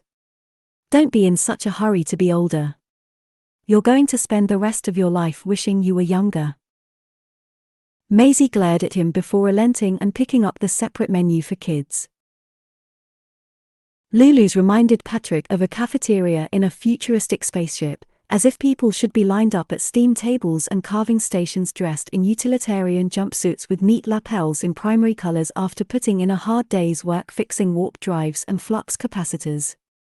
Or rather, it looked like what someone in the late 1960s thought the cafeteria in a futuristic spaceship would look like, based perhaps on spending too much time watching Star Trek episodes in their stateroom aboard a gay cruise.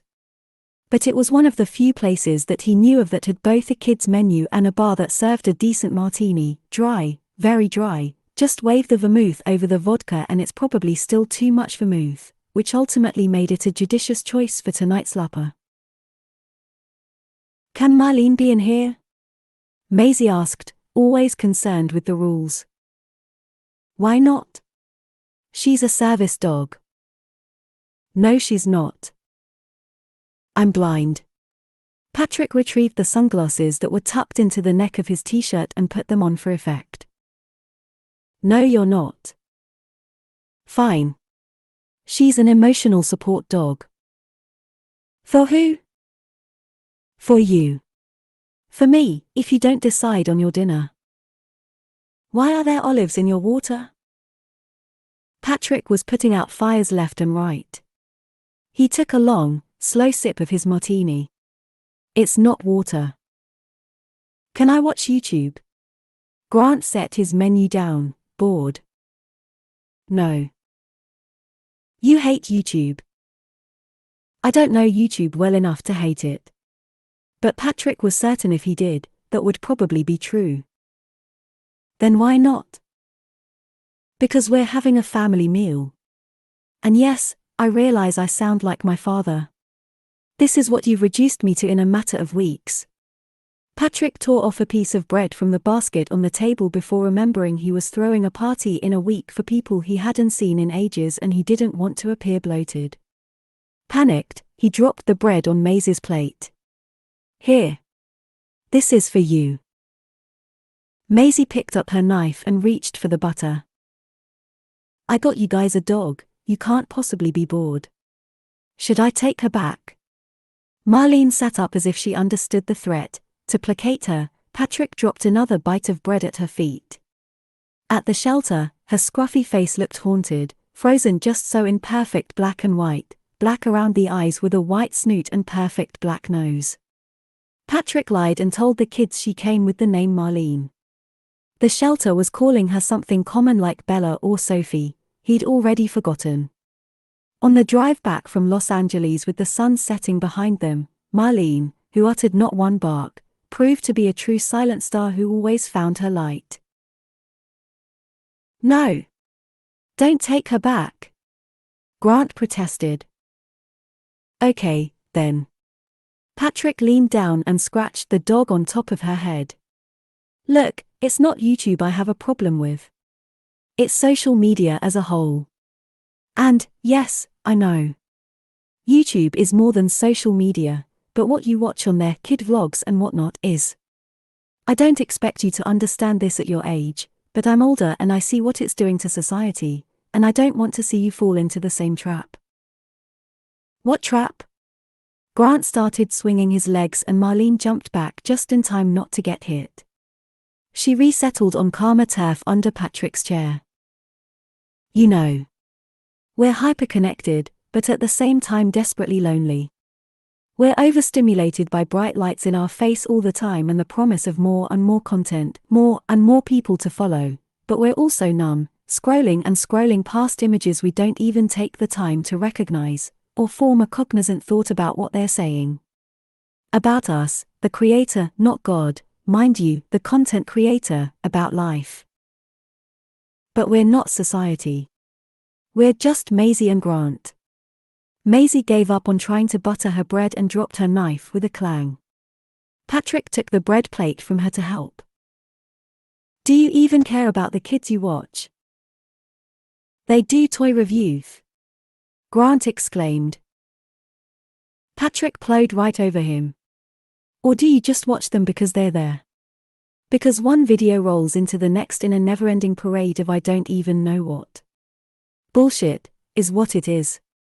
It's all bullshit. That's why I used to pay someone else to do my sosh." "What's sosh?" Maisie looked appalled. "Sosh. Social media? You guys. Come on, now. You're on YouTube.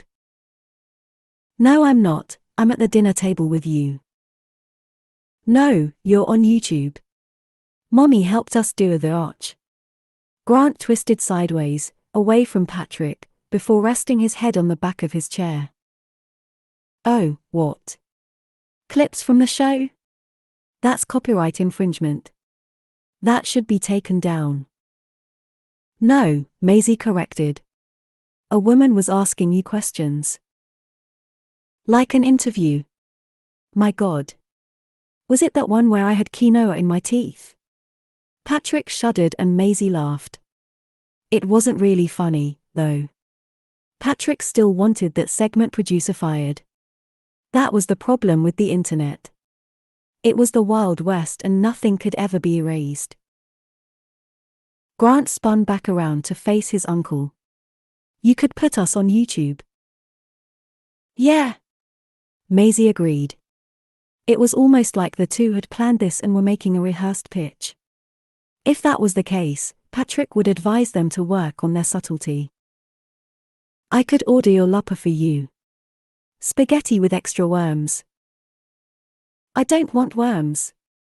I want to be on YouTube. No, you don't. It's a cult. The cult of self-expression.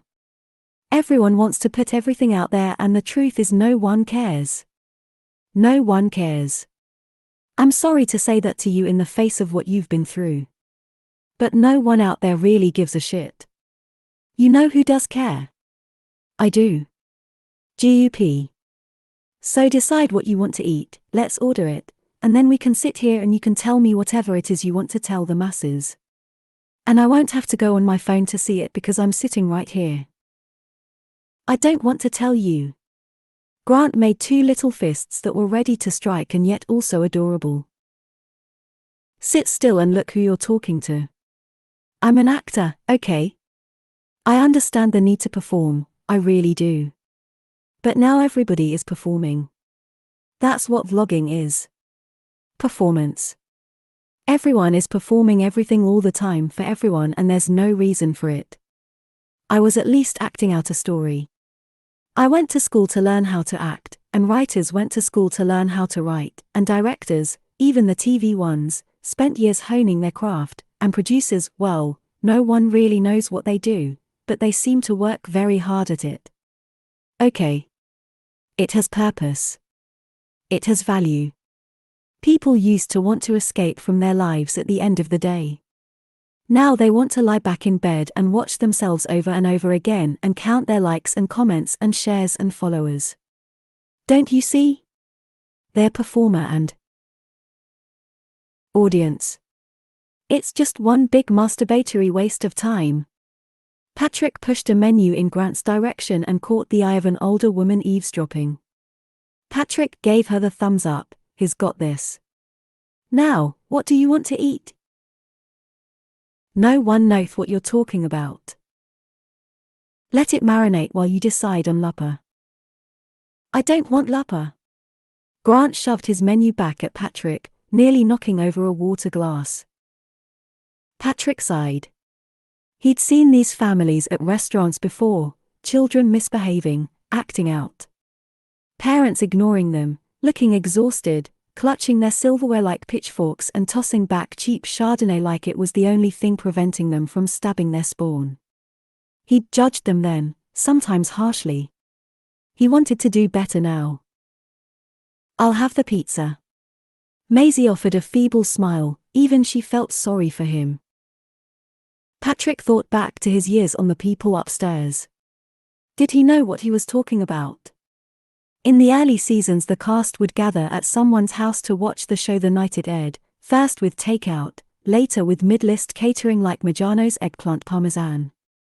It was fun, a mini cast party every week for a show with an open-ended run.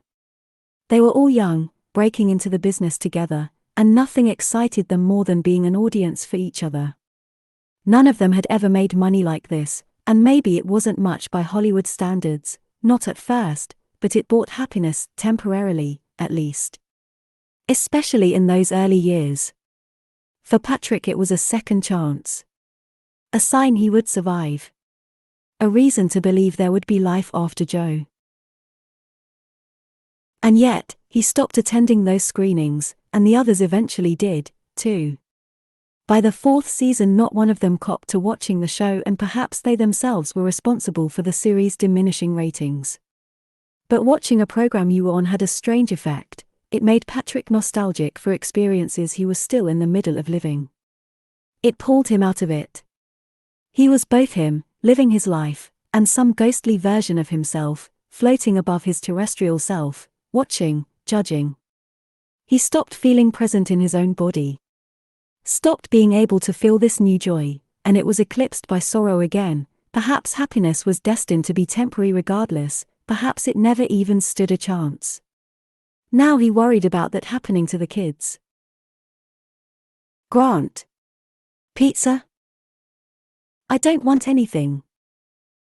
Patrick looked back over his shoulder for a way out of this.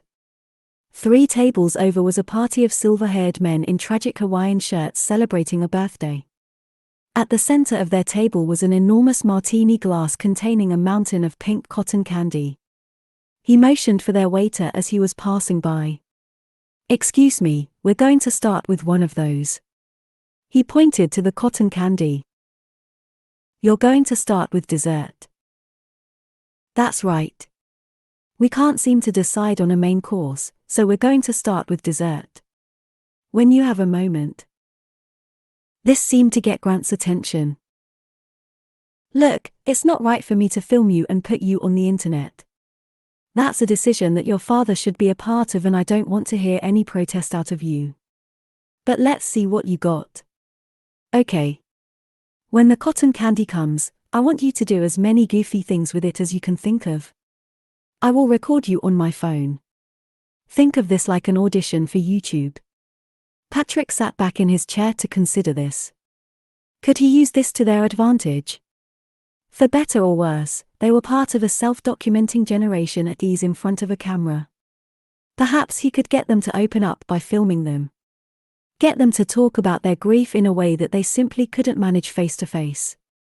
Maybe they needed the camera between them as a barrier, a neutral arbiter who wouldn't judge or ask questions or try to define their feelings or shape the way they expressed them. It would simply record their feelings for posterity. Perhaps it was the perfect therapist. Deal? Grant had his elbows on the table and put his hands under his chin to think about this. If only elbows on the table were Patrick's biggest concern. Goofy things like what?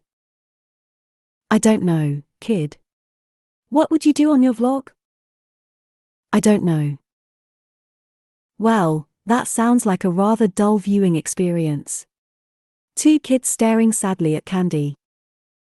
"Eat it," Maisie offered. "Meh." Patrick shrugged. "I don't think it's fun to sit around and watch other people eat candy when you can't enjoy any yourself." "But why do we have to be goofy?" "People love goofy. Goofy bought me my house. There's already a first wave of kids with followers. You're second bananas. Like I was. You got to ham it up to grab eyeballs." "Bananas, ham." Maisie scowled. "Eyeballs," Grant added, grimacing. The waiter returned with the cotton candy, and when it was placed on the table it towered over all of their heads, a pink Matterhorn made entirely of billowy clouds. "Here you go. I'll give you a few minutes and check back to see if you've decided on dinner." He winked at Patrick. Flirtatiously, conspiratorially, or just in recognition, it wasn't clear. "Here, let's start with an easy one." Patrick used 2 hands to pull at a strand of cotton candy until it came loose. He pinched it in the middle and curled the ends, then held it between his upper lip and his nose like a mustache. Except for its pink color, it looked not unlike John's. Grant instantly perked up. "I want one." "Me too." "Do you think I'm stopping you?" Patrick pushed the cotton candy to their side of the table so they could tear off the makings for mustaches. He tucked his under his nostrils, and he could feel it melting the littlest bit against his warm skin, and the room smelled suddenly sweet, a spun sugar wormhole opening, beckoning, transporting him back to a happier time. Look at me, Grant hollered. I am looking at you. Patrick felt like an old-timey railroad baron, his voice affected by the snarl he projected to keep his mustache in place. He nodded to Maisie to make certain she knew he was watching her, too. Okay, let me get my phone. Patrick opened his camera and his finger paused without selecting video. Wait. Let's take a selfie for your dad. He pushed his chair back, careful not to disturb Marlene, and slid around between them. He crouched and put his right arm around Grant and held the phone out in front of them. Squeeze in. They were cheek to cheek, and for a moment Patrick's heart skipped. For a fraction of a second it actually felt like it stopped beating, and he took in a sharp breath of air. It was so, he didn't know, saccharine. And yet deeply genuine, profound. He felt something he hadn't in a long, long time. He closed his eyes.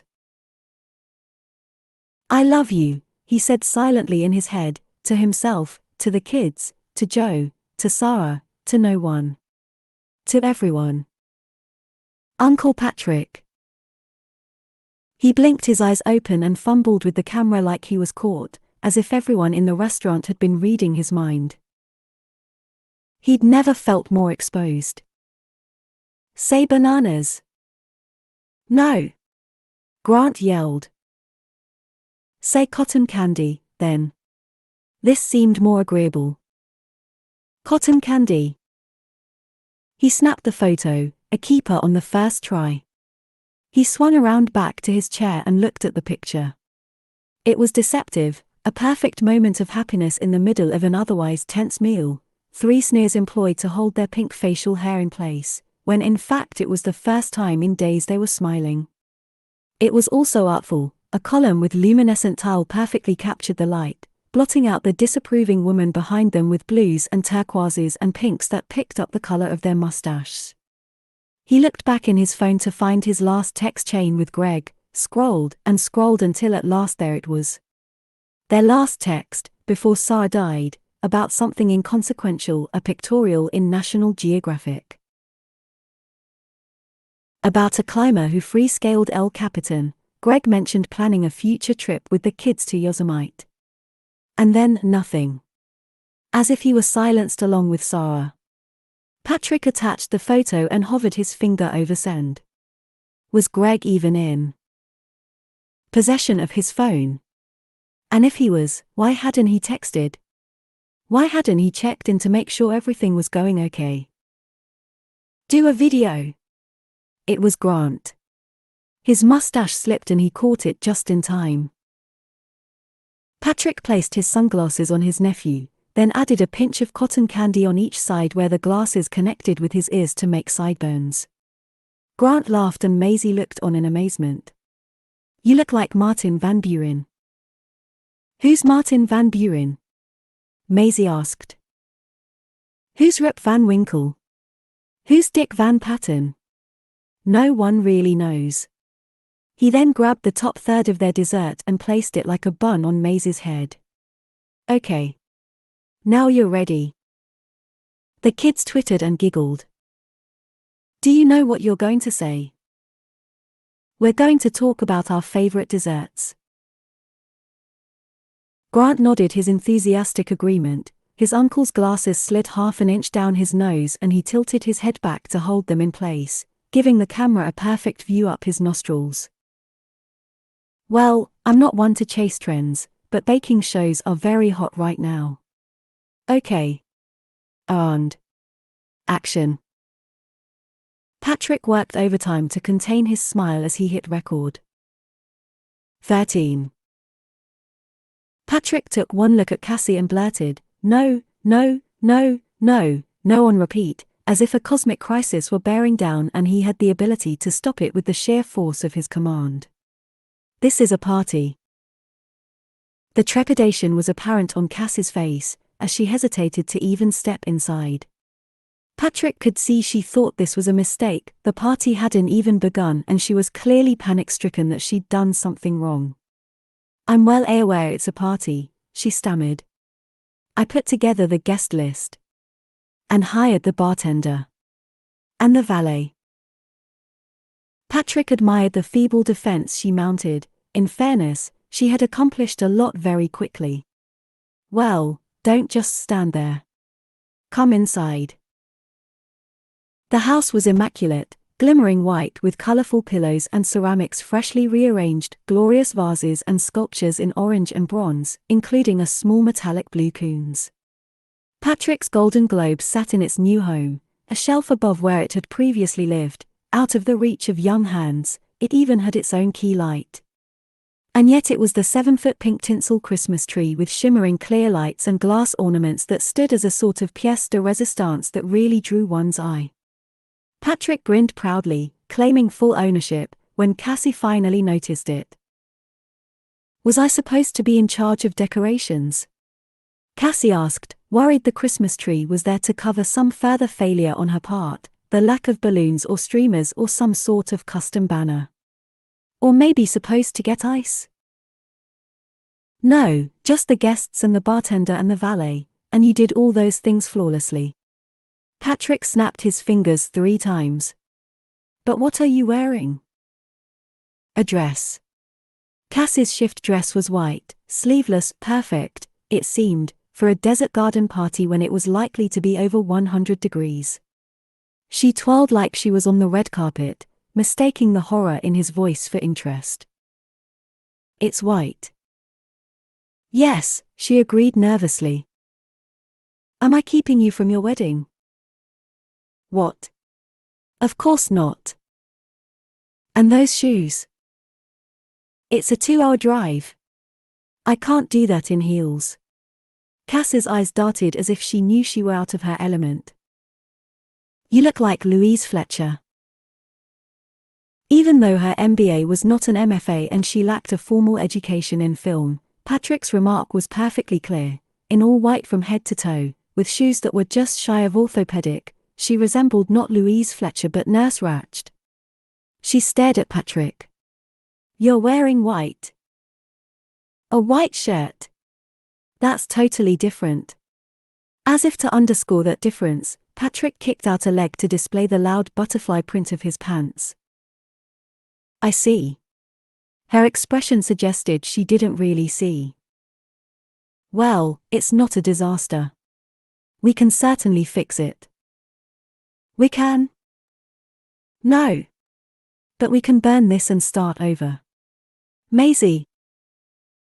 Instead of Maisie, Marlene came running from around the corner, her nails failing to find traction on the terrazzo floor.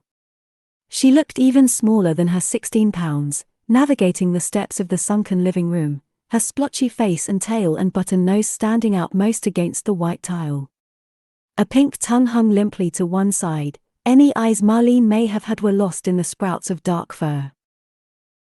I said Maisie, not Marlene. Patrick exclaimed, but the dog didn't understand him, and once she found her footing she made her way to his side.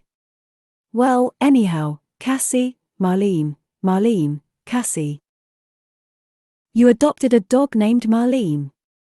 Cassie crouched down to envelop the dog's face in her hands. No, I adopted a dog named Bella, but Jesus Christ. So she's Marlene now. Maisie. This time Grant came screeching around the corner. He was dressed in shorts and a short-sleeve shirt with a dashing bow tie. Patrick slapped his forehead. What kind of Martha Marcy May Marlene nightmare is this? I can't breathe, GUP. The boy tugged at his tie. Breathing is overrated. But Grant started to stomp and Marlene jumped back to protect her front paws, so Patrick undid the kid's bow tie until it hung loose around his neck like Grant was Dean Martin after a particularly intense bender. Here. That looks way cooler anyhow. Where's your sister? I'm right here. Maisie appeared out of nowhere in an outfit identical to Grant's. She, however, liked her bow tie, looking not unlike how one imagines Diane Keaton looked as a tween. Maisie fell in line next to her uncle, her brother, and the dog. Maisie, Grant, you remember Cassie? And where is Marlene's bow tie? Never mind. Maisie, will you take Cassie to my dress closet and find her something decent to wear? Cassie started to protest, but was caught off guard. You have a whole dress closet? It's my kaftan closet, technically, but I think you'll find something nice. Maisie, you know what I like. Leaving the decision to Cassie was clearly out of the question. With a modicum of pity, Maisie reached out for Cassie's hand. Come. I'll show you.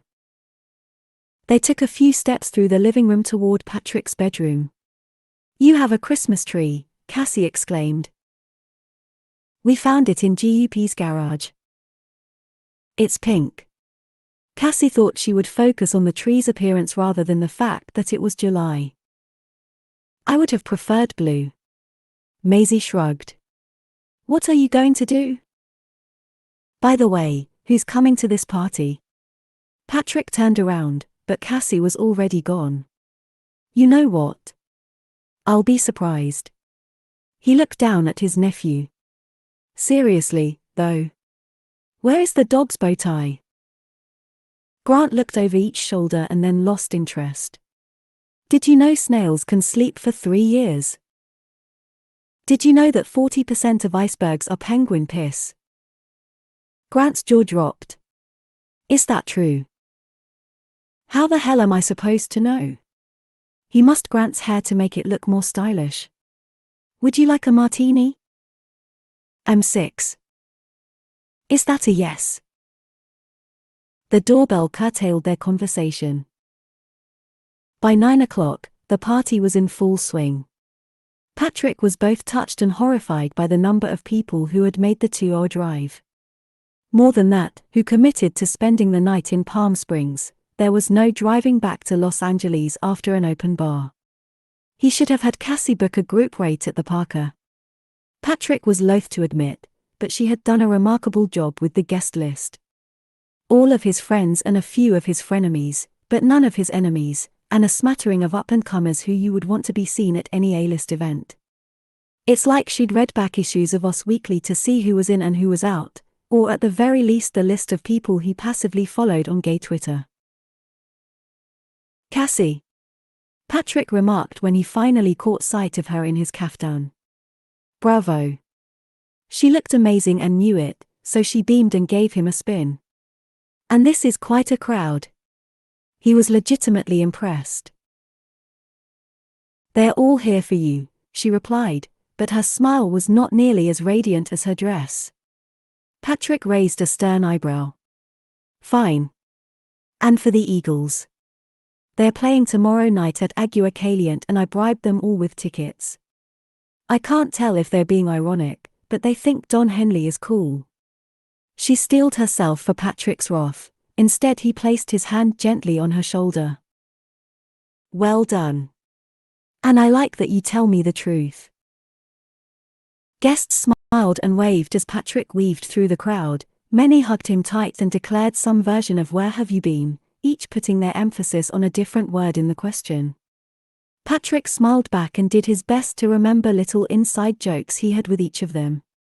He whispered something about a vegan ham to Jeremy Dykstra. They had both been to a disastrous Easter brunch at a well-known publicist's house. He summoned his inner Marlon to yell, "Stella," at Molina Kuhn, as she had once reenacted in horrific detail her disastrous college production of A Streetcar Named Desire in which Blanche DuBois had a lisp. I have always depended on the kindness of strangers. He would have to get Grant to say that later. He stopped to place his hand on Max Crosley's arm and said, "Why didn't you tell me?" And when Max said, "What?" Patrick replied, "To bring along my harmonica." He could never pass up the opportunity to quote Eleanor Parker's character from The Sound of Music. To anyone named Max, in another life Patrick would have made a perfect Baroness. In truth, it was good to see the house so full. Alive with people.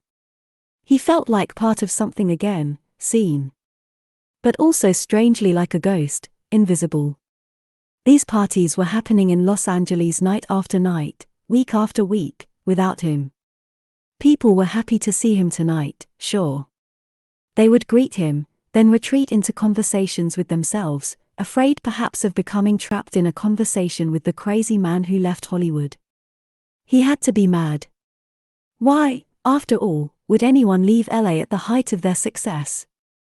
What was he doing in Palm Springs? Was he part of a cult? Mentally ill? Addicted to sonic therapies and sound baths? Had he found God in Joshua Tree, or was he going to ask them for money, for favors, their souls? It was off-putting. But Patrick didn't realize how deep the hole he'd dug for himself in the desert sand had become until he grabbed the hand of Adam Harper. There was instant gravitational pull. He could feel himself, if not quite rescued, buoyed. Like spotting the lights of a distant ocean liner while adrift on a raft at sea, or a diver giving you a hit of oxygen from his tank when yours was running out. It didn't hurt that Patrick wouldn't mind a little mouth-to-mouth from his former co-star, but Adam, all 6'3" of him, was hopelessly, tragically straight. "Come here, you big gorilla." "Patrick." He pulled Adam in for a tight hug and pressed himself maybe a little too close to his old friend's muscular torso. Over Adam's shoulder he spotted Cassie kindly engaging Maisie and Grant as they pointed to each ornament they'd hung on the Christmas tree. It was sweet, he thought, and disorienting, his interest in his niece and nephew outweighing his interest in Adam's torso. He didn't like that one bit and, spooked, he let go of his friend and took a step back. Prince Adam. It was a nickname Patrick had bestowed for Adam's He-Man physique. "What has it been?" Adam asked. "Years?" "Something like that. Probably since they walked off of stage 4 on the Disney lot and Patrick never looked back." "So this is where you went? You're the talk of the town. The disappearing Patrick O'Hara. Or, were. People eventually forgot about you." He gave Patrick a slap on the back strong enough to dislodge a hard candy. "Yeah, well. It's not like any of you are setting the town ablaze." It was perhaps a bad choice of words, given the number of fires Southern California had recently endured. But it gave Patrick some solace, the lack of anything from his castmates approaching success. Adam had starred in a movie as a former tennis pro named Tony who came out of retirement to play a last match against a child prodigy with a mean backhand. The film was laughed out of South by Southwest. How it ever got in was anyone's guess. And that was enviable, a movie. The others had short-lived series on some of the lesser streaming services, none of which warranted 2 seasons. "You keeping tabs on me, brother?" "No, but I still have access to IMDb Pro. And my agent tells me." "Your agent?" Patrick lifted his arm and pointed at Cassie as Adam frowned in her direction. "Great dress. But she brought her kids." "They're mine. Kids and the dress." Adam barely had time to react before Daisy Morales and Jennifer Skeen stumbled into Patrick's sight line with wide-eyed curiosity, like they had just stepped off the bus from whatever small town still sent their most attractive ingenues to Hollywood via public transport. Hello," Patrick bellowed, and when they turned their heads and saw him, they immediately crouched into 2/3 of the classic Charlie's Angels pose. Patrick wasn't keeping track of how many drinks he'd had. He wasn't an amateur, so what was the point? So was surprised when he opened his mouth and gasped a high-pitched wheeze. Daisy and Jennifer were his other 2 co-stars on the people upstairs. Patrick couldn't form words, so instead fell in formation as Kate Jackson until the entire party turned around and applauded, and then they broke, hugged, and screamed. "I hate you for ever leaving," Jennifer pouted. "Lars, just no fun anymore." "Was it ever fun?" Patrick asked. "Yes, silly. When we were young and famous." Daisy leaned her head on Jennifer's shoulder. "I was on the lot for a meeting the other day and I went by our sound stage and they totally painted over where we signed our names on the back wall. Everything's been undone. It's like we were never even there. Come back." Patrick wiped a drop of nervous sweat from his forehead. He hadn't had to be so on in some time. Well, gee. You do make it sound enticing. Patriarch, they whined, stomping their feet. He studied their faces. They looked both older and younger, copies of their former selves plumped with Botox and fillers, although by a very skilled hand. Come, come, he said, eager to move on.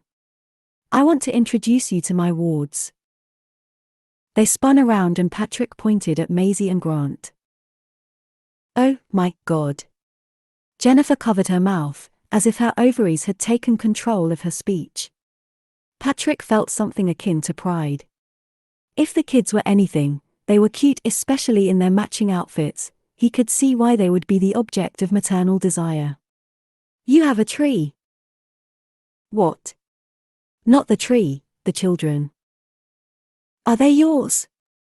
Daisy grabbed him by the shirt collar and pressed herself against him. I begged you for your sperm and you said no. Well, I didn't know you wanted it to make babies. What did you think I wanted it for? Patrick grasped for an answer. Decoupage. Jennifer laughed. Ah. God, I missed you. I missed this. I miss us. Patrick introduced Maisie and Grant to his friends. Maisie did this little curtsy thing that she learned on her own, only Patrick caught the side eye she flashed when she finished. The girls squealed over their outfits and even Adam was impressed with Grant's loose bow tie.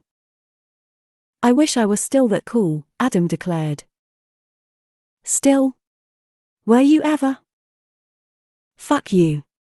But don't you just want to give him a scotch, neat? I offered him a martini, but alas. He pulled Grant, suddenly shy, tight to his side and parted his hair to the side. How long have you lived with Patrick? Jennifer asked. Grant picked at a branch on the Christmas tree. Since our mother died. Oh, my God, Daisy said. That's hilarious. You're hilarious. Where's the bar? She twirled in circles until she spotted the bartender on the patio. Patrick turned to his niece and nephew. She thought you were kidding. She doesn't really think that's hilarious. He looked up at Cassie standing nearby and made a face. Oops. It didn't work the first time, but Patrick was undeterred. He took the cheese knife and banged on his glass hard enough to shatter even Baccarat crystal, which, since it was part of the bartender's service, this wasn't. Everyone. If I may. Patrick bit the inside of his cheek. Lame. He was overcome with nerves. Why? It had been a while since he'd had to do any kind of public speaking, but didn't he have a performer's heart? He was looking down at the kid from the new drama on the CW that had tweens aflutter. The nerves came when the kid looked back. Patrick didn't want anyone telling teenagers, but this guy was actually hotter in person in his thick Tom Ford eyewear and sculpted white tee that gave him a perfect James Dean edge. Was it legal to make eyes at him? Sure. Hollywood has employed 20-somethings to play teenagers all the way back to the dawn of TV. Ron Howard was already balding when he played Richie Cunningham. That one girl from that 90s show was actually the president of SAG when she was editing a high school yearbook on TV. Everyone? He surveyed the crowd. His co-stars, other actor friends, that burgeoning pop star whom Patrick had told smelled nice.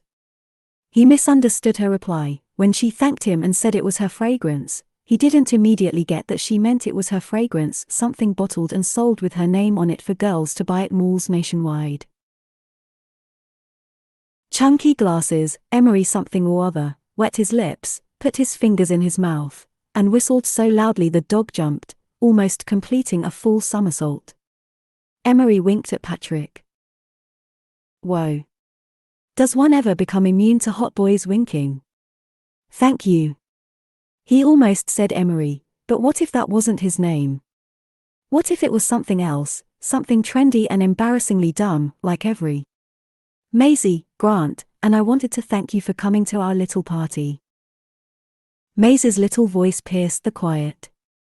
And Marlene. Yes, and Marlene. How quickly she'd become part of the family by doing nothing else but resting her chin on his thigh while snoozing. It reminded him of Grant falling asleep in the crook of his shoulder that first night as he told them stories. Suddenly the spotlight felt lonely. He didn't want to be the center of attention without his ragtag crew. It felt wrong, incomplete. Come up here, kids. For those of you who don't know, it's been a hard year for our family and it's only July. Maisie and Grant made their way to him and flanked their uncle. Patrick reached out and took their little hands. He felt like a political candidate, staging his family for maximum effect. He gave each of their hands a squeeze. How small and fragile and warm they felt in his own. How big and strong he felt in comparison. For a rare moment he liked who he was. He liked who he was with them. Not so much a guardian but a guard, someone to stand between their fragile selves and anything else that dared threaten them. We decided instead of moping our way through a difficult summer, we needed a party. We needed you. Before you can say come and go, and breathe twice, and cry, so, each one tripping on his toe, we'll be here with Mop and Mo. That's from The Tempest. I don't know why that comes to mind. Except I'm tripping over myself trying not to break out in a freakish grin. He squeezed the kid's hands again, 3 or 4 times, as if he were tapping out the word happiness in Morse code. The 3 of us have been muddling our way through. Except tonight. Tonight, instead of tripping on our toes, we shall trip the light fantastic. He looked down at a confused Maisie and Grant. It's an idiom. Anything else I'm missing? Grant tugged at one end of his bow tie. Enjoy our Christ math tree. Yes. A special hat tip to Jerry Herman, who taught us Guncle rule number. I've lost count. When faced with unimaginable loss, we need a little Christmas. Right this very minute. Emery bellowed. He raised his glass in the air with such infectious enthusiasm, the rest of Patrick's guests followed suit. Right this very minute. Patrick looked out over the sea of raised glasses and saw, if only momentarily, the flash of another, happier, life. The ghost of Christmas past at work. Perhaps, if only it really were Christmas. The spell was broken by the sound of his white lacquer baby grand and impulse purchase he'd only played once and instead made for an expensive table to display Jonathan Adler knickknacks and the opening chords of We Wish You a Merry Christmas. He looked up. It was Cassie. She smiled at him, all teeth and gums, the nervous expression of someone asking permission. Sweet Cassie, who still needed to learn it was always better to ask for forgiveness. But Patrick gave his consent. And the whole crowd turned and burst into joyous song, looking to each other for a cue. Are we really doing this? Yes, I think we are. And the party raged on like this. Carol after carol, drink after drink. It was the sound of pleasure, of long-forgotten joy. Not just for Patrick, or the kids. Maisie settled on the piano bench next to Cassie while Grant sat on top of the piano itself, twirling one end of his bow tie, but for everyone who in the midst of the Hollywood rat race had forgotten to exhale. Gaiety, Patrick thought, smiling. And no one seemed to love it more than Emery, who, in the midst of a far LA, linked his pinky finger with Patrick's, a gesture so intimate it felt like an entire sex act. They were on the 8th day of Christmas, maids milking, swans swimming, and whatnot, when the front door opened and Clara thrust her head inside. No one noticed, no one turned, no one made anything of this late entrant who wheeled a carry-on suitcase with a red ribbon tied to its handle, not in a Christmas bow, but to distinguish it from other look-alike luggage, across Patrick's floor, except for gargantuan Adam, who, towering over her, put his meaty arm around Clara just in time to sing, Fee Goldien rings. Patrick caught a glimpse of his sister's horrified face out of the corner of his eye and his first thought was, can you imagine? And he cackled to himself without missing a lyric. But then he turned and looked more carefully, the words French hens flopping off his tongue and plummeting clumsily to the floor like flightless birds. French hens. He sheepishly waved, the happy buzz of vodka and Christmas draining from his face along with any color his skin's pigment held from a life of year-round exposure to sunshine. Clara, stunned into silence, looked up at Adam, then across at the hulking hand squeezing her opposite shoulder. She looked around the room, recognizing a few faces from magazines in the supermarket checkout, but not many, then down at Marlene, who was jumping at her feet and sniffing her shoes. She next spotted the pink Christmas tree with its sparkling white lights and colorful ornaments and tried to make sense of it in the context of the general decor of a house in which she had never stepped foot. Eventually her eyes landed on her niece and nephew, Maisie nuzzled into a stranger in a beaded kaftan and Grant sitting on top of the piano with his bow tie undone and Patrick's empty vodka glass by his side, looking like Frank Sinatra if he had starred in the movie Big. Finally, after all that, her eyes landed on her brother, dressed in butterfly-patterned pants with a curious expression that enraged her, and she regained her ability to speak. What the actual fuck? 14. How long was I on that plane? The few remaining party guests had broken down into two distinct conversation clusters in the living room. The vibe had irrecoverably dimmed with Clara's arrival. It was nearing 1 o'clock in the morning, and while that's hardly last call in LA, where most of these guests were from, the bartender was only hired for 5 hours and had already started to break down the bar. As much as Patrick would like to pin this all on his sister, it probably had as much to do with that. This crowd seemed loath to pour their own drinks. Patrick did his best to do a round of goodbyes, thank everyone for coming, but the exodus was mass and he likely missed a few, including Emery, who slipped away into the night. I don't know. 5 hours? 6? There are headwinds when you're flying west. Was it 6 months? What? No, of course not. Then why is it Christmas in Patrickland? Grant stepped forward to field this one. We found his tree in the garage. Kids, it was already past your bedtime when I took off from New York, and so I can't even imagine how tired you are now.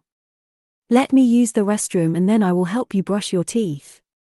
Have they even been brushed once since I saw you last? Patrick held his tongue. She clearly did not realize what a commodity good teeth were in California. A perfect smile was practically a calling card.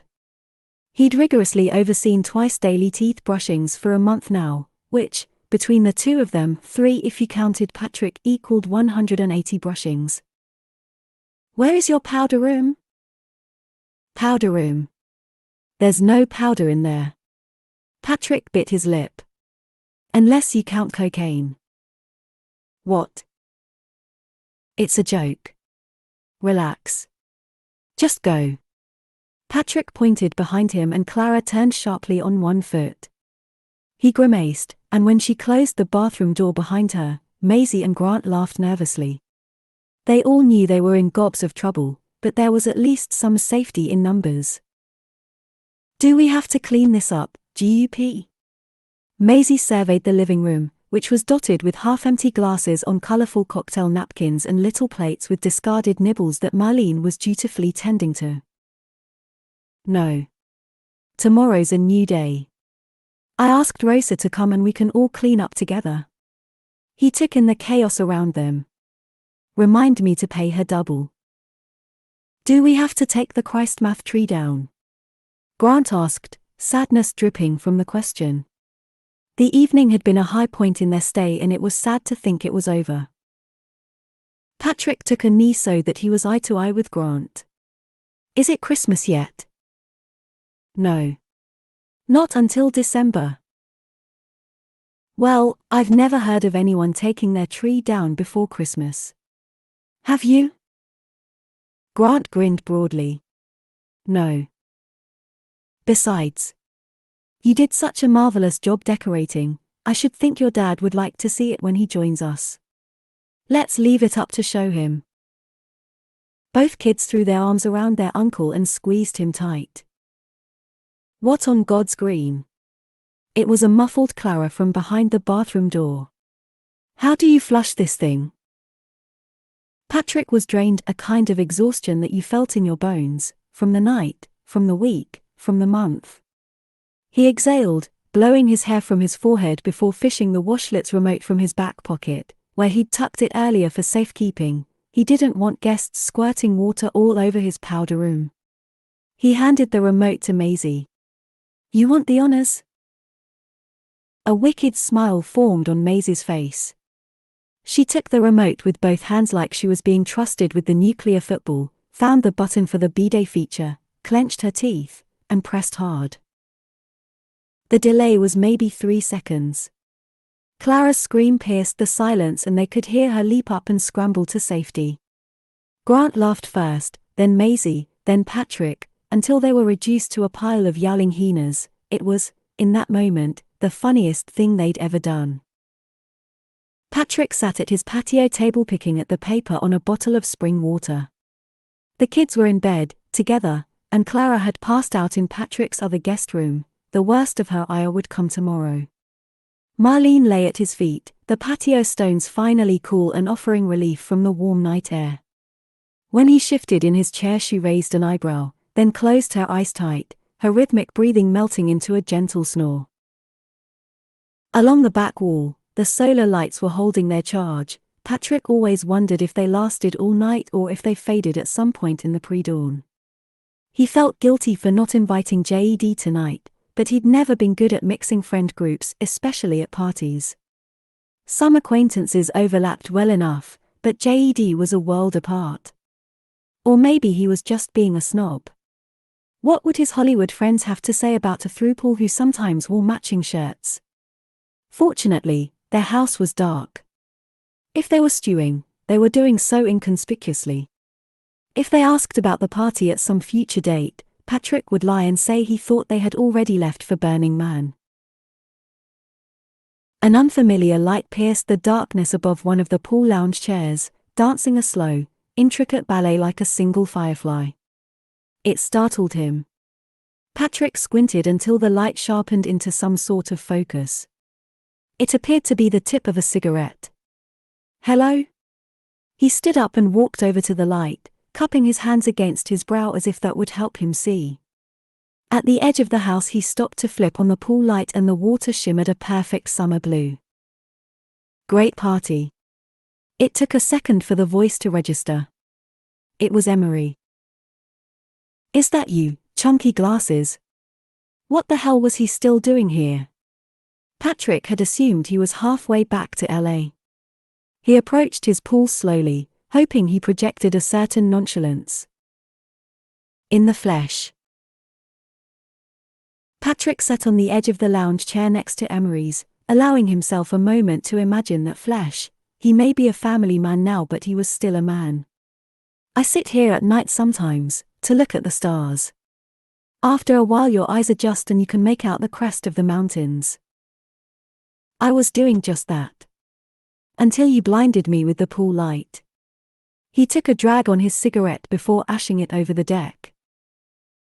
Patrick had forgotten that people still smoked. "Sorry. I thought for a minute there you might be some sort of bum."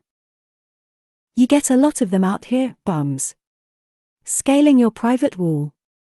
His smoky voice rumbled from his throat like an old muscle car bearing down. It added to his James Dean charm. Patrick laughed. "I thought it sounded less conceited than fans. You shouldn't smoke." "I don't." "Neither do I." Patrick reached over, relieved Emery of the cigarette, and placed it to his lips. The paper crackled as he inhaled, or at least he imagined it did. It might have been the little fireworks in his head set off by the idea of his lips being where Emery's had just been seconds ago. "It's nice, the stars. They make me feel unimportant. In a good way. Like my problems don't matter. They're not problems. I'm not anything. Just insignificant bits of stardust." "Is retirement that stressful?" Emery kicked Patrick's chair playfully and it moved an inch on the concrete, making a lewd scratching sound. "Listen to yourself. insignificant bits of stardust. He blew air through his lips in playful disgust. Patrick smiled. Did I say I was retired? He handed the cigarette back to his guest. I thought you left. How is it you're the last one here? Emery shrugged. I love to shut a party down. To be there for the very end. Lots of people say it's polite to leave early. To not overstay your welcome. But I'm amazing. Who would get tired of me? And what greater compliment can you give the host than not wanting his party to be over? Patrick thought about this. He had always been a fan of the Irish goodbye, not leaving a party had never occurred to him. Plus, I have terrible FOMO. After parties are the best parties. All the interesting things happen at the end of the night, don't you think? Patrick hoped the bluish light from the pool masked the reddening of his cheeks as it rippled across his face. Like what? Like getting to talk to some stardust. Patrick's heart raced, although it might have been the nicotine. Was this flirting, or a genuine dig at his age and faded celebrity? Actually. Emery waved his iPhone so Patrick could see. Phone's dead. I was hoping you could call me a lift. He held himself together for a 3 count before bursting into ridiculous laughter, like he'd been baiting Patrick all along. Patrick laughed, too, if only to be a good sport. He waited for Emery to compose himself, then asked, Did you have fun tonight? Emery removed his glasses and set them on a cocktail table. He rolled his head toward Patrick so that he was looking earnestly his way. Strangely, he looked older without the glasses, there was a fervent zest in his eyes. Did you? Patrick watched as Emery stubbed the cigarette out on his pool deck. He'd have to remember to clean that up tomorrow before the kids asked about it. He picked Emery's glasses up off the table and tried them on, then flopped his head back against the chair. It felt intimate. He thought the lenses would be fake, but it turned out they were a weak, but real, prescription. Patrick reached back to recline farther in the lounger. He closed his eyes and felt the weight of the frames push against his face. I did. You sound surprised. Mum. His lips tickled as they vibrated. Emery adjusted his chair until it mimicked his host's and they were equally recumbent. We talk about you, you know. Who's we? Us. Patrick laughed. He still didn't know what Emery meant. His friends. New Hollywood. The next generation of TV's second bananas. Magazine? Okay. We do. Patrick opened one eye and turned his head. Emery, is it? Now Emery laughed. Yeah. He held out his hand and Patrick took it, but instead of shaking, they just clasped hands. Patrick. But I guess you knew that. Since you came to my house and talk about me and whatnot. What kind of name is Emery? Biblical. Old Testament. In Hebrew it means happy. Are you? Patrick let go of Emery, the sudden intimacy of holding hands overwhelming. Jewish? Want to go skinny dipping and find out? Emery winked, a second wink, it was both unbearably corny and undeniably sexy. Patrick laughed, this time genuinely. Oh, to be that confident again. Are you happy? That's the better question. Yeah, Emery said, and then he leaned back in his chair to look up at the stars. Pretty fucking happy. Patrick studied the night sky. Except for one of the dippers, he didn't know the summer constellations as well as the winter ones, Orion and Taurus and Gemini. Well. You're young, he said, as if Emery's happiness would sort itself out to a general state of malaise. But you're on TV and that ain't nothing. Marlene appeared out of the darkness, hopped on Patrick's chair, and curled up between his legs. Yikes, Emery said. Don't like dogs. Just scared me, is all. I thought for a second it was a big rat. Patrick sat forward and undid Marlene's bow tie. He waved it at Emery to enter it in evidence. Not a rat. What are you doing out here? If you don't mind me asking. Talking to a cute boy, Patrick wanted to say. But he knew the question ran deeper than that. Plotting my next move.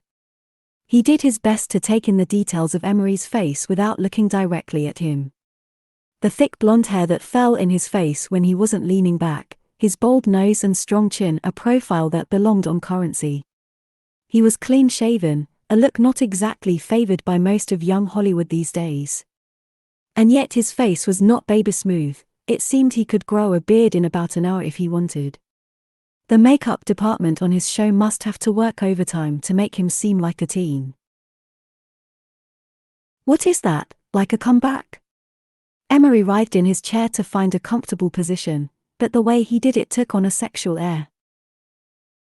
Running for president, world domination, EGOT, Tupperware parties. Take your pick. Ah. The elusive agate, with 2 T's. Patrick rolled his head to look at Emery, and Emery rolled his head to look at Patrick. They locked eyes. Emmy, Grammy, Oscar, Tony, Tupperware. Patrick wished he were that ambitious. Now you just need someone to enjoy it with. Emery smiled at him. Who? You? I'm not calling you a car, so you're moving in? You could do worse. Patrick thought about it. I could do better. Emery laughed it off with a nah. I'm just going to focus on surviving the summer. Then world domination. Emery stood up and stretched. His t-shirt rose above the rise of his jeans, exposing a flat, surprisingly hairy stomach. They really must have to shave him between takes. Swim with me. It's like 3 a.m. Emery pulled off his shirt. He was lean, toned, but not intimidatingly ripped. He probably spent all his time doing Bikram yoga instead of lifting weights in a gym. Patrick stared, but didn't leer. He could either join this kid in his pool, something he wouldn't have hesitated to do before he had a house full of family, or call him a ride. He stood up and pulled off his own shirt in one fluid motion. Yikes. What? Patrick asked. This seemed to be his favorite exclamation. That was sexy. Without even thinking about what he was doing, Patrick reached out and undid the top button of Emery's buttonfly jeans. Wow, Emery said, further impressed. He then looked down at Patrick's pants as if to say, your turn. Instead he observed, your pants have butterflies. Not just my pants, Patrick thought. He turned and took a few steps toward the house, as if he were going inside. Emery stood back, confused. Was this over? Patrick paused for a moment. Decision time. A swim would be nice. He was sweaty, after all, from the hard work of hosting, and then the stress of seeing his sister, and the night was still arid and hot. The water would be cleansing ahead of the drubbing he was certain to take from Clara. He was doing a good job, he had been a good uncle. He deserved this. So he turned off the pool light. Darkness. When he turned around, Emery was standing naked, bathed only in moonlight. Patrick crossed the lawn slowly, kicking off his shoes. He stood face to face with Emery before dropping his own pants, and then his underwear, without breaking eye contact. Only then did he deign to glance down. So. Not Jewish, then. Emery laughed. They stood very close without touching, not breaking eye contact. Their breathing slowed and fell into a parallel rhythm, yet Patrick's heart beat faster. What strange and different paths led them to this moment? Emery's involuntary enthusiasm grazed Patrick's thigh. He inhaled sharply, then turned and dove into the deep end the way he had perfected, leaving hardly a ripple. The water was perfect, 83, 84 degrees, the way it stayed in July without him ever having to turn on the heater. He swam most of the length of the pool, his arms at his side, his back arched slightly, water whooshing by his ears. He dolphin kicked twice when he came close to losing steam, until the sounds of the world washed away and he was surrounded only by darkness, a calming, perfect still. He flipped over and opened his eyes, but there was only the night. He surfaced just in time to hear a second splash behind him. 15. Patrick, Clara, Maisie, and Grant wandered up Palm Canyon Drive sipping milkshakes, looking not unlike the ideal American family from a time when much of downtown Palm Springs was developed. Man, woman, son, daughter, a family outing for ice cream on a blistering summer day. The only thing missing? Matching buttons that declared their like. But the situation was mixed, at best. All morning they'd griped at one another, their fragile routine upset by an interloper. Clara was helpful in some regards, volunteering herself for mundane tasks, face washing, breakfast, laying out clothes, brushing Maisie's hair. But everything came with commentary. Patrick's toaster made toast too dark, his coffee was too bitter, the kids used outdoor voices inside.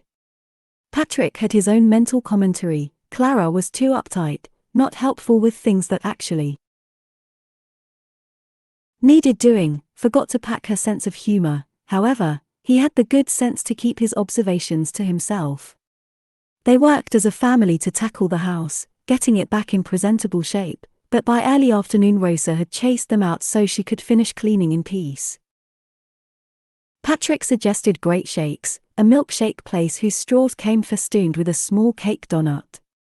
The extra confection was no more than 2 bites, but Clara opined it seemed opulent when slurping 1,200 calories of ice cream from a cup, in Patrick's case, lined with homemade butterscotch. Grant gnawed on the straw of his Oreo milkshake, while Maisie nursed a date shake, a dessert Palm Springs was famous for.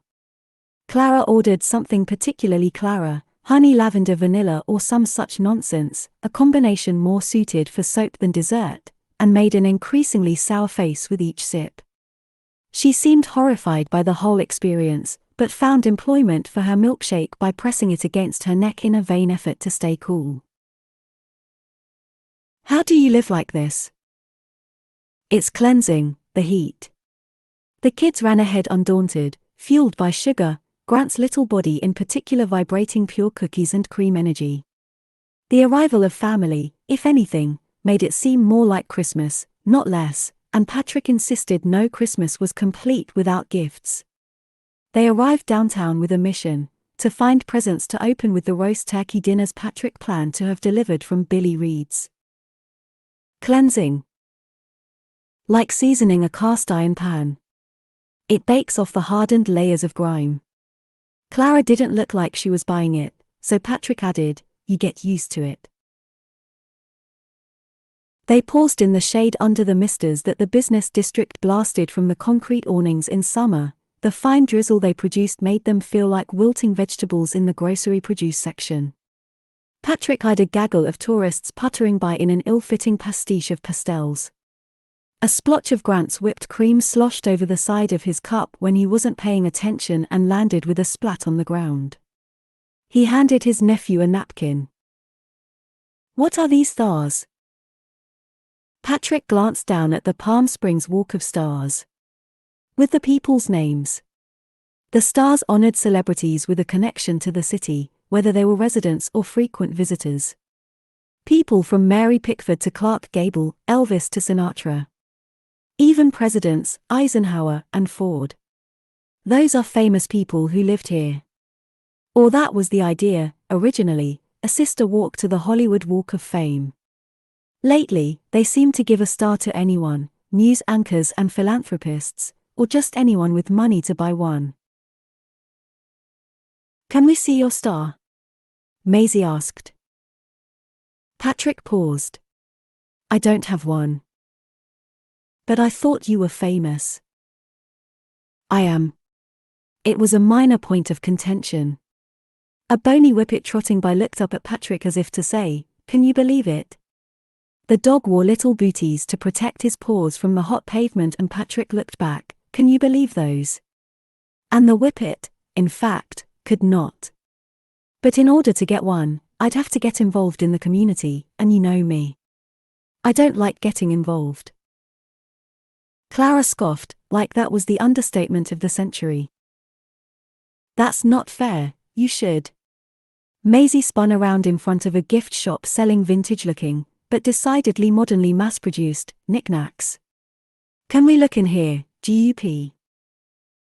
Her outrage was, apparently, short-lived. Go for it. He ushered Clara into the shade until they could watch the kids through the window, then leaned in to whisper, whatever they find in there will be total shit, but act excited anyway. You want to know some of the presents I've received from Darren's kids? A tongue scraper. Those bags you use to vacuum seal sweaters. Paprika, I think, once. Clara wandered toward the opening of the store and fanned some of the air conditioning her way. I'm glad you're here, Clara. Clara cocked her head, caught off guard. This is good. The kids need a motherly presence. Clara agreed. This was the easiest they'd been on each other all day, and it felt agreeable. It takes a village. With a thriving neighborhood, Patrick agreed. I'm not sure this ice cream is good for my tummy. Patrick groaned, upsetting their fragile peace. What now? Clara had risen early, due in part to the time difference, perhaps more from the sun that streamed aggressively through the guest room windows. She was surprised at how long Patrick and the kids slept. She wondered if that was due to their being up far too late for the party, or if this was evidence of a new, bohemian schedule. Up all night, down all day. And he was going to further criticize her. If I could genocide one group of people, it would be adults who say tummy. What should I say, then? What does it say in Patrick's Guide to Being Perfect? Stomach. What's wrong with stomach? I'm not seeking perfection, I'm just wanting to have a grown-up conversation with another adult. Clara shook her head. No, nothing's wrong with stomach. Or no, I'm not doing that. Even she didn't seem sure. Welcome to being a parent. Patrick walked to the corner and tossed the last of his milkshake in the trash. Look over there. He pointed across the street on his way back. New Palm Springs. The Rowan, one of our more recent hotels. H&M Keels. One of those Starbucks that serves wine. Clara followed his arm to see a beautiful new hotel at the base of the mountains and the pristine facades of fresh construction along the main drag. Even the palm trees looked fresh, upright, a vibrant green, perfectly trimmed. The sidewalk on which they stood was comparatively trapped in time, connecting storefronts that mimicked the look of a small-town main street from decades ago. This side of the street? Old Palm Springs. I like this side, but I'm afraid it won't be here for long. If it were actually Christmas, we would camp out here for the annual Christmas parade. Local marching bands. The fire department. Floats with drag queens. You'd like it. Is it this hot at Christmas? No. It's downright cold. Highs in the 60s. Clara scoffed again. On what planet was 60 downright cold? Still, that did sound pleasant even with wise men in drag. You know who's been on my mind a lot lately? Patrick's hand was wet from the condensation on his cup he'd tossed, so he wiped it on his shorts. God, you're chatty. Exhaustion. Coupled with sugar. Clara used her free hand to pull on her blouse and fan some air between the silk and her skin. No, who? Mom. Oh, Clara said. She swiped her milkshake cup in a smooth arc across her forehead, then looked like she wanted to throw it at an older, lumbering man wearing a locker-up tee. Why? I have a new appreciation, I guess. It's a lot of work. You should have her come out, Clara suggested. No. Patrick turned his face upward toward the misters. The water evaporated as quickly as it hit his skin. No. Patrick closed his eyes. If they can't have their mother, I don't get mine. Sort of a bargain I made. He stood on his toes and waited until he could feel water bead on his face like dew. What prompted you to come? Clara pretended not to hear. She tucked her napkin into her blouse to wipe under her armpits as she looked into the store after the kids. I don't know how you live like this. It was as neat a bookend as this conversation would have. The house was sparkling by the time they returned, and Rosa had even made sweet coconut and pineapple tamales for their holiday dessert, her own mother's recipe.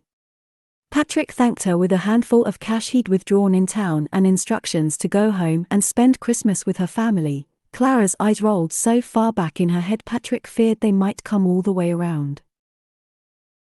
By late afternoon Clara had made an about-face on celebrating, but she insisted if they were going to celebrate Christmas, they should do it right.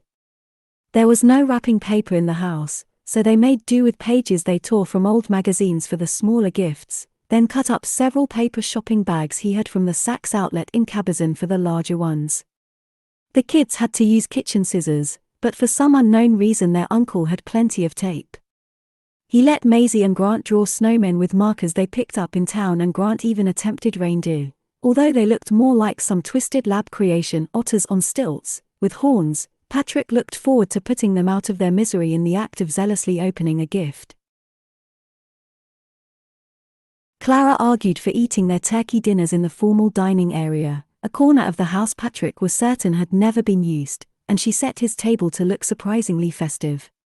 The candles he recognized, he'd burned them exactly once during a massage, but the rest of the table setting was a bit of a mystery. Where did you get those? Patrick asked, pointing at both the cloth placemats and decorative runner. It was almost accusatory. Had she brought them with her in some attempt to assert parenting will? Children should eat off of proper place settings, or not eat at all. I found them in a drawer under all those shelves. Those shelves? Patrick pointed at the shelving unit he had constructed on the far wall in the living room. In the drawers. Under that funny paperweight. My Golden Globe. Whatever you call it. Huh. Perhaps Rosa smuggled them into the house in one of her early attempts to civilize him. Or maybe he'd moved them from a previous house. They could have even been Sarah's or Joe's. Clara taught Maisie about setting a table, including 4 different ways to fold napkins. In addition to rectangular and triangular, there was something called a cone fold, and a presentation with diagonal pockets in which to tuck a small flower or name card, and Maisie seemed to relish in learning. As much as she eschewed girls' swimsuits, she seemed to have no problem indulging in tasks ripped from a housekeeping primer back when marriage for women was a career. An enigma, that one, Patrick thought. When they were seated, Clara asked if they should say grace. No, Patrick said, quickly squashing the idea. We can at least say something we're thankful for. Patrick had plated their takeout turkey dinners, including mashed potatoes and cranberry sauce, the works. He cut his own turkey in small bites for Marlene and placed it in her bowl with a dollop of potatoes, then steamed himself an extra serving of vegetables. They were all more than ready to eat. It's not Thanksgiving. It's not Christmas either. It's not anything. Clara grabbed onto the table with both hands to calm herself. Something we're happy for, then. Before we eat this food. Patrick slammed his fists on the table and the silverware jumped. Damn it, Clara. What? I didn't say before we put this food in our tummies. It's not. Patrick reached for the salt and pepper. He ground pepper over his food like he was a server waiting for someone, anyone, to say stop. They'd just lost their mother. You and I lost a sister-in-law. I lost a friend. We've been getting comfortable in our unhappiness, with the fact that life is often unpleasant, and we don't need to pretend otherwise tonight. Clara removed the napkin from her lap and set it forcefully on the table like she was about to get up. She hovered for a moment a few inches above her chair before deciding, for the sake of the children, to sit back down. Well, the food looks delicious. We can be grateful for that. Patrick softened. Amen. He placed his hand on Clara's forearm, an acknowledgement that he was the one on edge. Are dogs supposed to eat turkey? Maisie asked, peering down at Marlene. If this was of genuine concern or if she sensed the need to change the room's tone, Patrick wasn't sure. But he could have kissed her for dialing the temperature down. Are people supposed to eat turkey? That's the question. Yes. Grant bellowed with a mouthful of potato mush. There are certain people foods that are bad for dogs, I think onions for one, and raisins and chocolate. But for the most part, table food is fine. Turkey is fine. But no drumsticks. She could choke on the bones. We can check the list tomorrow if you like. Do you think maybe we should check now?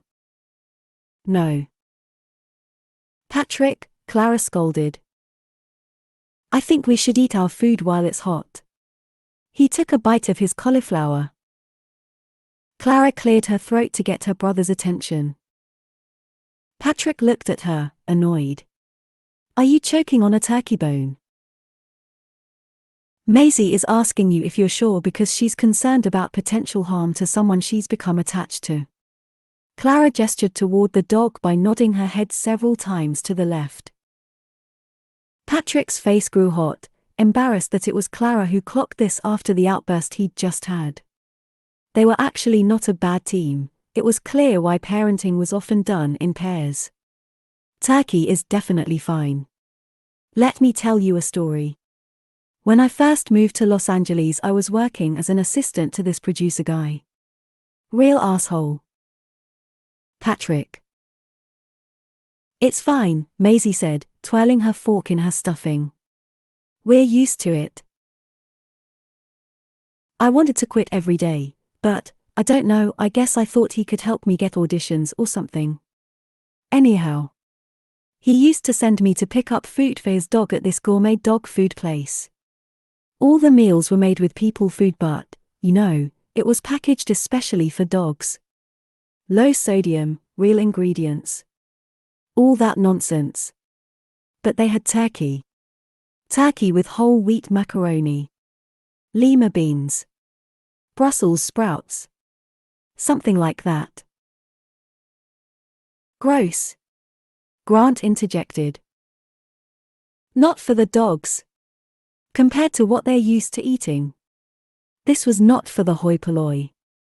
Patrick glanced down at Maisie. Regular people. Anyhow, his dog loved it.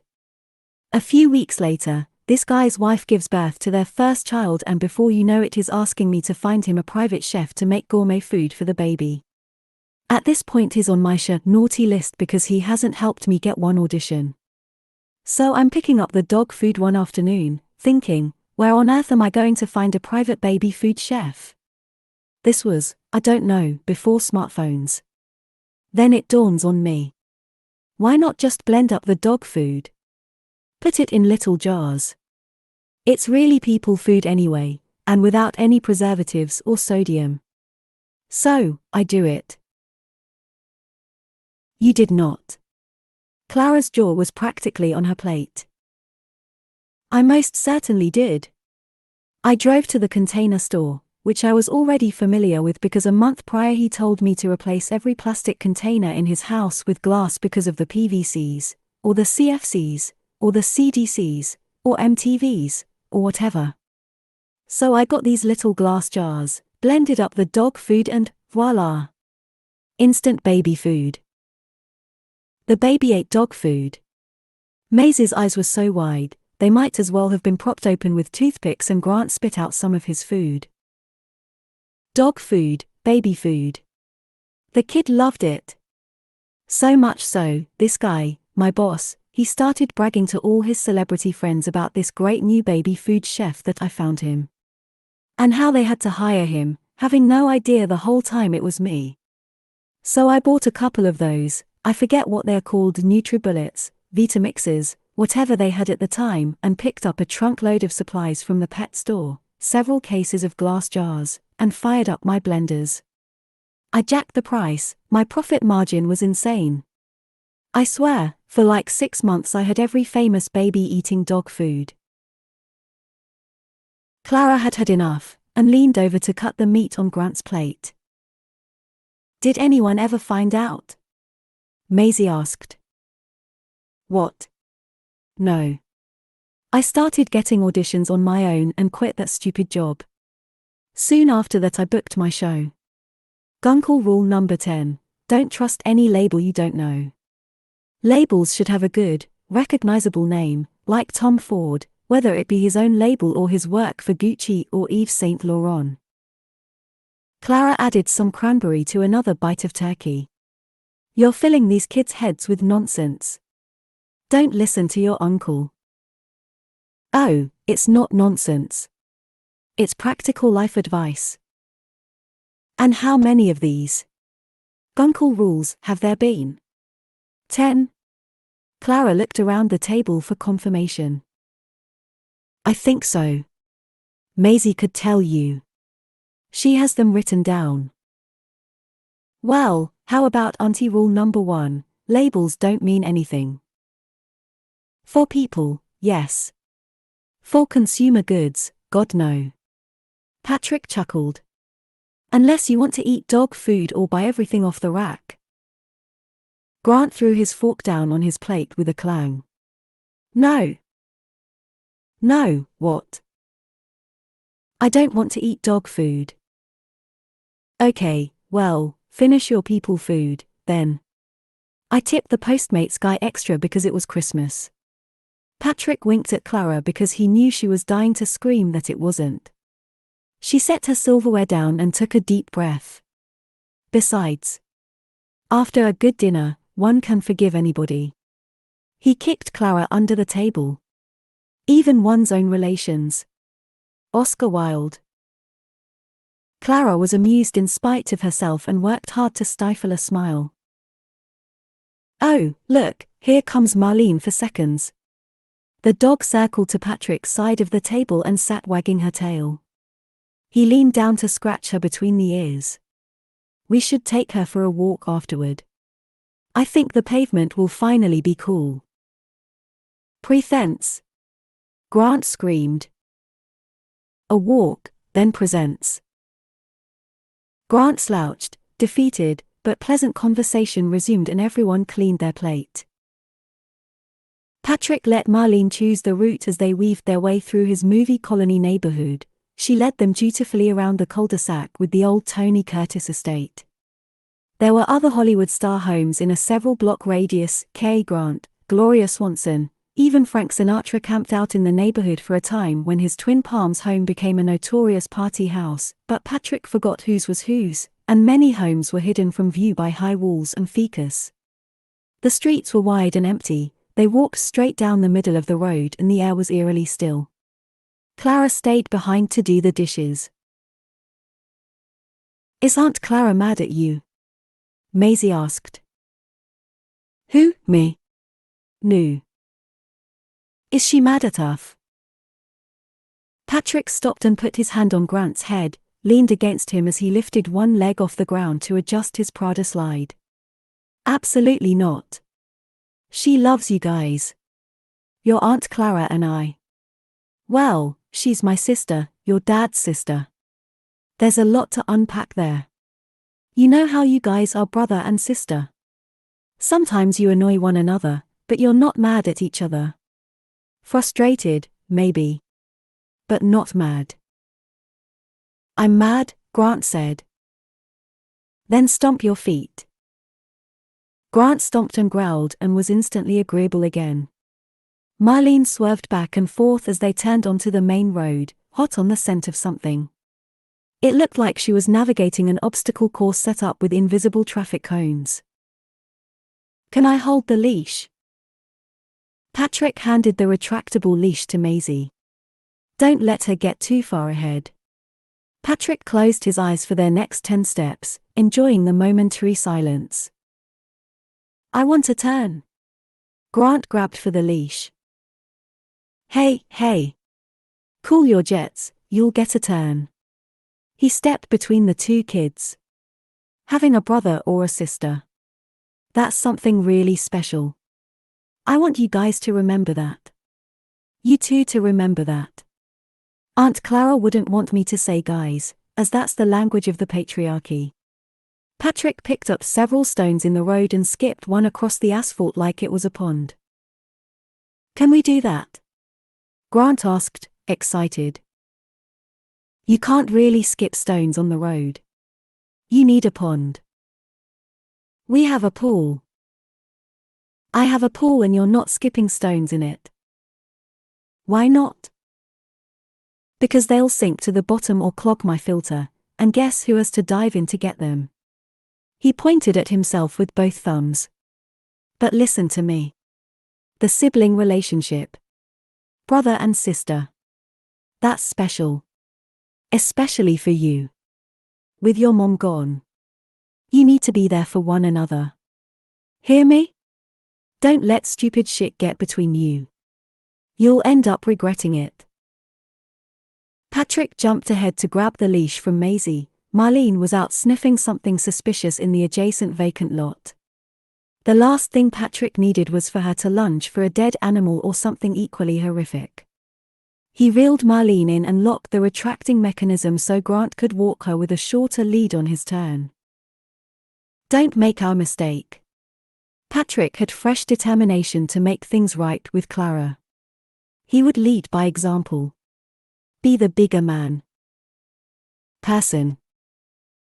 Man. Patrick and the girls sat on the floor around the tree, while Grant settled himself on the couch like a little gentleman, propped up by a navy throw cushion with an embroidered yellow Xanax that was meant to be whimsical, a pillow, it was called. He'd been meaning to tuck it away since the kids' arrival, given their father's addiction, but he always seemed to forget. Clara noticed, and she was not amused. Really? She pointed directly at it. Patrick waved it off. Grant, come sit on the floor with the rest of us. I want to sit here. If I have to sit on the floor, then we all do. Look at your Aunt Clara. She can sit Indian style and she's old as the mountains.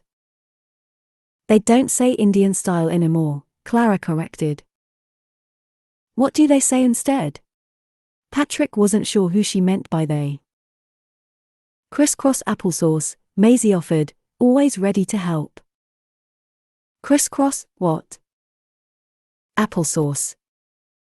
What does that even mean? I don't know. Patrick scoffed. I've heard of jelly legs, but applesauce legs. Your legs are just blobs of applesauce and pulpy bits of skin.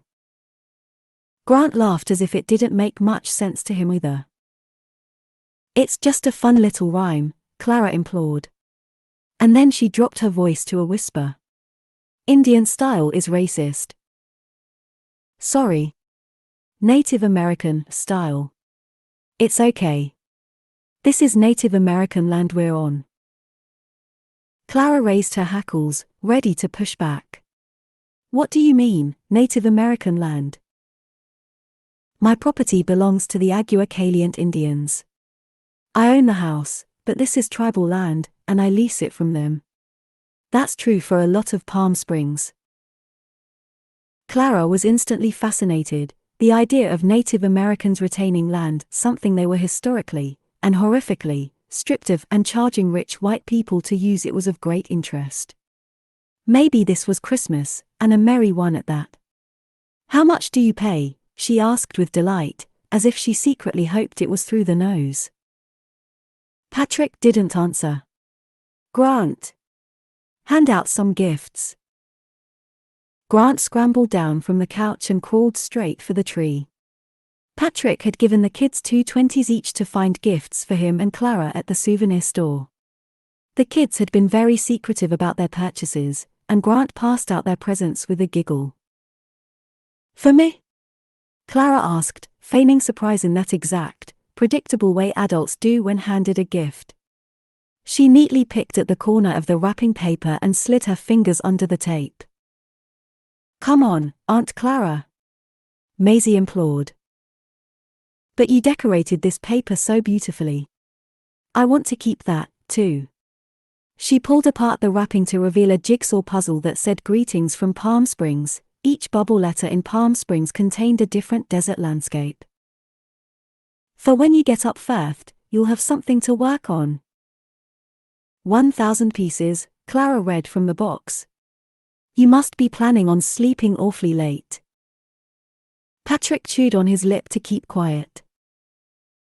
"GUP, do yours next," Maisie exclaimed. "It's about time."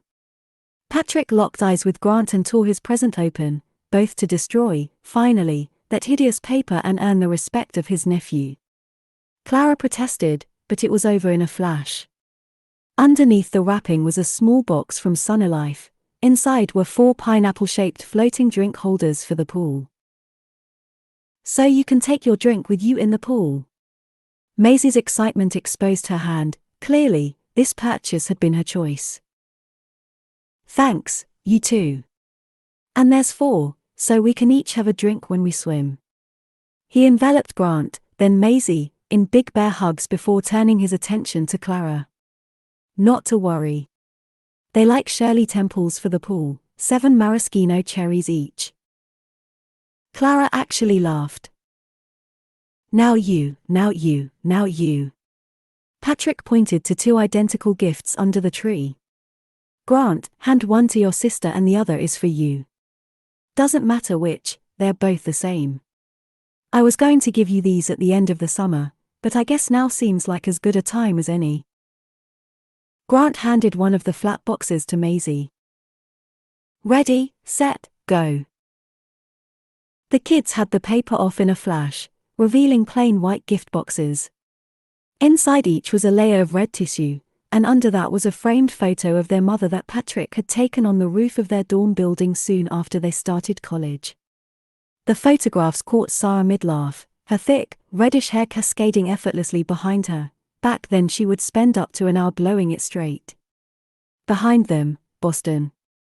It was right before they were caught by campus police, if Patrick recalled correctly.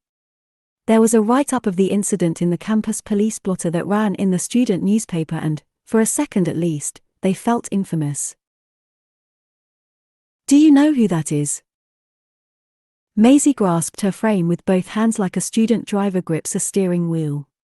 "Mom." Her eyes were fixed on the photo. It was from deep in his archives. Patrick was quite sure the kids had never seen it. "Laugh," Patrick had said as he focused his camera on Sarah. The sad truth of Magic Hour was that it was a misnomer. It lasted only a few perfect minutes. "Why?" she asked. "Why? Because we just broke onto the roof. We should look like outlaws." Jesse James laughed. He laughed in the face of authority. Sarah sneered at him. "Some outlaws we are. We were stuck in the stairwell for an hour." "Well, that was my fault," Patrick admitted. "Doorknobs confuse me." Sarah looked at her new friend with awe. "You're so dumb and you're going to be rewarded for it, because dumb men fail upward." "Would you just laugh?" he implored. "It's not funny."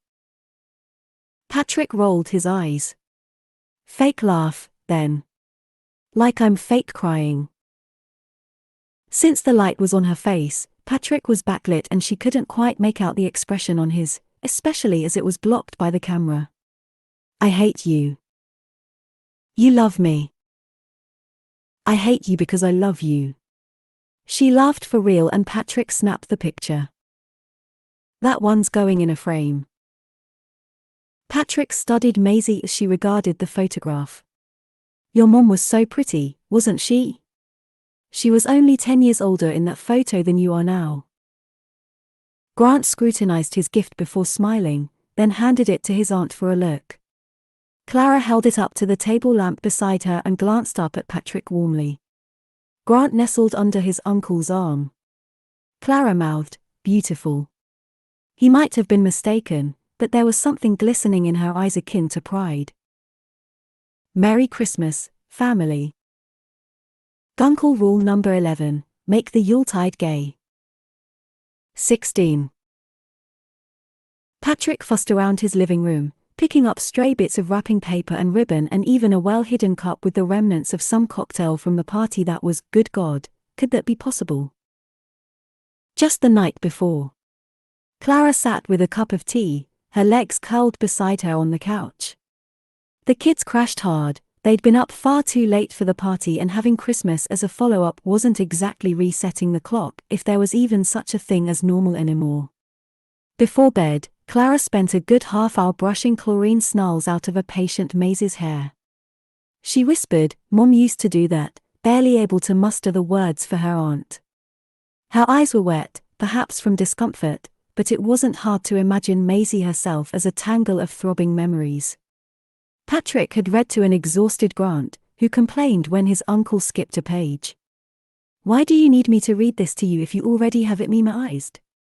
Grant answered by simply making a fist around his uncle's shirt and holding on tight. Patrick decided not to care that it would wrinkle. "You did a good job, getting them to bed." Clara seemed genuinely impressed. "We'll see if they stay down." Patrick wiped the sweat from his forehead with the back of his hand. "They've been sneaking into my room at night to sleep at the foot of my bed." Clara placed her hand over her heart and inhaled sharply. "How can you drink hot tea?" Patrick asked, indicating her mug. "It's 90 degrees outside." "It's your air conditioning." "I'm not used to it." "I'm cold." "Would you like me to get you a blanket?" Patrick mindlessly worked to untie a knot from a piece of ribbon. "There, right there." Clara set her tea down on the coffee table. "Everything out of your mouth is a criticism." "I offered to get you a blanket." "That was me being nice." "You're an uninvited guest in my home. I want you to be comfortable." "That's not you being nice, that's you thinking it ridiculous that I could be cold in the California desert." Clara crossed her arms and rubbed her bare biceps. Yoga had been paying off. Her arms were the one thing she didn't hate about her body. "When I have a criticism, you'll know it." Patrick loosened the ribbon just enough to slip a finger through and finally make waste of the knot. "Besides, I'll bet you had a choice thought when finding that tea bag. A constant comment, if you will, about my lack of selection."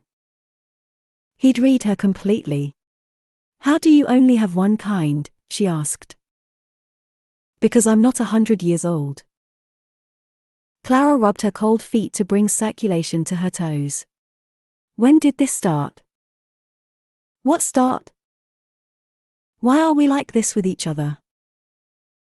Patrick looked down at the untied ribbon he'd twirled around 3 fingers. He held them up like Scout's honor. "Look at this. Am I my mother's son? Am I going to reuse this ribbon? Of course not. I'm never going to reuse this ribbon. So, what am I doing?" Clara smiled. "You know, one time I caught her hanging a wet paper towel over the windowsill to dry." "You're kidding." "Swear to God." To avoid this destiny, Patrick unspooled the ribbon from his fingers and tossed it in the trash. Clara reached for her mug and held it tight in her hands. It said "Yes" in bold letters. Patrick regarded it with an expression somewhere between bemusement and horror. "You have it all wrong, you know." "How so?" "Greg was the smart one, you were the crusader. I was the trivial one and you treated me accordingly. It's okay. I'm not making a big deal out of it. But that's how it was." "Well, what do you want?" "We had different interests. I wanted to change the world, and you were interested in surviving it." Clara rubbed her temple. Either the cold air was giving her a headache, or she was suffering jet lag. She took a sip of her tea, which had already cooled.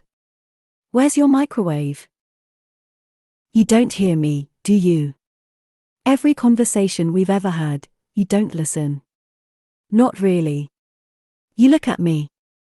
Your mouth stops moving. But the entire time, you're just waiting until it's your turn to talk again."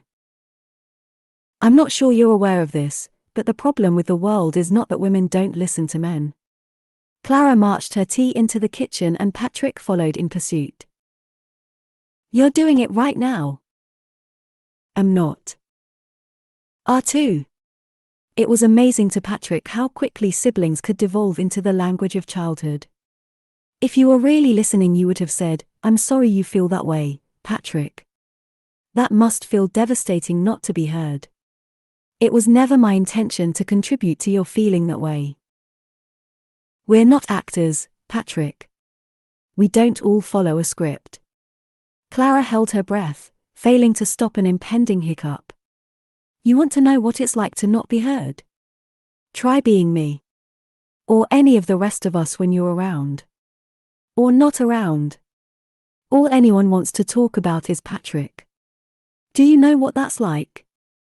As soon as anyone finds out we're related, they're no longer interested in me. They're only interested in you."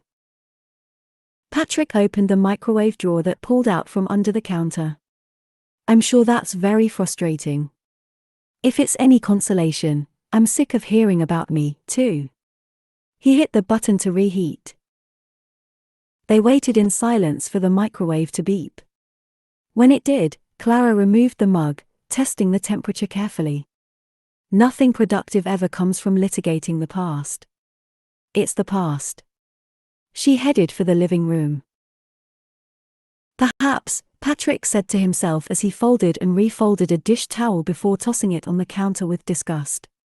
He really was becoming his mother. He found Clara sitting with a dancer's posture on the nearest arm of his sofa. "I'm taking the kids back with me," she announced. "To Connecticut." "What? Where?" "To Connecticut. You've had your time with them. It's only fair I have my time with them, too." "I don't understand." Look who's not listening now. She took a sip of her tea and it burned her mouth. "This is too hot now." She returned to the kitchen for an ice cube, talking over her shoulder. "I think Greg would agree that's fair. A passing of the baton. It's not a relay race." Patrick made a sour face as he heard Clara activate the ice maker in his refrigerator door, imagining tea splashing across stainless steel. "It's not a marathon, either," she called back.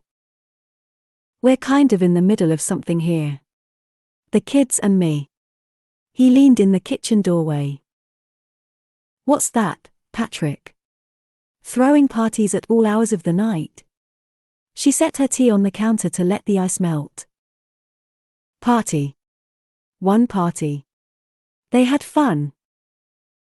Clara sighed wearily. "There's a video of the kids on the internet." Patrick was confused. Was someone stalking them? A fan perhaps, recording him while they were in public? "What are you talking about?" "At dinner. You filmed them playing with their food and you put it on the internet. To remind people you exist, to gain sympathy for yourself. I don't know what your scheme is, but I don't like it. I don't like you using those kids." Patrick was genuinely perplexed. "The cotton candy thing? And that's not even touching on their diet. Candy for dinner? Is that what you're feeding them?" This was like whack-a-mole, new charges sprouting faster than Patrick could swat them away. Like I'm the first person in history to give a child sugar. This wasn't making any sense. "Clara. I honestly don't know what you're going on about. I took a video of them. It's on my phone. I can show it to you." Patrick searched the counter for his phone. "It's not on your phone. It's on YouTube. And God knows where else." That's not possible. And then, after he thought about it, how do you know? I have a Google alert set up on your name. I'm shocked you don't have one. Patrick frowned. Why would I have one? So that you know what people are saying about you. He stifled a laugh at the ridiculousness of the idea. That sounds like a nightmare. He plopped a few ice cubes into a glass for himself and poured a sip of vodka. Look, I'm flattered you think I would even know how to post a video to YouTube. So what are you saying? You were hacked by China? Patrick sloshed the vodka around in his glass. The sound of the ice cubes calmed him. And you're drinking. Their father's in rehab and you can't not drink for a few months. You drink in front of your kids, I've seen you do it. You think Pinot Grigio is a food group. Their father's not in rehab. Clara traced the edge of Patrick's counter with her finger, stopping just shy of the post-it with his reset passwords that Cassie had left sitting next to a potted succulent. It wasn't China. He was hacked by Maisie. You're not taking them, Clara, and that's final, he said, stomping out of the room. Patrick sank into his sofa, pulling a coaster from the stack on the surfboard coffee table for his drink. It featured an old photo of a woman sporting a beehive hairdo and a caption that read "Love your hair. Hope you win. Think about what they need." Clara leaned against the bookcases on the far wall to keep her distance.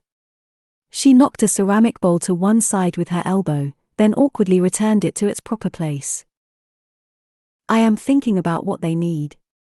You know what you told me when Joe died? No, Patrick. I don't know. What did I say? It's not like you were married. Patrick punched the pillow, scraping his knuckles on the applique. I hate this fucking thing. He stuffed it in the trash bag with the wrapping paper in a huff, tied the bag tight, and headed for the garage through the kitchen. Patrick discarded the trash in the bins in his garage, then made a chore of restacking the extra lawn chairs until he gathered his cool in the heat. In the corner he found a croquet set and pulled it out to play with the kids. The orange ball came loose and rolled across the cement floor. He caught it just before it rolled under the Tesla, which sat like a lump under a dust cover. Why did he let his sister get to him like this? He'd long ago untethered himself from his family, from everyone. He shouldn't care this much. But it was the continued suggestion that he was nobody, and the nagging feeling that she was right. When he returned, Clara stood at the counter. They fussed in silence, Patrick sloshing the last of his vodka back and rinsing his glass in the sink. Finally, he couldn't take the silence. You take them and we're through. Through with what? What are we through with, Patrick? God help me, I mean it, Clara. Through. Finished. Done. Patrick.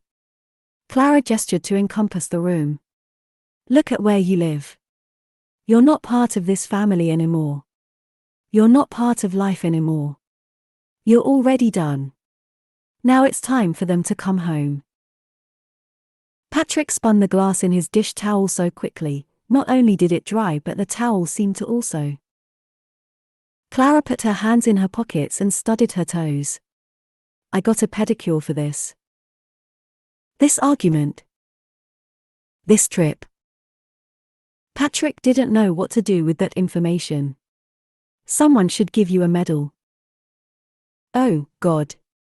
You're insufferable.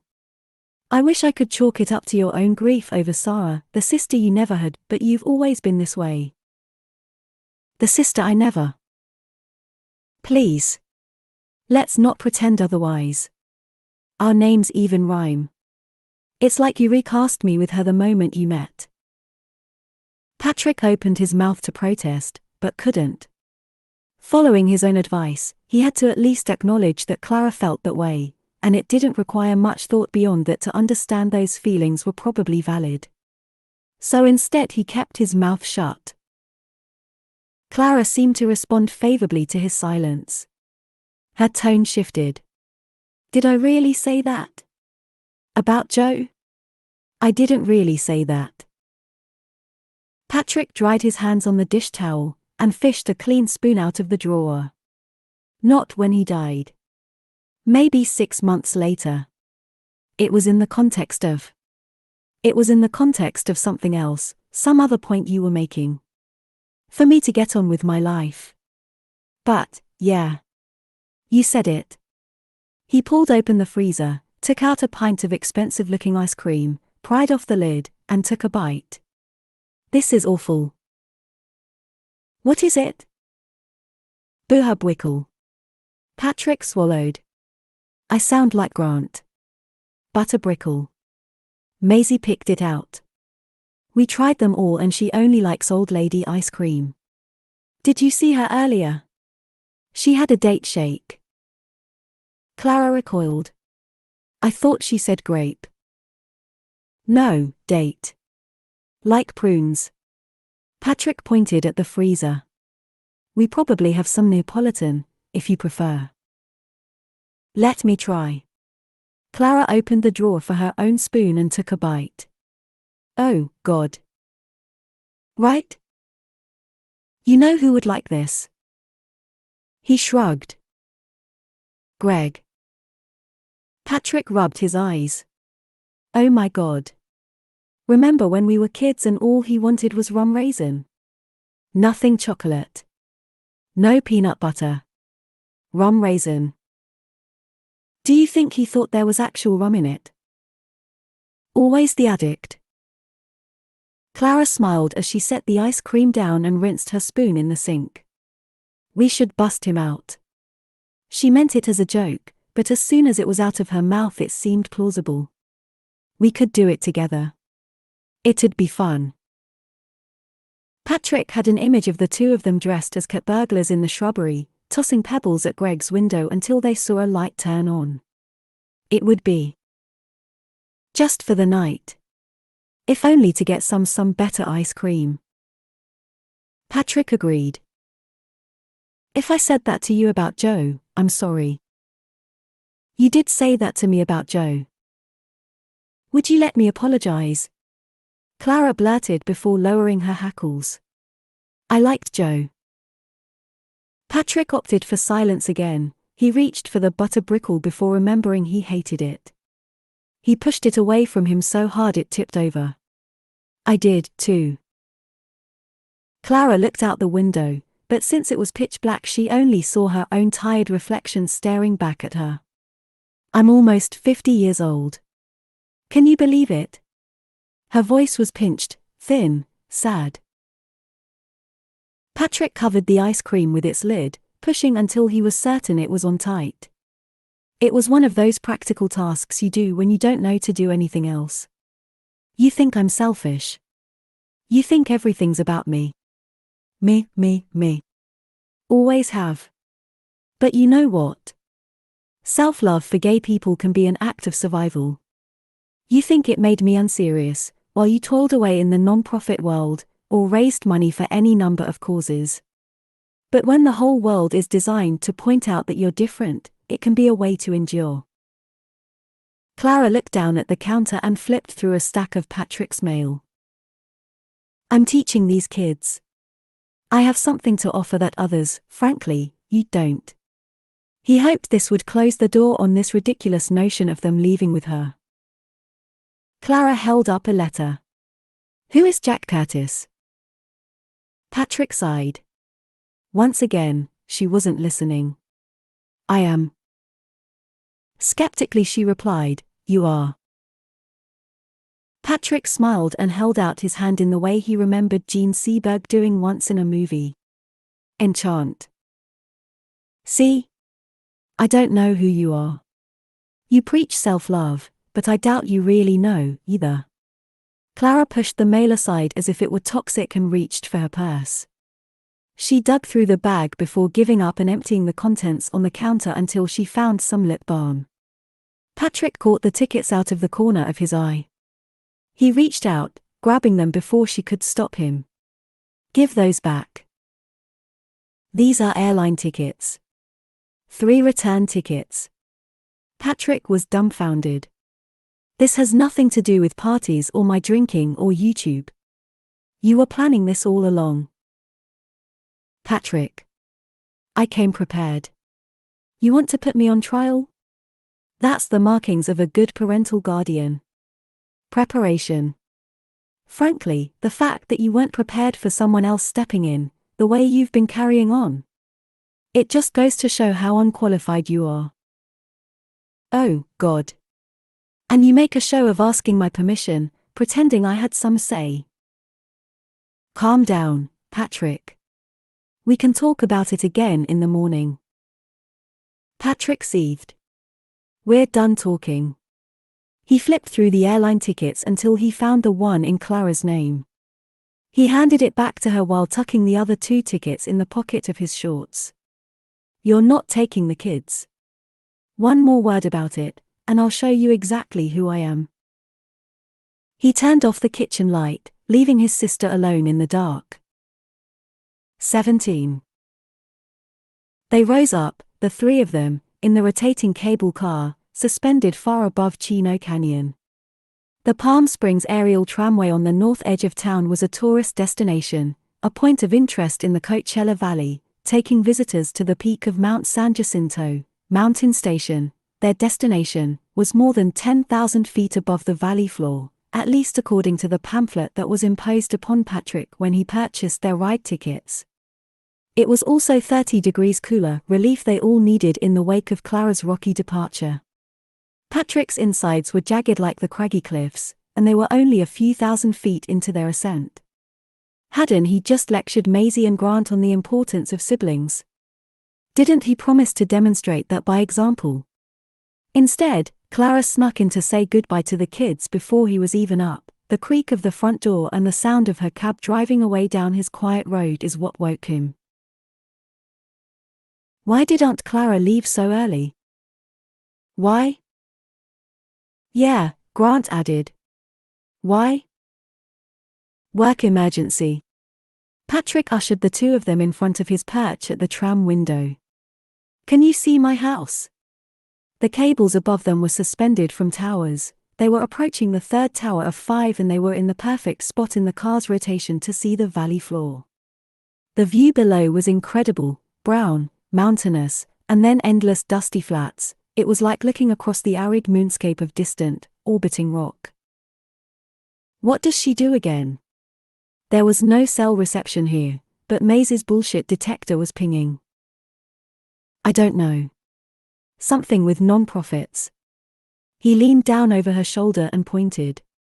Look at the midpoint of the runway, see how it sits on a diagonal.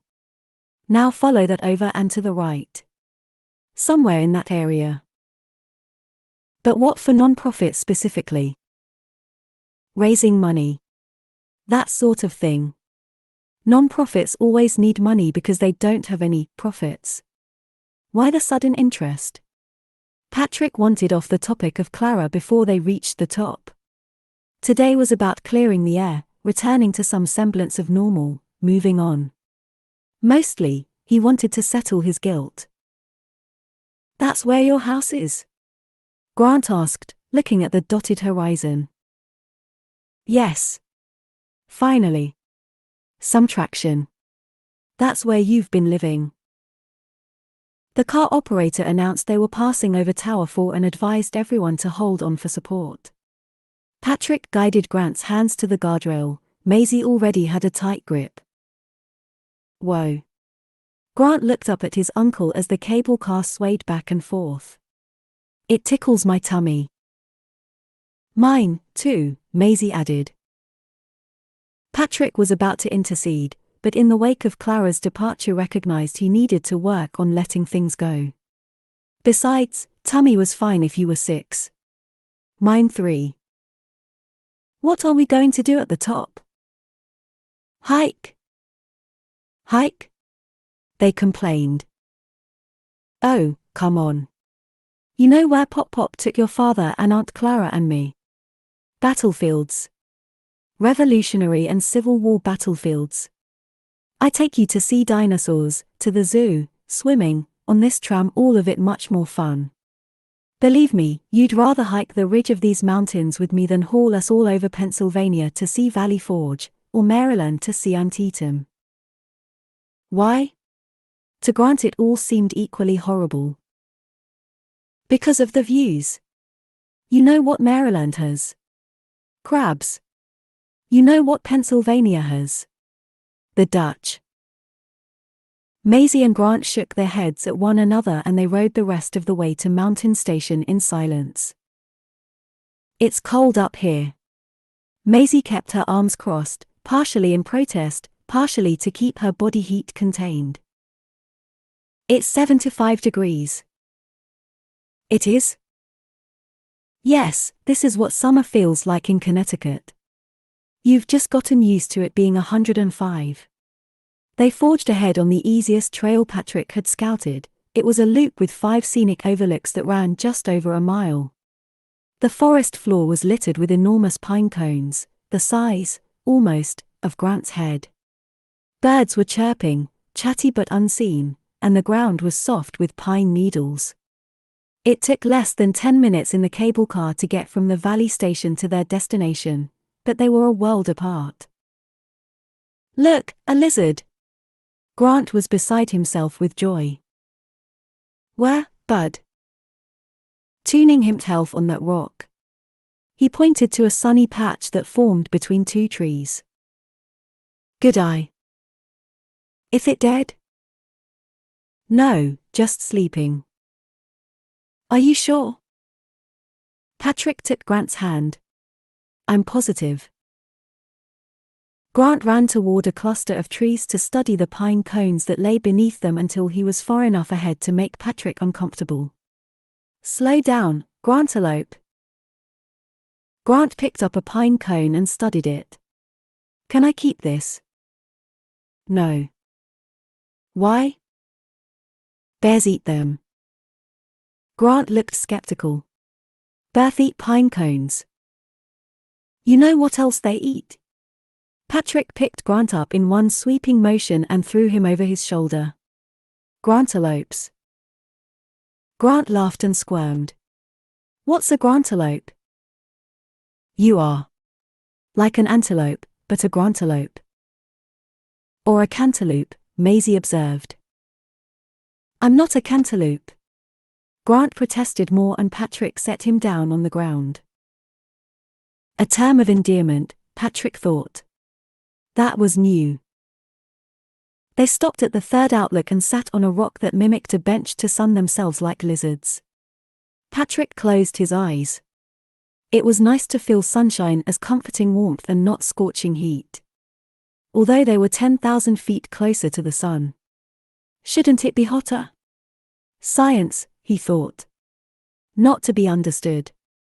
Isn't it strange how the higher we get the cooler it is? It's the opposite of what you might think. Maisie toyed with one of the giant pine cones between her feet. Not really. No? Patrick opened one eye and looked skeptically in her direction. As air rises, the pressure decreases. Lower air pressure means lower temperatures. Patrick looked at Grant.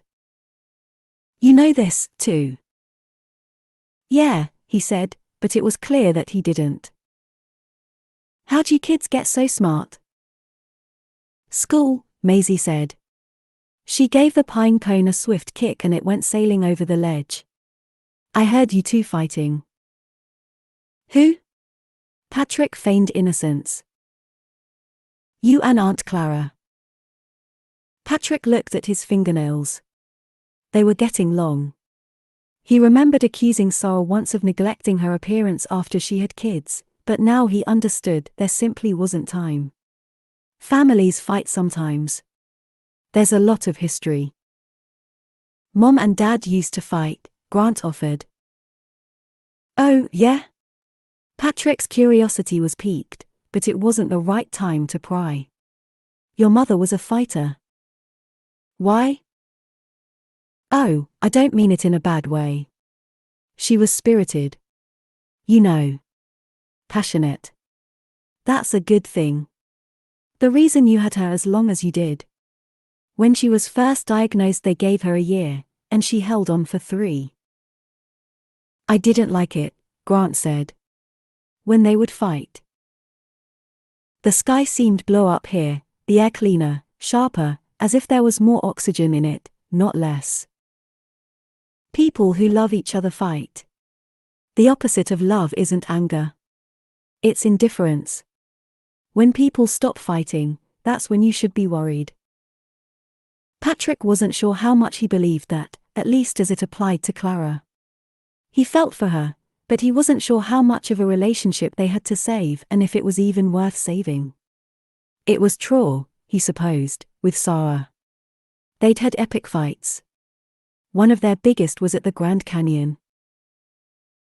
Patrick's decision to move from New York to Los Angeles came quickly. Joe had accepted a job at UCLA and Patrick didn't see the point of waiting a respectable amount of time to follow, especially with pilot season on the horizon.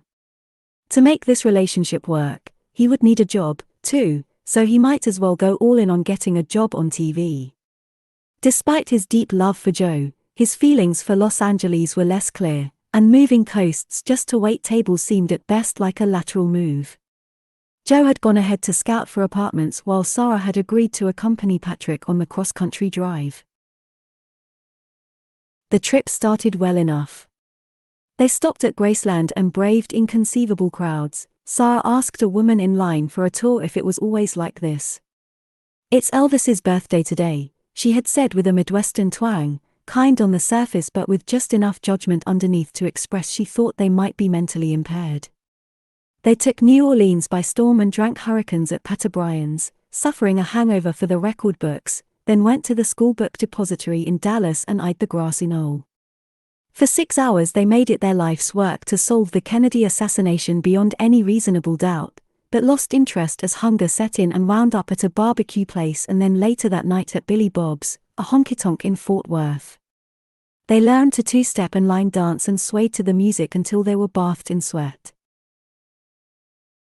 They went to Carlsbad and hiked deep underground into a cavern large enough to hold a commercial airplane, and to Roswell to eat alien jerky. And then to the Grand Canyon, where they walked to the south rim only to find the canyon socked in with fog. So they fought. About nothing, about everything. Shall we go to Las Vegas? Patrick asked.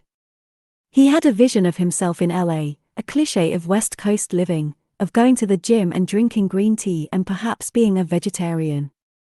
He thought a martini and a bloody prime rib dinner for $4.99 would be the perfect way to bid adieu to his old New York self, even if a classic Vegas martini was half vermouth. Sarah, however, was not game for such nonsense and in fact had her eye on Sedona and a massage, perhaps, with hot stones. You're already changing. What? No, I'm not. Yes, you are. You're leaving me alone and I already don't know who you've become. I'm not leaving you, I'm leaving New York. And we both know you won't be alone. Sarah by then was dating Greg, which left Patrick feeling unnerved. You said that didn't bother you. Of course it bothers me, brotherfucker. Don't be vulgar. Patrick didn't know how he was supposed to be. You have a replacement me lined up. Well, I'm sorry you'd rather I be a spinster, pining for you from afar. Yes, that's what I said. Because there are absolutely no men in New York, so it's either my brother in Connecticut or being an old maid. Sarah walked closer to the rim of the canyon, a ghost barely visible through the fog.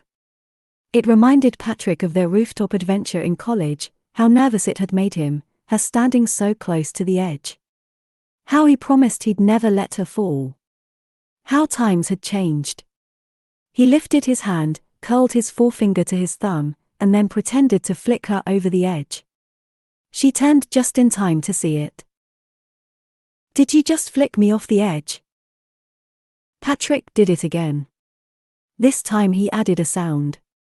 Pfft. Sarah charged over toward him, away from the edge. What is your problem? What is yours? You chose this move. You don't get to offer opinions any longer on how I live my life. But Greg? Really? It's gross. It's like you're trying to have me, my worldview, my upbringing, my DNA, but in a different sack. Sarah was appalled. Well, body didn't seem to convey my level of disgust. Sarah ran her fingers through Patrick's hair and he flinched. I'll bet you have the same sack. That's disgusting. Seriously, though. Now you're being vulgar. Don't say another word about his sack. Patrick ran away and Sarah chased him until they ran in circles like dogs. Or mine, he added, laughing this time. They both stopped when they realized the fog obscured the canyon's edge. Sarah put her hands on her knees to catch her breath. All this way and we can't even see it. She carefully approached the edge and looked down, then picked up a pebble and dropped it, watching as it was swallowed by the mist. This sucks, Patrick said, but it wasn't clear if he meant the weather or the situation. I'm just doing to you what you've been doing to me. Pushing you away to make this breakup easier. That's not what I've been. You just flicked me off the edge. He instantly saw the connection. It was true. He was done with the city, with loneliness, with the claustrophobia of concrete all around him. The endless jackhammering of Midtown that made his teeth rattle when he emerged from the subway for work. But he would never be done with her. The thought of Sarah not being a presence in his everyday life unsettled him deep in his core. The only way to survive was to disengage. And it was breaking his heart. But, then. Look. Patrick spun her around and pointed. The fog was lifting rapidly, a thick curtain raised, dissipating into nothingness. And the most incredible thing they had ever stood in front of revealed itself like an enormous, delicious pastry in 1,000 flaky layers. Oh my God. They crept closer to the rim, holding on to each other in astonishment. The canyon was the color of every mineral and ore, thousands of years of sediments in rusts and greens and yellows and grays, and there seemed to be no bottom, the mist along the river basin the very last to lift. The world was so much bigger than they were, more mysterious. They were comparatively insignificant to the millions of years of work and splendor that lay before and beneath them. Water did all this. Can you believe it? The vista continued to sharpen.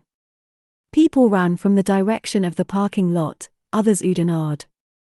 Patrick and Sarah, however, backed slowly away, as if they were in danger of being swallowed, two figures moving slowly backward against the tide of a world spinning forward. Patrick treated the kids to lunch at the Pines Cafe at Mountain Station. Grant threw a fit when a bird grabbed someone's French fry from one of the tables on the deck, so they sat inside, securing a spot by the window. They each had a slice of cheese pizza. The kids didn't ask Patrick for pepperoni, they weren't up for the fight, and he ordered the three of them a sad-looking salad to share. What should we do? Maisie asked.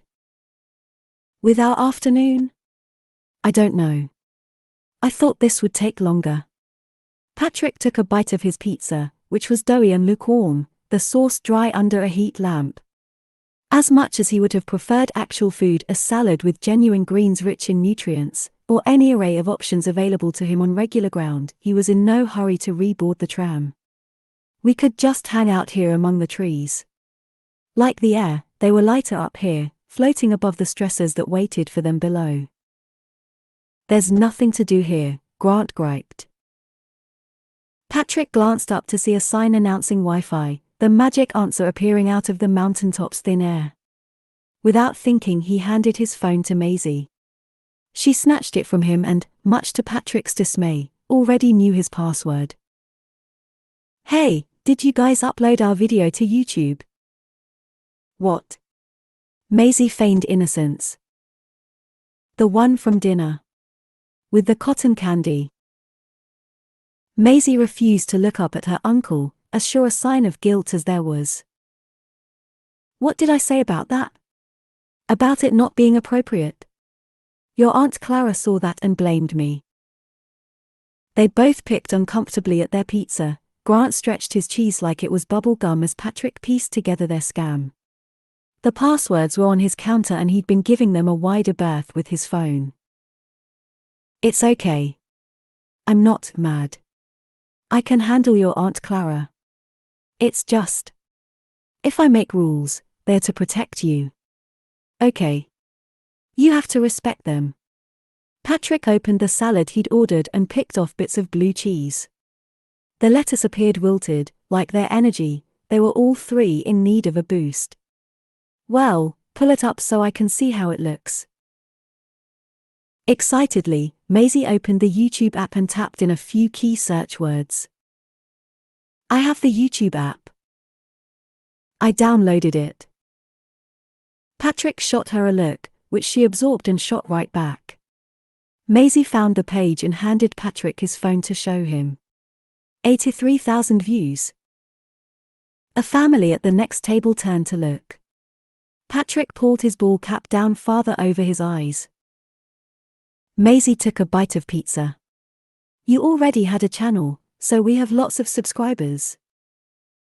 I have lots of subscribers. We don't have anything. Patrick let the video unspool on his phone. The kids looked good, happy. Even if it was just a snapshot, a moment. Are we famous? Grant asked. Not even a little bit. That's a lot of views, Maisie clarified. So I'd say a little bit. She was developing a bit of an attitude he wasn't fond of, but today he would cut her some slack. The video ended and Patrick absent-mindedly handed Maisie back his phone as if it were hers. Interesting. Can we watch Tomithing Elf? Patrick tried to pierce his lettuce with a plastic fork, but the lettuce wasn't having it. He set his fork down and pushed his tray aside. Sure. Can I chew the? Grant asked. No. I want us to watch something specific. I want to see clips from a show. Tillamook. Tillamook? Maisie struggled to understand. Terrible title. Tillamook. Like a cow says. It sounds like what a cow makes. Patrick turned to his nephew. That's very clever. Let's get some chocolate milk. He tickled the boy and Grant squirmed and shrieked. It's a town in Oregon. And also a cheese, I think. And the name of a teen drama on that network I should, because of my advanced age, be too embarrassed to watch. Here it is. Maisie handed the phone back to Patrick so she could break off another bite of the pizza crust. Is this lappa?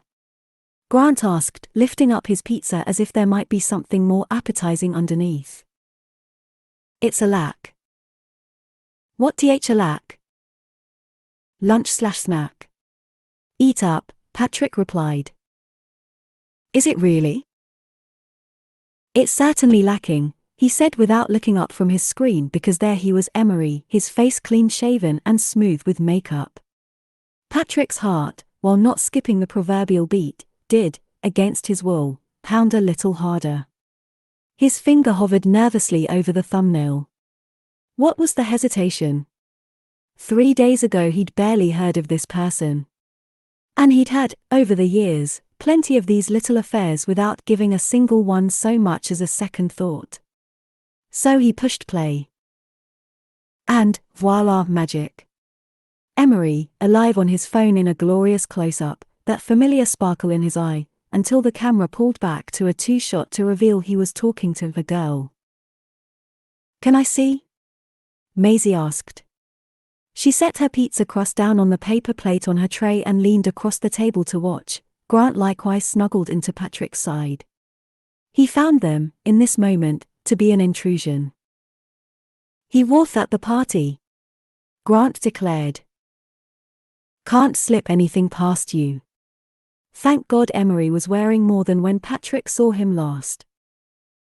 He's on TV? Maisie asked, clearly impressed. Patrick hit pause and looked at the menu board for strength. It confirmed Patrick's original appraisal. This pizza was the least awful choice. You do realize I was on TV? The kids shrugged and Patrick threw his head to the side, hitting the cafe window. Is he your boyfriend? What? Patrick spun around to face Grant. No. Don't be silly. Yeah, Grant, Maisie piled on. Don't be silly.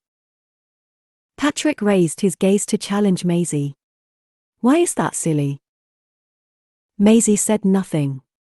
Instead, she spun the pizza crust on her plate, like they were playing Twister. Right hand on Emery. Is it because he's too young? He's older than he looks. I checked Wikipedia. He didn't inherently trust Wikipedia, but it was right about his own age. Unfortunately. The crust came to a stop. Is he your age? Maisie. Patrick exhaled, defeated. No. Why do you like boys? Grant asked sourly, but with slightly more boredom than judgment. I don't know, why do you like pizza? Because it tastes good in my mouth. Patrick wasn't about to go anywhere near that. Not everyone thinks that. Some people don't like pizza. To them it does not taste good. Why? Grant asked. Why does it taste good to you? I don't know. So you just like it, then, Patrick explained. Yeah. Sometimes it's hard to articulate why we like something. We just do. We're programmed that way. Do you want me to like boys? Grant asked.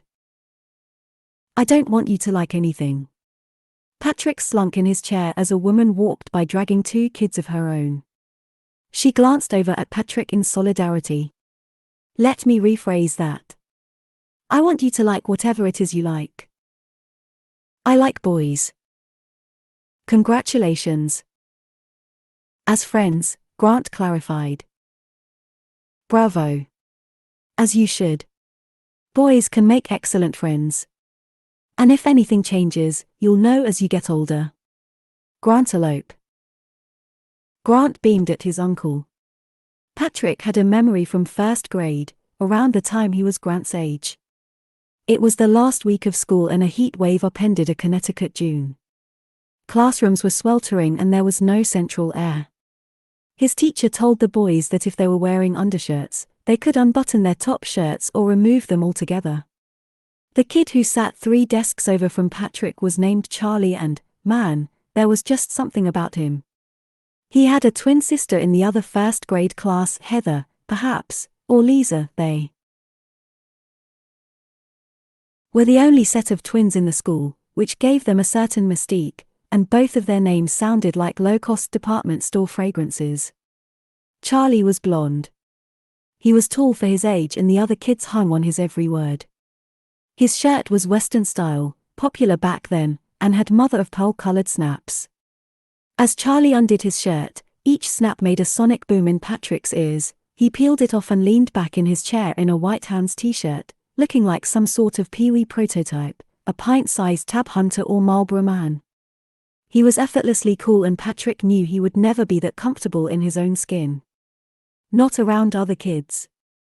As other boys removed their shirts, too, Patrick consciously buttoned his higher, as if removing it would expose him as an imposter. But he looked at Charlie that afternoon with his Steve McQueen swagger and thought, that's what a man looks like. He remembered that thought distinctly. Both of them were at most all of 7. Do you like being gay? Maisie asked. It caught Patrick by surprise. I used to. You don't anymore? It used to be cool. Being gay. Counterculture, you know. Rebellious. Now it's all gay marriage, gay adoption. Assimilation. And some of that's good. It's progress. But I liked it more when it was different. Now everyone's in a hurry to be the same. Look at me, Patrick thought. Even I have kids. What's wrong with being the same? Nothing. It's just not for me. He reached for the napkin dispenser and held out a napkin for each kid. You done? Maisie nodded, and they all wiped their hands. Would it be much different, Patrick wondered, if Joe were still here? Did part of his aversion to cultural absorption stem from jealousy? From being alone? He thought of his friendship with Jed. They'd found a way to be together and not the same. Why couldn't everyone else? Never mind me. I'm just cranky today. It's fine. Being normal. Especially for kids your age.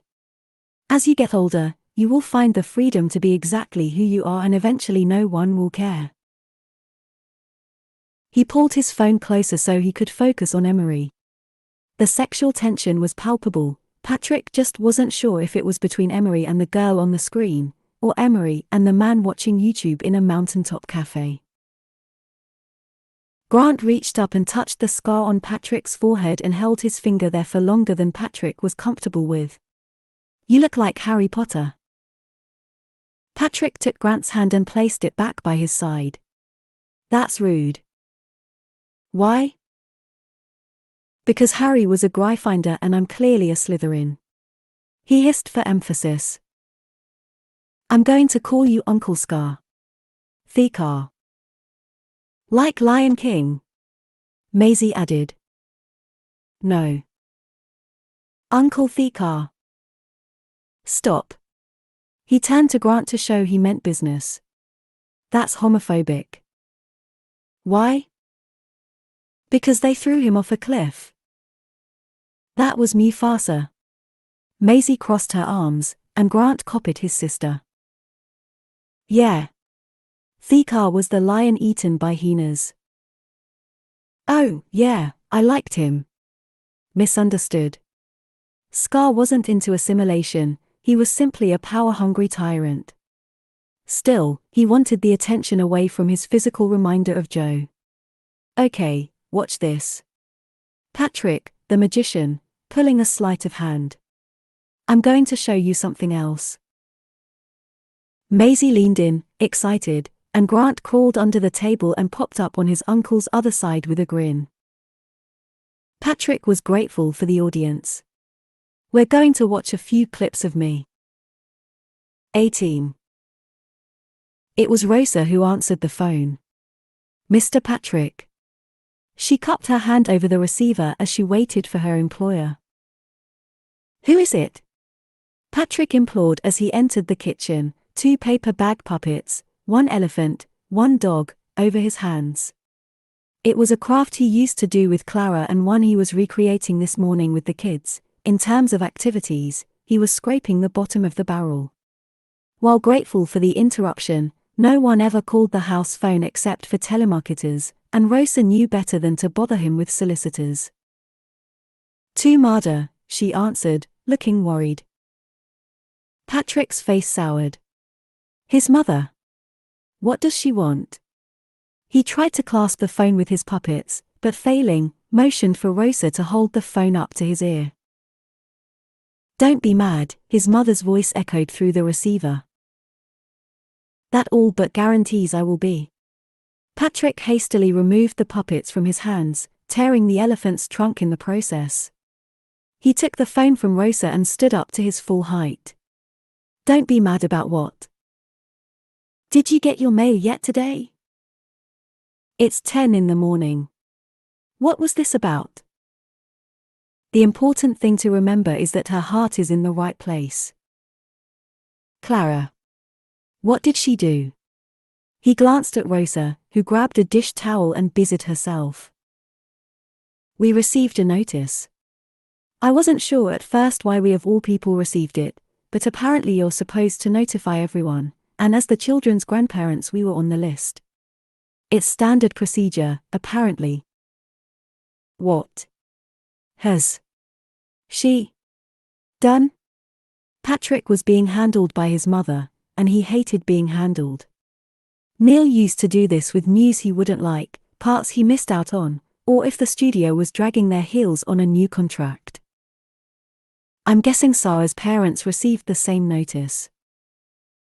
Mother. Patrick could feel his face reddening, his body temperature rising. He wiped his forehead with the back of his free hand, expecting to find sweat that wasn't there. He was about to scream, "Just tell me what's going on," when he heard a knock coming from the front of the house. "Hold on, someone's at my door." Patrick marched through the living room on his way to the foyer. His mother desperately tried to keep his attention. "Patrick," she said with a surprising urgency, as if she could will herself through the phone and prevent him from answering the door until she could further explain. He ignored her. The anger rising inside him, the indignation that was fueling his thunderous stride, he was certain would be warranted. He'd have bet everything on it, and he whipped open his front door accordingly. A young Hispanic woman in a white blouse and beige pencil skirt held an envelope. "Mr. O'Hara." She was maybe 5 feet tall, harmless enough. "Sure." The woman read from the envelope, to make sure she had this right. "Patrick O'Hara." That's right. He kept the phone clasped tightly to his ear. "I suppose this is for you." She handed him the envelope. "Have a good day." Her task complete, she turned sharply and headed back to the car he could see parked in the street. The envelope was plain, business-sized, white. The front had only his name, scrawled in what may or may not have been his sister's handwriting. It contained multiple pages, folded to fit inside. "Patrick, are you still there?" His mother. Patrick craned his neck to hold the phone to his shoulder, freeing his hand to empty the envelope of its contents, forms from the California courts. GC 210, p. Patrick scanned the documents. The headline: Petition for appointment of guardian of the person. And beneath, guardianship of the person of all children's names Maisie Lauren O'Hara, Grant Patrick O'Hara. He'd all but forgotten Grant was named, in part, after him. Unbelievable. "Patrick, I begged you not to be angry." Patrick took the phone and held it in front of his face like he had forgotten what it was. "I'm going to kill her." "Threatening violence will not help your cause." Patrick hissed at the phone and disconnected the line. He tore through the petition and the supplemental forms until his eye fell across the section he was looking for. 9. The guardianship is necessary or convenient for the reasons given below. The children are currently in the custody of their uncle, Patrick O'Hara, in Palm Springs, while their father completes treatment at the Coachella Sober Living Facility in nearby Rancho Mirage. Their mother recently passed away. After observing the children in their temporary home, I believe the environment to be unsuitable to their well-being. The house in question is a party home, with drinking at all hours, no discipline, no set schedule. It's not amenable to children or the care that they need. Party home. Necessary or convenient? Who writes these things? Patrick couldn't stomach any more. He found the signature of the petitioner, Clara, at the bottom of the form. The writing was black, a duplicate. His copy was not stamped, but the originals were no doubt on file with the court, or at least well on their way. The young woman at his door had a busy morning of deliveries: Patrick, the courthouse, the Coachella Sober Living Facility. Greg. Patrick ran out his front door and headed right for the street. He looked left, then right, desperate to stop the woman, but it was too late. There was no sign of her, perfect stillness marred only by the screaming of the cicadas. Back in the house, he closed himself in his bedroom.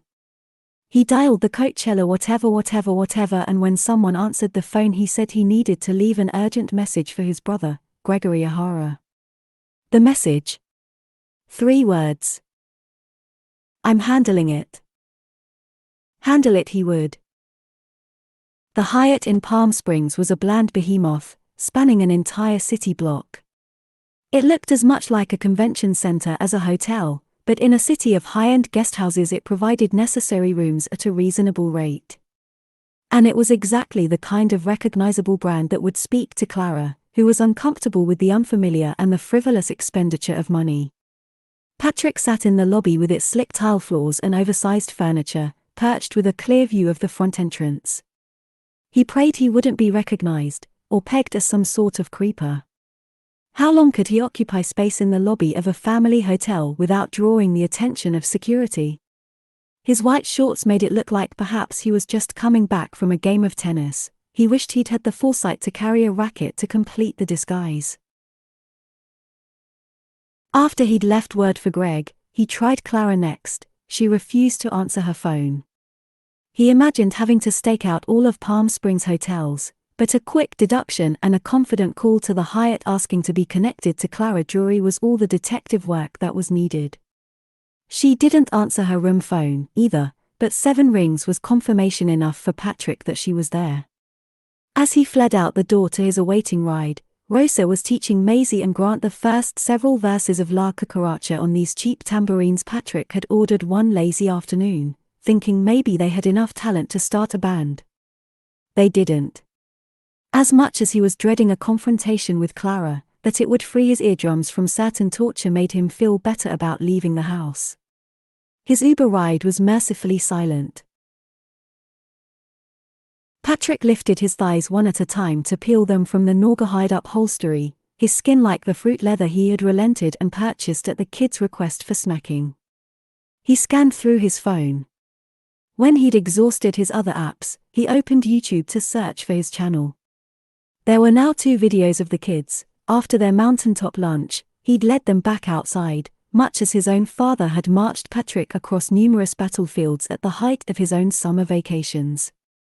But instead of citing needless facts, the kind that his father had most certainly made up, there was a pair of Siamese twins who were devoted Confederates, but only one twin was drafted and no one could figure out what to do. Patrick taught Maisie and Grant to juggle the enormous pine cones that lay on the ground. Or tried to. They would invariably land on the kids' heads to squeals of rapturous delight. So much for Maisie's own theory that their skulls were soft. He had posted that video to YouTube himself, under Maisie's tutelage, to spite Clara. The recommended videos on the app's homepage were foreign to him. One summer of handing his niece and nephew control of his phone and he'd lost his own identity in an algorithm of nonsense. Almost. At the bottom of the screen was one suggested video calling just for him, Lisa Minnelli singing the title number from Lisa with a Z, her 1972 television special directed by Bob Fosse.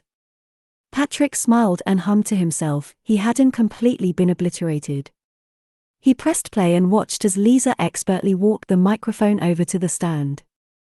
Her white blouse cut as low as her white tuxedo pants were high. She was luminescent, iconic in her cabaret hair and dark eye makeup. Patrick hummed to himself as she spoke to the audience. In his mind he was the one clad in a white tuxedo, wowing a room, leaning into a MIC stand and complaining that he had a problem with his name. People call me Uncle wrong. He glanced up from his phone to see if anyone was watching. The hotel was empty, save for a woman across the lobby who stood with a walker, but she was preoccupied, waiting, he imagined, for a van. No chance he was bothering her. He jumped back into the video in time with the music. That's Guncle with a G, not Uncle with a U, cause Uncle with a U goes UUH, not GUH. It's gun instead of UN, CLE instead of CLEE. It's as simple as can be. Guncle. The sound of heels across the tile floor made him sit at attention, dropping the phone in his lap. Alas, the shoes disqualified their wearer. Clara wore more sensible footwear, suitable for walking, breathable for the heat. Patrick glanced and recognized the hotel's concierge. She'd been back and forth across the lobby a few times now. She smiled at him in passing and Patrick returned his attention to his phone, already playing the next video in sequence, Lisa singing Ring Them Bells. He searched for his own channel and for the video Maisie had surreptitiously posted. It now had 238,000 views. Patrick lowered his sunglasses to make sure he was reading that number correctly. Almost 250,000 people cared about some random video with Maisie and Grant. Unbelievable. He scrolled through a number of comments. "Y'all these kids is sight. Hilarious. Now one with Patrick, please. I thought this guy was dead. What did I just watch? This is some white people shit. I wish Patrick was my uncle." And several dozen comments that just read, "First." Whatever that was supposed to mean, these anonymous viewers all thought they were Columbus. The opinions were endless. He scrolled back through his camera roll, starting to consider what other content he might have. An audience of 250,000 wasn't nothing. If he were to give in and post a third video, what would it be of? Him? The kids? He was so deep in the quandary, he almost missed his sister as she walked through the lobby's sliding doors. Clara looked more confident than she had when she'd first touched down in the desert. She had acquired, at least, the proper wardrobe, and her sunglasses remained squarely on her face as if she were attempting a disguise. Patrick shrank in his chair, forgetting momentarily that his purpose here was to confront. He waited until she was right beside him. Ahem. Clara froze in place. Above them, floors of open corridors, a housekeeper running a vacuum across the top floor hallway filled the open space with a gentle, distant hum.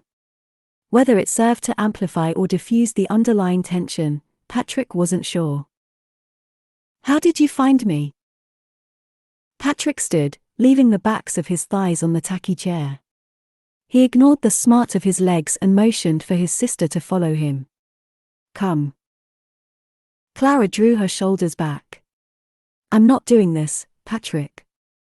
Not without my attorney present." "She has an attorney." He motioned again, this time toward the back door. "Oh, no," Clara said, as if she'd seen one too many episodes of Dateline. "I'm not kidnapping you, for heaven's sake. You can follow me to a second location." "I said, not without my attorney." Patrick stared until Clara blinked, then marched deeper into the lobby toward the pool. He didn't look back, he knew that she would follow, and lag no more than 10 steps behind. She wasn't the type to leave things unsaid. "How did you find me?" Clara wanted an answer. They paused at the sliding doors that led outside. "Like it was difficult. You would never stay anywhere without using points." Outside, only a few people were swimming. Families mostly, with kids. It was late July now, not exactly peak season. The city was dead. It was the hardest thing to get used to for a New England native, where the summer months counted for everything. Patrick surveyed the pool deck. A young man in a white polo shirt and shorts approached with a drink tray. Patrick removed his hat and sunglasses, then ran his hands through his hair. For once, he wanted to be his most recognizable. "Excuse me," he said, stopping the pool attendant. He had an enviable tan. "I was wondering if we could use one of your cabanas." The young man looked back in the direction of the shaded tents. Those are usually reserved for parties of 6 or more. His face softened as recognition set in. Patrick could always sense the exact moment, the release of adrenaline perhaps, or the nerves kicking in. It was a subtle shift, but not an invisible one. A smile crept across the waiter's face, his teeth sparkling white against his suntan. "But, I don't see why not. Shall I bring you a couple of drink menus?" "What are those?" Patrick pointed to 2 frozen drinks on his tray. "Pina coladas. Doused with a shot of spiced rum." Patrick smiled. "Party house be damned. We'll take 2 of those." As they settled in the cabana, Clara wrapped the straps around her bag and set it gently by her side. "Rules don't apply to you, do they?" "What?" Patrick asked innocently. Those are usually reserved for parties of 6 or more. Clara, it's the dead of summer. No one's here. The cabana provided welcome shade and comfortable white furniture that didn't ask for your skin as the price to sit down. Patrick kicked off his shoes and propped an orange pillow behind him. He wanted to appear casual, non-threatening, to set the tone. His mother's voice, "Don't be angry." He was doing his best, for the sake of the kids, if nothing else. He had to be what they needed right now. Guncle with a G. Clara. He realized suddenly he hadn't formulated a plan. What's going on? Clara refused his gaze, focusing instead on the design in the outdoor rug. Something's happening. You're in a lot of pain. Clara frowned. They sat in silence until Patrick couldn't take it anymore. There were other things he had hoped to accomplish with his day. Something prompted your visit. You love these kids. But you're not spontaneous. Clara gritted her teeth, then relented. Darren and I are getting a divorce. Patrick leaned back in his chair. Oh, Clara. I'm so sorry. He was having an affair. Multiple affairs, it seems. She looked over at the mountains as if it were no big deal, but the betrayal clearly stung. Monogamy is dead, Patrick observed, casually, he thought, but it clearly hit Clara like a slap across the face. He apologized immediately. Sorry. That was payback for something. This mess. Clara chewed on her lip and it scared Patrick, the acceptance, the defeat. Clara spent her life raging for everyone, every person maligned by someone else, but she couldn't summon the fight for herself. He sat perfectly still. Only after what seemed like an interminable silence did he inch forward, placing his hand gently on his sister's knee. You don't deserve this, he added. No. No, I don't. We're a fine trio, you, Greg, and me. Law of averages, you'd think there'd be a happily ever after for one of us. Clara's lips vibrated, and she emitted a sound like a hum. And your children, stepchildren. They're Darren's. You're worried about losing them. In an instant, everything was clear. This was transference, pure and simple. No, Clara objected sharply. That's not what's going on. She leaned in to prosecute her case, but the waiter arrived with their drinks, cutting her short. He placed the drinks in front of them, each on a cocktail napkin, then produced a small tray of pool snacks. Is there a room number for the charge? There is, Patrick began, producing his credit card before Clara could object. But this is my treat. He looked at his sister, who kept her intense focus on the ground. Keep it open. Thank you. The waiter smiled and bowed awkwardly, as if he were leaving an audience with the Queen of England. Patrick reached for his drink and nudged the other toward Clara. Down the hatch, he said, then took a sip and let the slush coat his throat. He pinched the bridge of his nose to combat the inevitable brain freeze, then placed his drink on a side table. I don't understand. You've been in Palm Springs this whole time. Clara nodded. Why didn't you say something? You kicked me out. No, I didn't. Did he? The last few days were already a blur. You skulked away in the middle of the night. See? This is part of the problem. 7 a.m. is not the middle of the night. Clara kicked her legs out in front of her, studying how they looked in her culottes. You got some color, Patrick observed. My legs look thinner. Clara was impressed with what some sunshine could do. Guncle rule, if you can't tone it, tan it. Clara frowned. That one's a freebie for you. Patrick smiled, delighted to be under her skin. Not a suitable environment. I have to tell you, that one hurt. Clara sipped her pina colada. She raised an eyebrow. It was surprisingly exactly what she needed.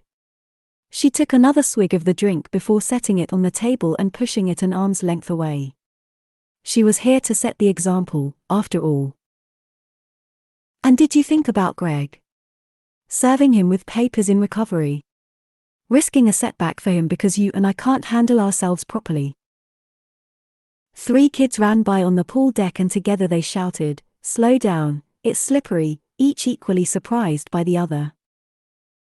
Clara responded, "Greg's mess is Greg's mess." She reached for her drink inadvertently before trying to pass it off as a casual gesture.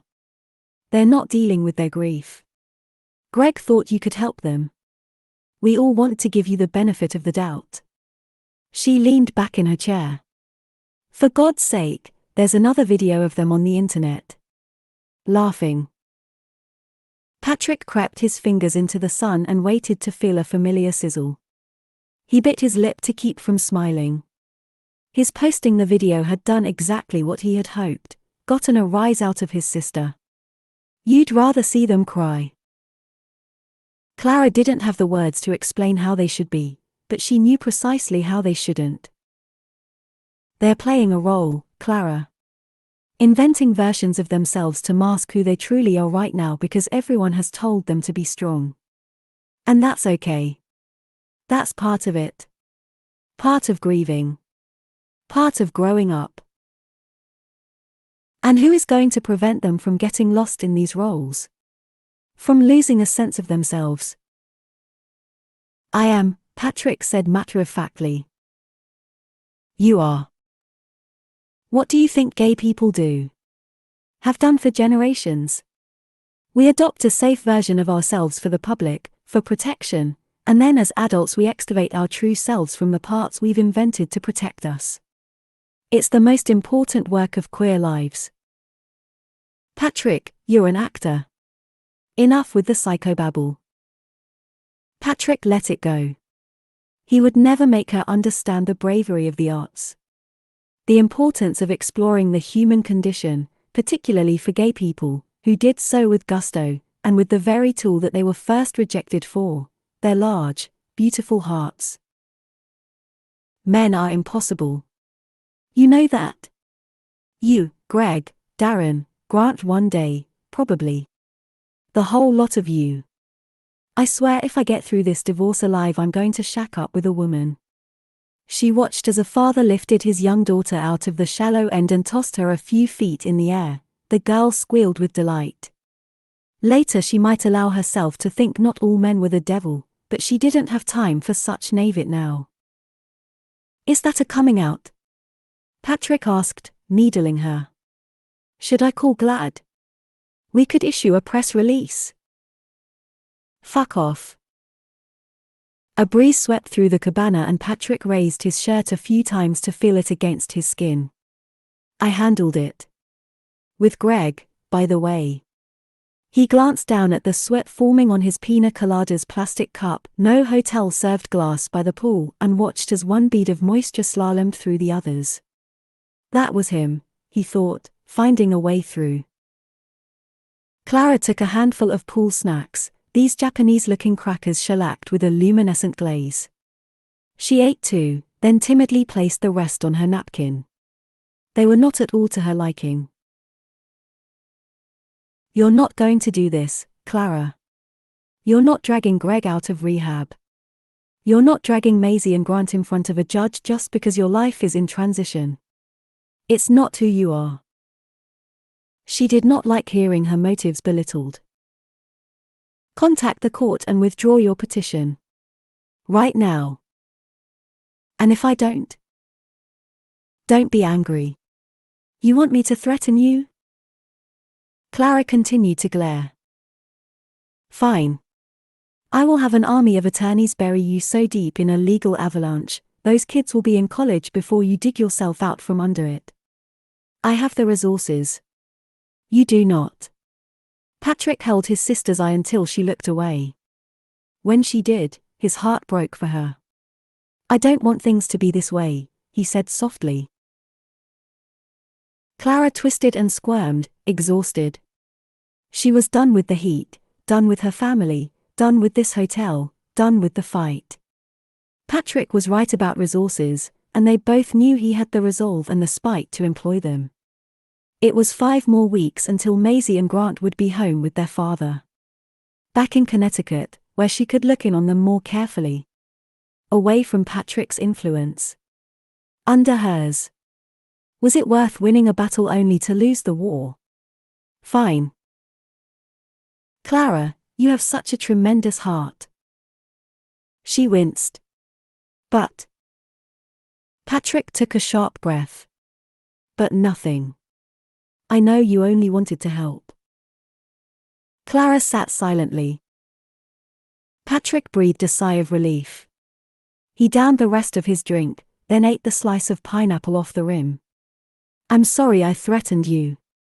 This was bound to get heated, but still. Now come to the house. Let's get your luggage and you'll stay with us for a few more days and get in some good time with the kids. Clara turned her attention to the little girl in the pool. Her laughter was a trigger, it made Clara envy how simple things used to be. Clara? I'll see them in a few weeks. You will, Patrick agreed. But you should also see them now. Clara's eyes started to water. She could not say goodbye to them a second time. It's time for me to go home. A large gust of wind took Patrick's cap. He caught it just before it was lost. He placed it back on his head and held it on tight with both hands. Remember that story Dad used to tell? About the Siamese twins who were drafted in the Civil War. Clara closed her eyes behind her sunglasses, grateful for the change of subject. Only one was drafted. Yeah. Patrick chuckled, the thought of it absurd. I used to wonder why he made up such ridiculous stories, and now I find myself doing it all the time. He didn't make it up. It's true. Patrick raised an eyebrow, impressed. Really? Which one of his own oddball rules would stick with the kids into adulthood? He looked up at the mountains, framed by the cabana's curtains, hoping he was doing some good. The peaks looked fake in the moment, the way they often did in summer, too crisp, too clear, a facade propped up by 2x4s in a bit of Hollywood magic. You'll call your attorneys? He nudged his sister's bag, and with it presumably her cell phone, closer to her. In a minute, she said. She tilted her head toward the sky and let her hair fall down her back. First I'm going to finish my drink. Patrick wasn't used to waiting on others, but so be it. Liquid courage, he thought. You'll forgive me if I sit here while you do. Patrick vowed not to say another word, but he moved over to Clara and sat next to her, placing his arm around her shoulders. She let him, too, without flinching or pulling away. They sat like that in silence, the only sound the occasional splash of pool water followed by a child laughing. 19. Patrick ripped off his sleep mask and tossed the covers back in one fluid motion. The room was dark, quiet. Too quiet. His noise machine had stopped noising. The air conditioning was not humming. What time is it? He strained to hear the sprinklers on the back lawn. Depending on the time of night he could sometimes use their gentle hissing to orient himself. He listened for the kids. Was one of them crying? Calling his name? He leaned forward to look for them, thinking perhaps he'd finally caught them in the act of sneaking in, but they were not there. Only Marlene, who had taken to sleeping on the end of his bed, was curled up in a tight ball. So why was he awake? Was it a dream? He struggled to wrap his mind around his last memory. Was it Joe? He'd been returning recently in Patrick's sleep. 2 nights ago he was a steward on an airline wearing a uniform with a slick tie clip. He found Patrick in a first-class aisle seat and, crouching down, said, "There you are. You're supposed to be in 3D.